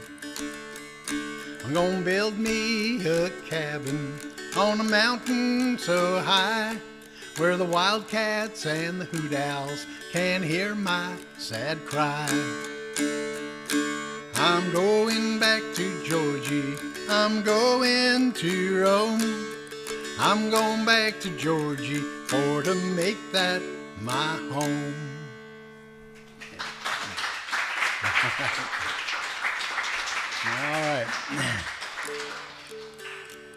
All right, well, let's see. I'll do this one more. There's just a few popping in my head, but this is one that I learned this one from Craig Johnson, he used to be with the Double Decker String Band. He passed away a number of years ago. He was a great guy and just an old-time musician who, at a time when a lot of old-time musicians weren't necessarily dulcimer friendly, was very much so.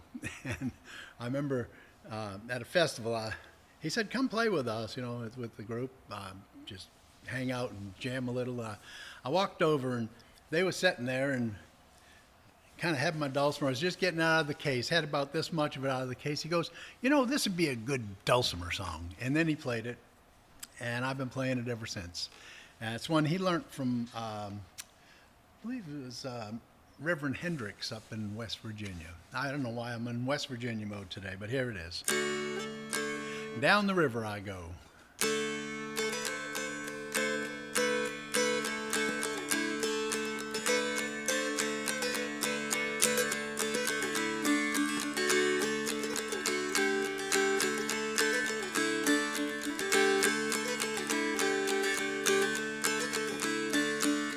Come along and go with me, it's down the river I go.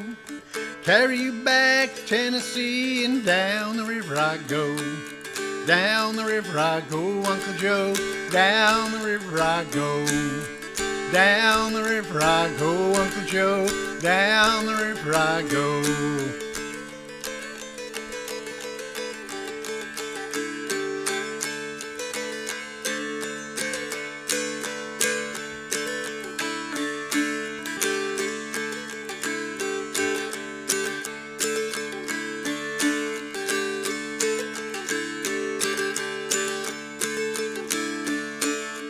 'Horse and buggy to carry you round, down the river I go. Your little feet will never touch ground, down the river I go. Down the river I go, Uncle Joe, down the river I go. Down the river I go, Uncle Joe, down the river I go.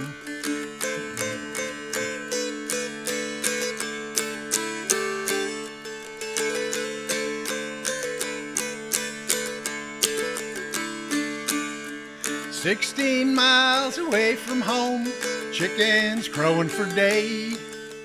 Any man here with his wife had better count his lucky day. Down the river I go, Uncle Joe, down the river I go. Down the river I go, Uncle Joe, down the river I go.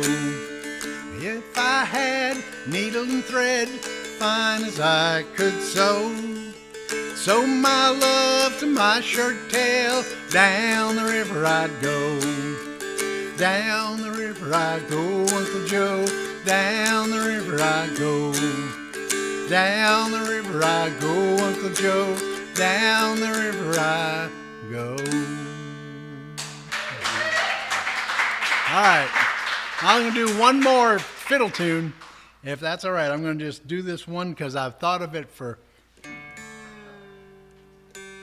gotta get it down to your seat. Well, you know, I was thinking about playing, you know, for years.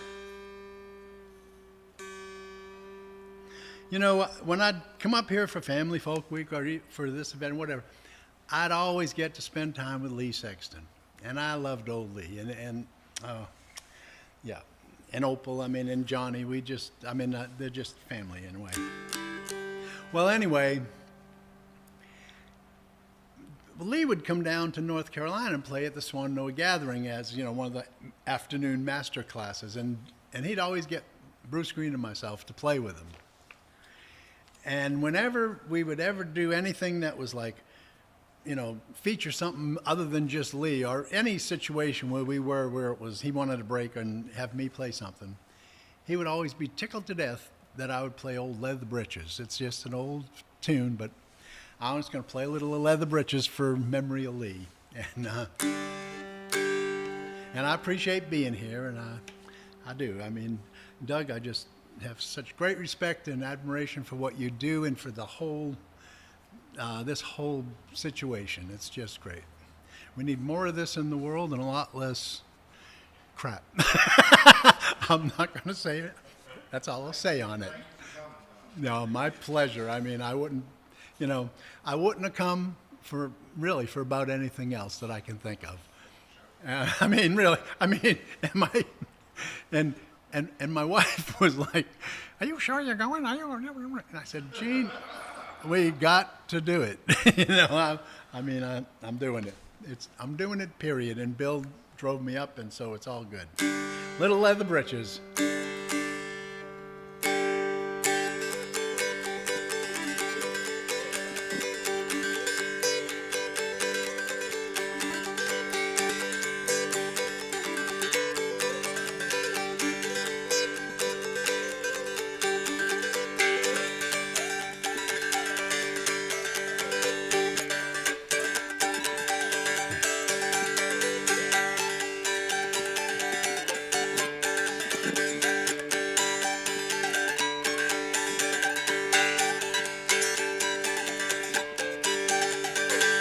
Let me start it again.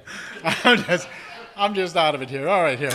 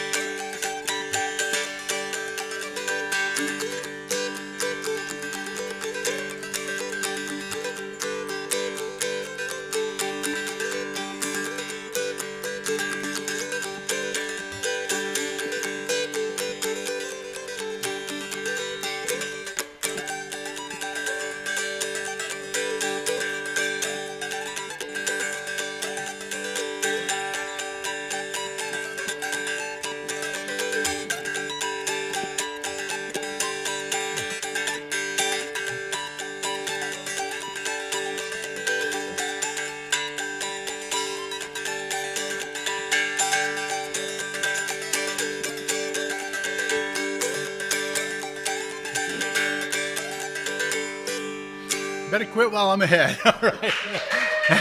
Thanks.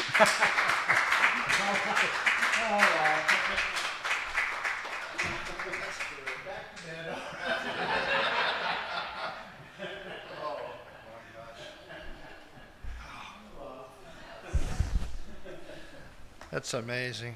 Don Petty, everybody. Come on.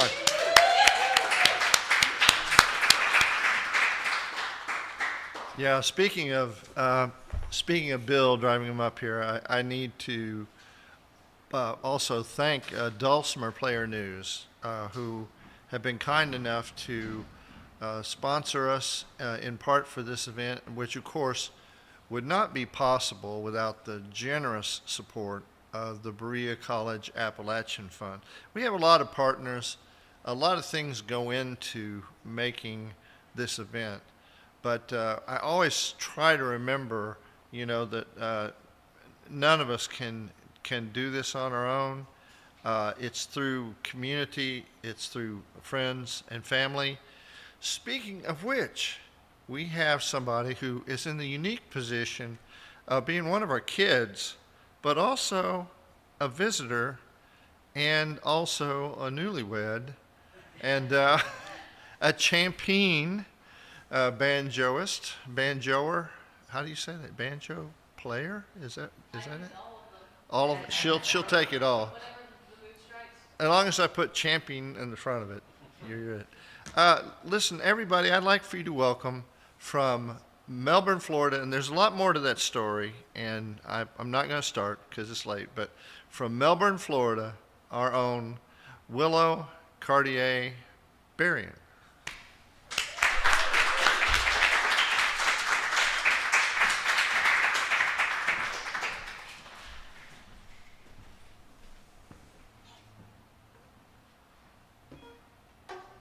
A lot of instruments up here. Hello. How's everybody doing? Good. It's raining pretty good out there right now, but hopefully it lets up by the time we all gotta go home. And by go home, I mean across the creek over to Stuckey Cabin. We don't have to leave, we just keep playing all night. You're very right, you're very right. The humidity's got this thing acting up a bit. Somehow it's going sharp, which is interesting. I made this thing. My main incentive was on Saturday at 4 p.m. I come back for a very cool lecture about the history of the banjo in the U.S. and how it shaped American culture. I made this because I needed an authentic quote-unquote gourd banjo to play and show off. So I'm showing it off here as well. I based the neck design off of Mike Ramsey's banjos. I have one of his banjos, I think, from 1995, and I just took it apart and traced the design because I like the design and added a couple of twists. But I'm going to play a few songs for you. This is going to be Goodbye, Liza Jane.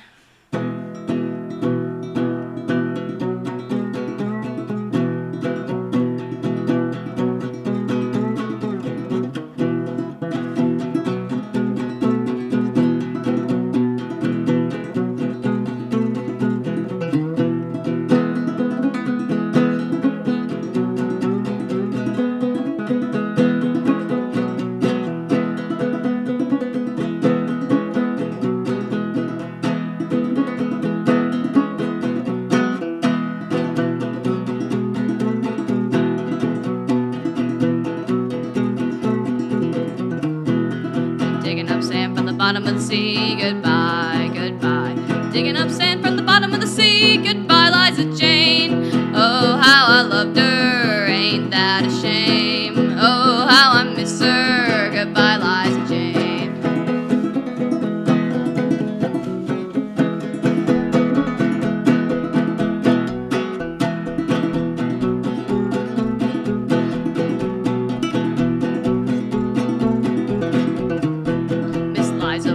Dress of blue, goodbye, goodbye. She wears it when she ties her shoes, goodbye, Liza Jane. Oh, how I loved her, ain't that a shame? Oh, how I miss her, goodbye, Liza Jane.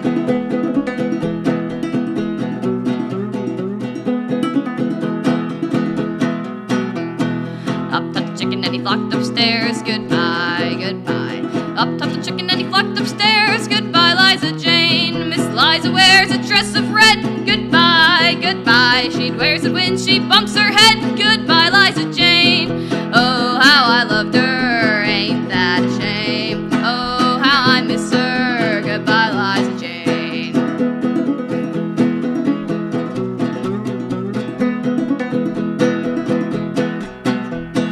Charlottetown is burning down. Goodbye, goodbye. Charlottetown is burning down. Goodbye, Liza Jane. Miss Liza wears a dress of white. Goodbye, goodbye. She wears it when she says goodnight. Goodbye, Liza Jane. Oh, how I loved her, ain't that a shame? Oh, how I miss her. Goodbye, Liza Jane.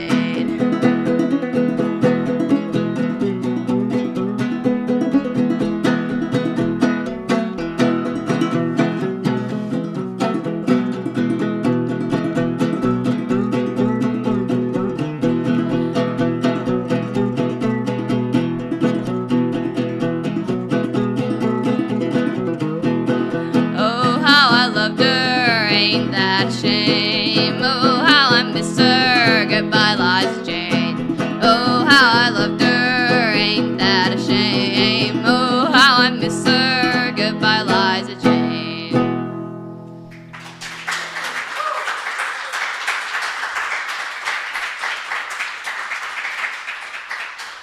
Thank you.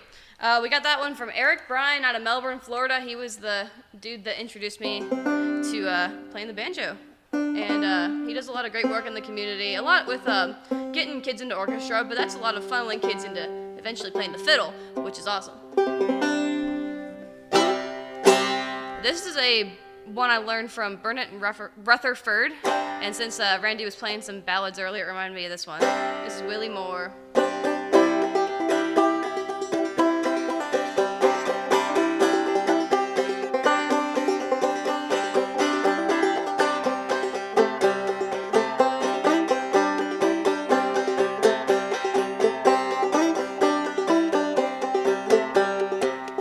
Willie Moore was a king, his age 21, and he courted a damsel fair. Oh, her eyes were as bright as the diamonds after night, and wavy black was her hair.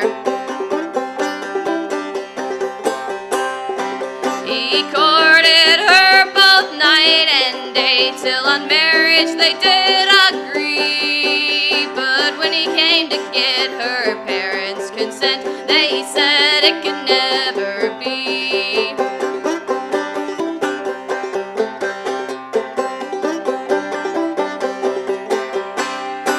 She threw herself in Willie Moore's arms, as oft time had done before. But when he came to get, then she parted at night. Sweet Anna he would see no more.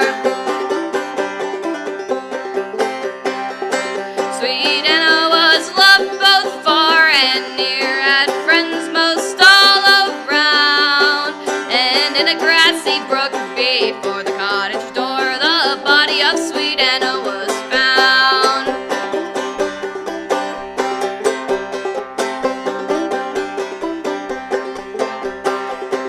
She was taken by her weeping friends and carried to her parents' room. And there she was dressed in a shroud of snowy white and laid in a lonely tomb.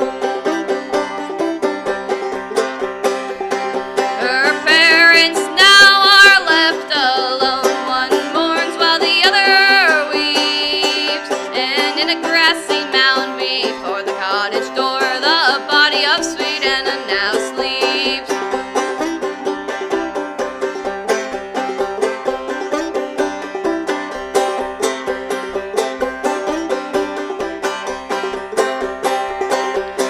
Moore scarcely spoke to his friends, they say, and soon from them all he depart. Oh, the last heard from him, he was in Montreal, where he died of a broken heart. This song was composed in the flowery West by a man you may never have seen. Oh, I'll tell you his name, but it is not in full. The initials are JRD.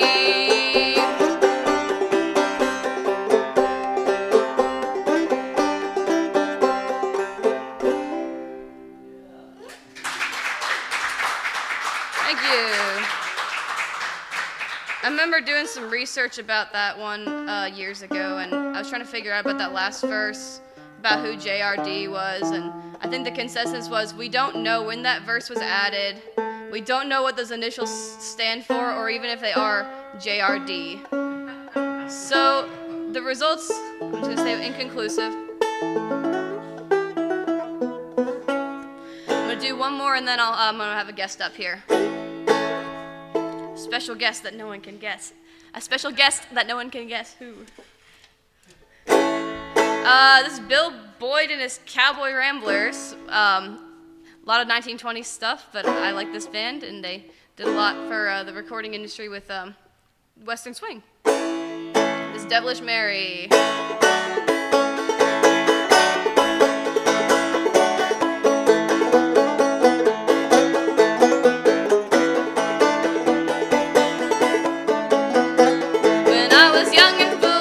I thought I never would marry, but I fell in love with a pretty little girl, and sure enough we married. Our old Tamarinka Mary, prettiest girl ever I saw, but her name was Devilish Mary.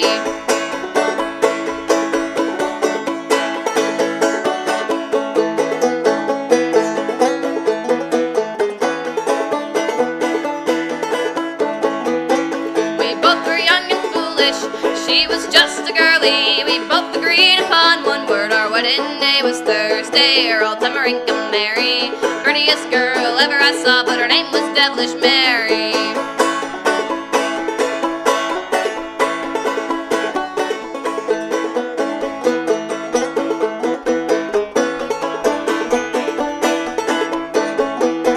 She filled my face with old soap suds, she filled my back with stitches. She let me know right at the start she's gonna wear my breeches. Her old Tamarinka Mary, prettiest girl ever I saw, but her name was Devilish Mary.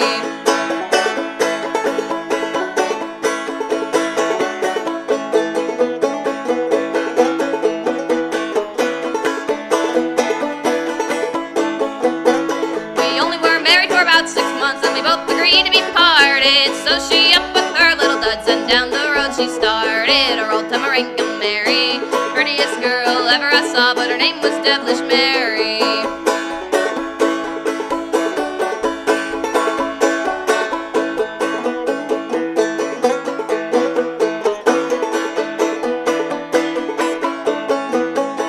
If I marry another time, it'll be for love, not riches. I'll marry a girl about 2 feet high, so she can't wear my breeches. Her old Tamarinka Mary, prettiest girl ever I saw, but her name was Devilish Mary.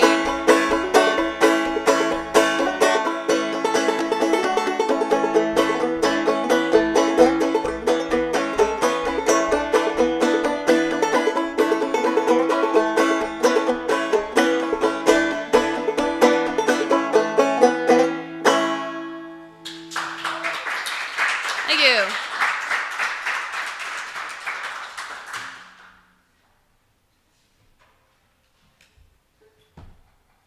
All right, I'm going to bring up a guest here. I'm going to grab a chair.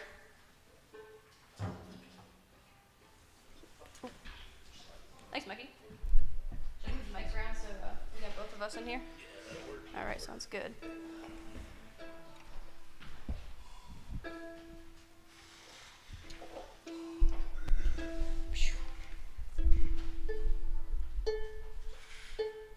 This went flat too. This went flat. Yeah. Which is surprising. Yours went sharp. You made it do just some weird things. This is my mom, Holly Cartier. She's been a regular viewer of the Hindman Dulcimer Homecoming for the past 2 years virtually. So it's good to have her finally be able to join us here on the grand stage. In the you called this the living room earlier. The big tall radio stage. The big tall radio stage. The center of the known universe. Exactly.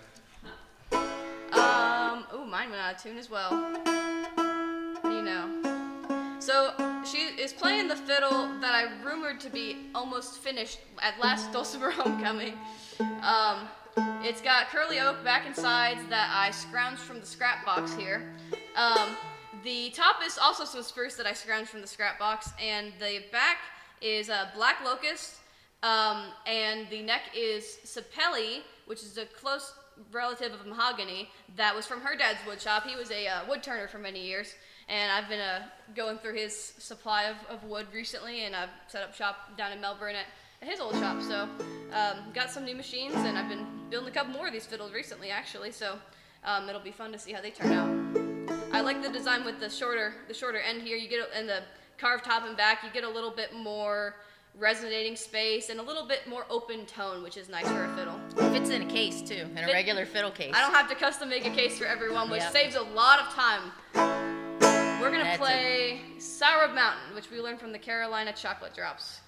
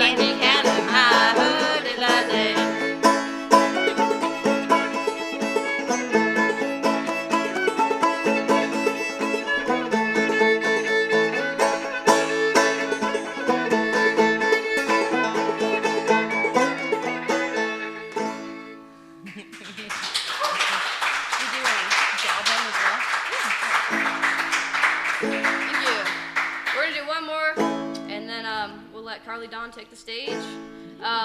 This is from, I gotta get this right, Pope, Arkansas's Mountaineers. I messed it up a couple times when I was rehearsing, and I said Pope Francis Mountaineers, but it's Pope, Arkansas's Mountaineers. This is a Jawbone.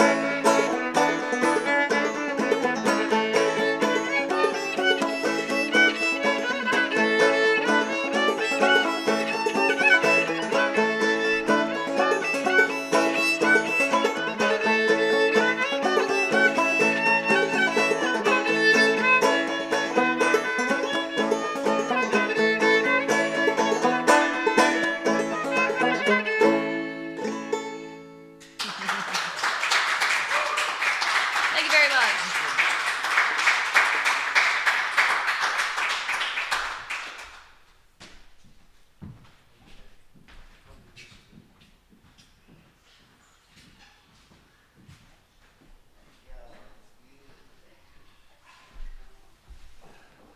That was the first daughter-mother act I think we've ever had up here, actually, now that I think of. Can you think of anybody else? They were great. Willow and her mom.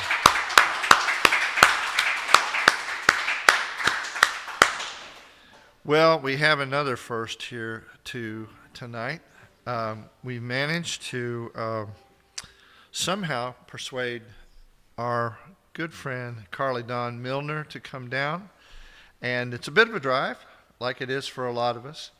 But she certainly injects a lot of fun into this whole enterprise. And I want you to give a nice, warm welcome to our friend Carly Dawn Milner.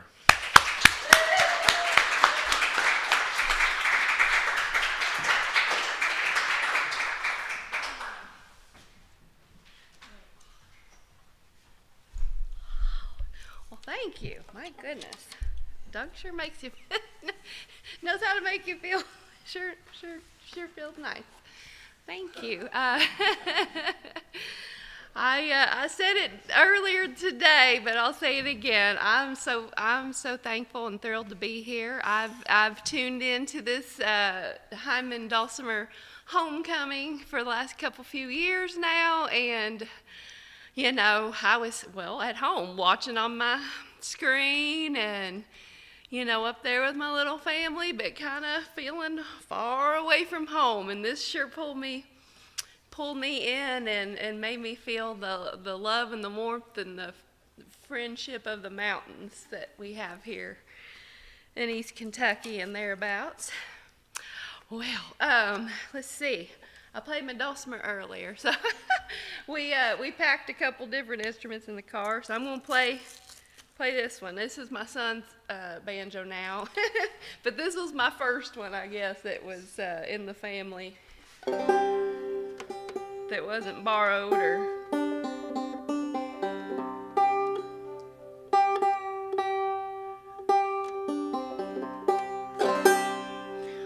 Well, so some of my first banjo lessons were from my cousin, the grandson of Banjo Bill Cornet, here round about these parts, Hindman. And if y'all don't know Banjo Bill Cornet, well, you got some homework to do and get you some recordings and that great Kentucky. Well, I'm not gonna be able to say it. The mountains of Kentucky Mountain Music. I think that's it. Wonderful recordings. Anywho, so it made me think of a few tunes I do of his, but I'll play this one here. And it's my interpretation, of course, because in my opinion, well, there might be one person out there I've ever heard that can get anywhere close to how Banjo Bill rapped on that banjo. So this is my interpretation and my taking of his words and all these things. But his song, Sweet Willie.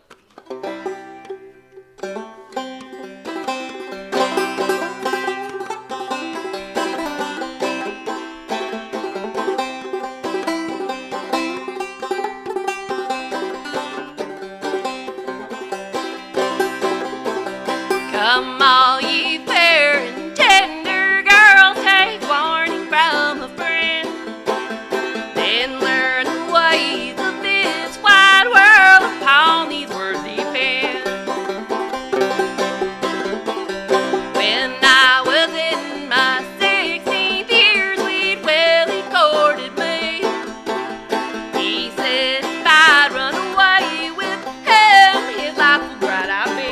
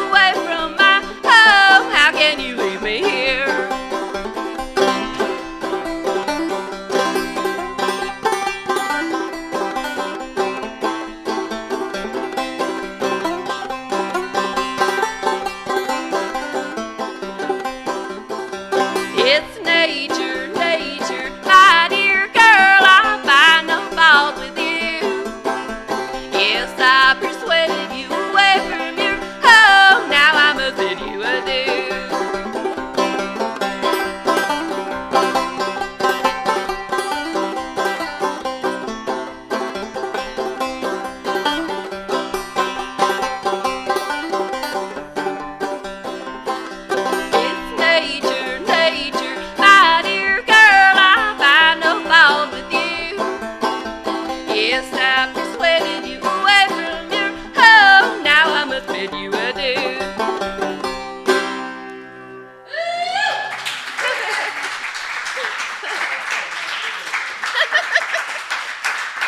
Thank you.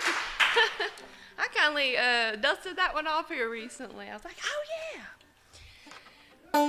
Gotta resurrect sometimes. I don't know, y'all do that. You go through tunes and you just have playing for a few years and then get some new tunes. Then you're like 15 years later, oh yeah.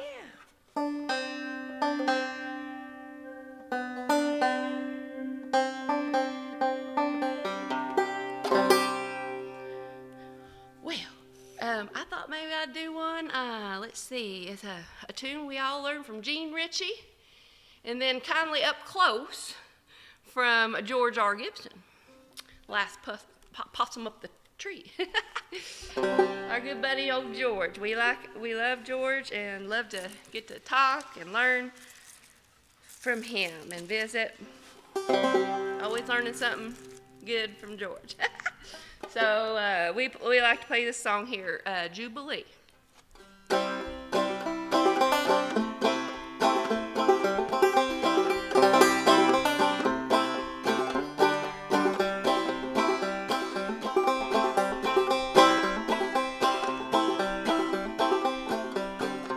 Coffee grows on white oak tree, river flow with brandy. I got a gal who's sweet and kind, sweet as sugar candy, swing and turn. Jubilee, live and learn. Jubilee.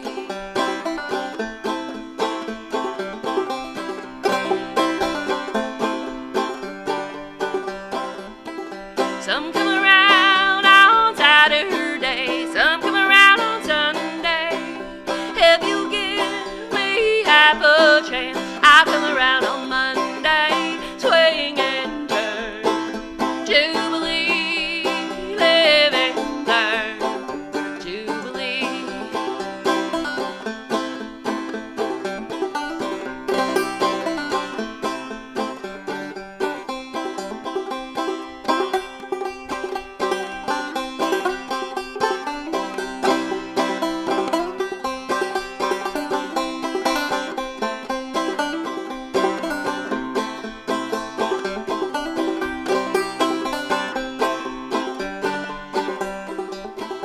If I had me a needle and thread, I'd like it all. So my true love to my side, never let him go, no, no, swing and turn.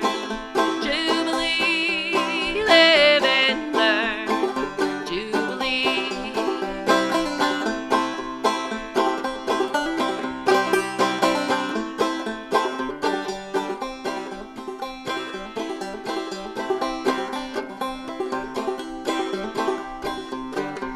If I had me a mule to ride, I'd be fat and rolling up and down these mountainsides, searching for my darling, swing and turn.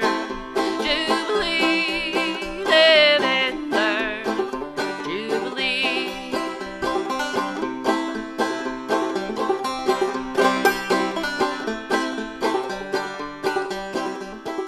I don't need no winter man, neither does my cousin. You can find such men as that, 15 cents a dozen, swing and turn. Jubilee, live and learn. Jubilee.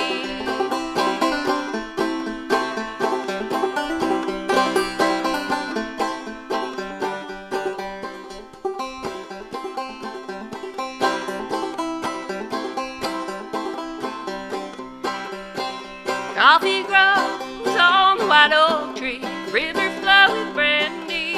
I got a gal who's sweet and kind, sweet as sugar candy, swing and turn. Jubilee, live and learn. Jubilee, swing and turn. Jubilee, live and learn. Jubilee.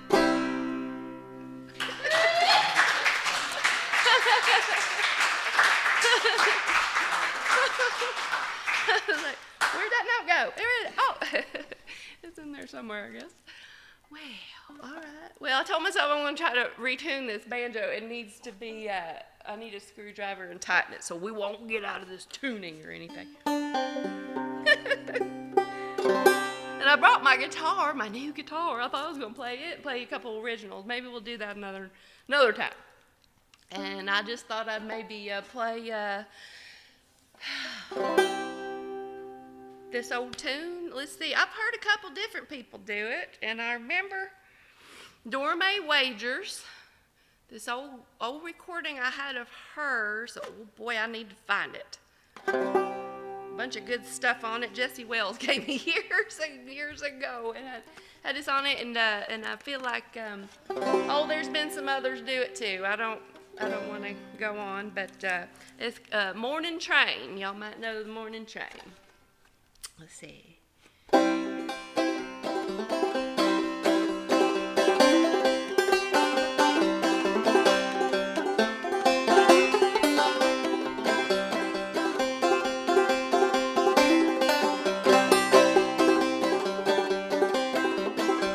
I'm going home in the morning train. I'm going home in the morning train. That evening train may be too late. I'm going home in the morning train.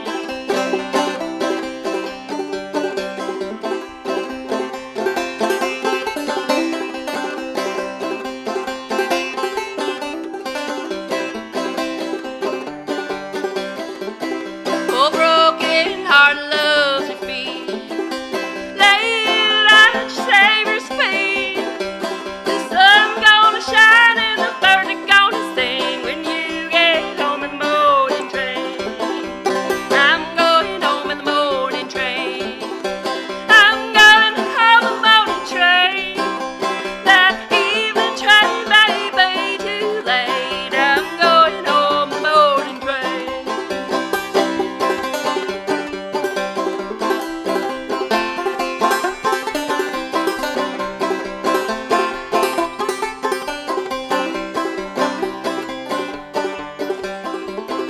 Oh, sinners, bow and learn to pray. God's gonna call you out someday. When that trumpet sounds, it may be too late. You can't get home in the morning train. I'm going home in the morning train. I'm going home in the morning train. That evening train may be too late. I'm going home in the morning train.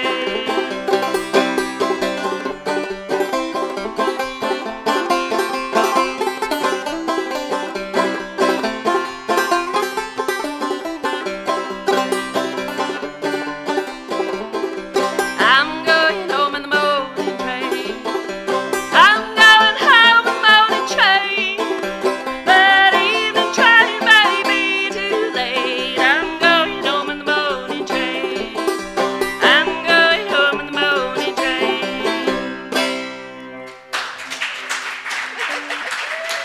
Thank you.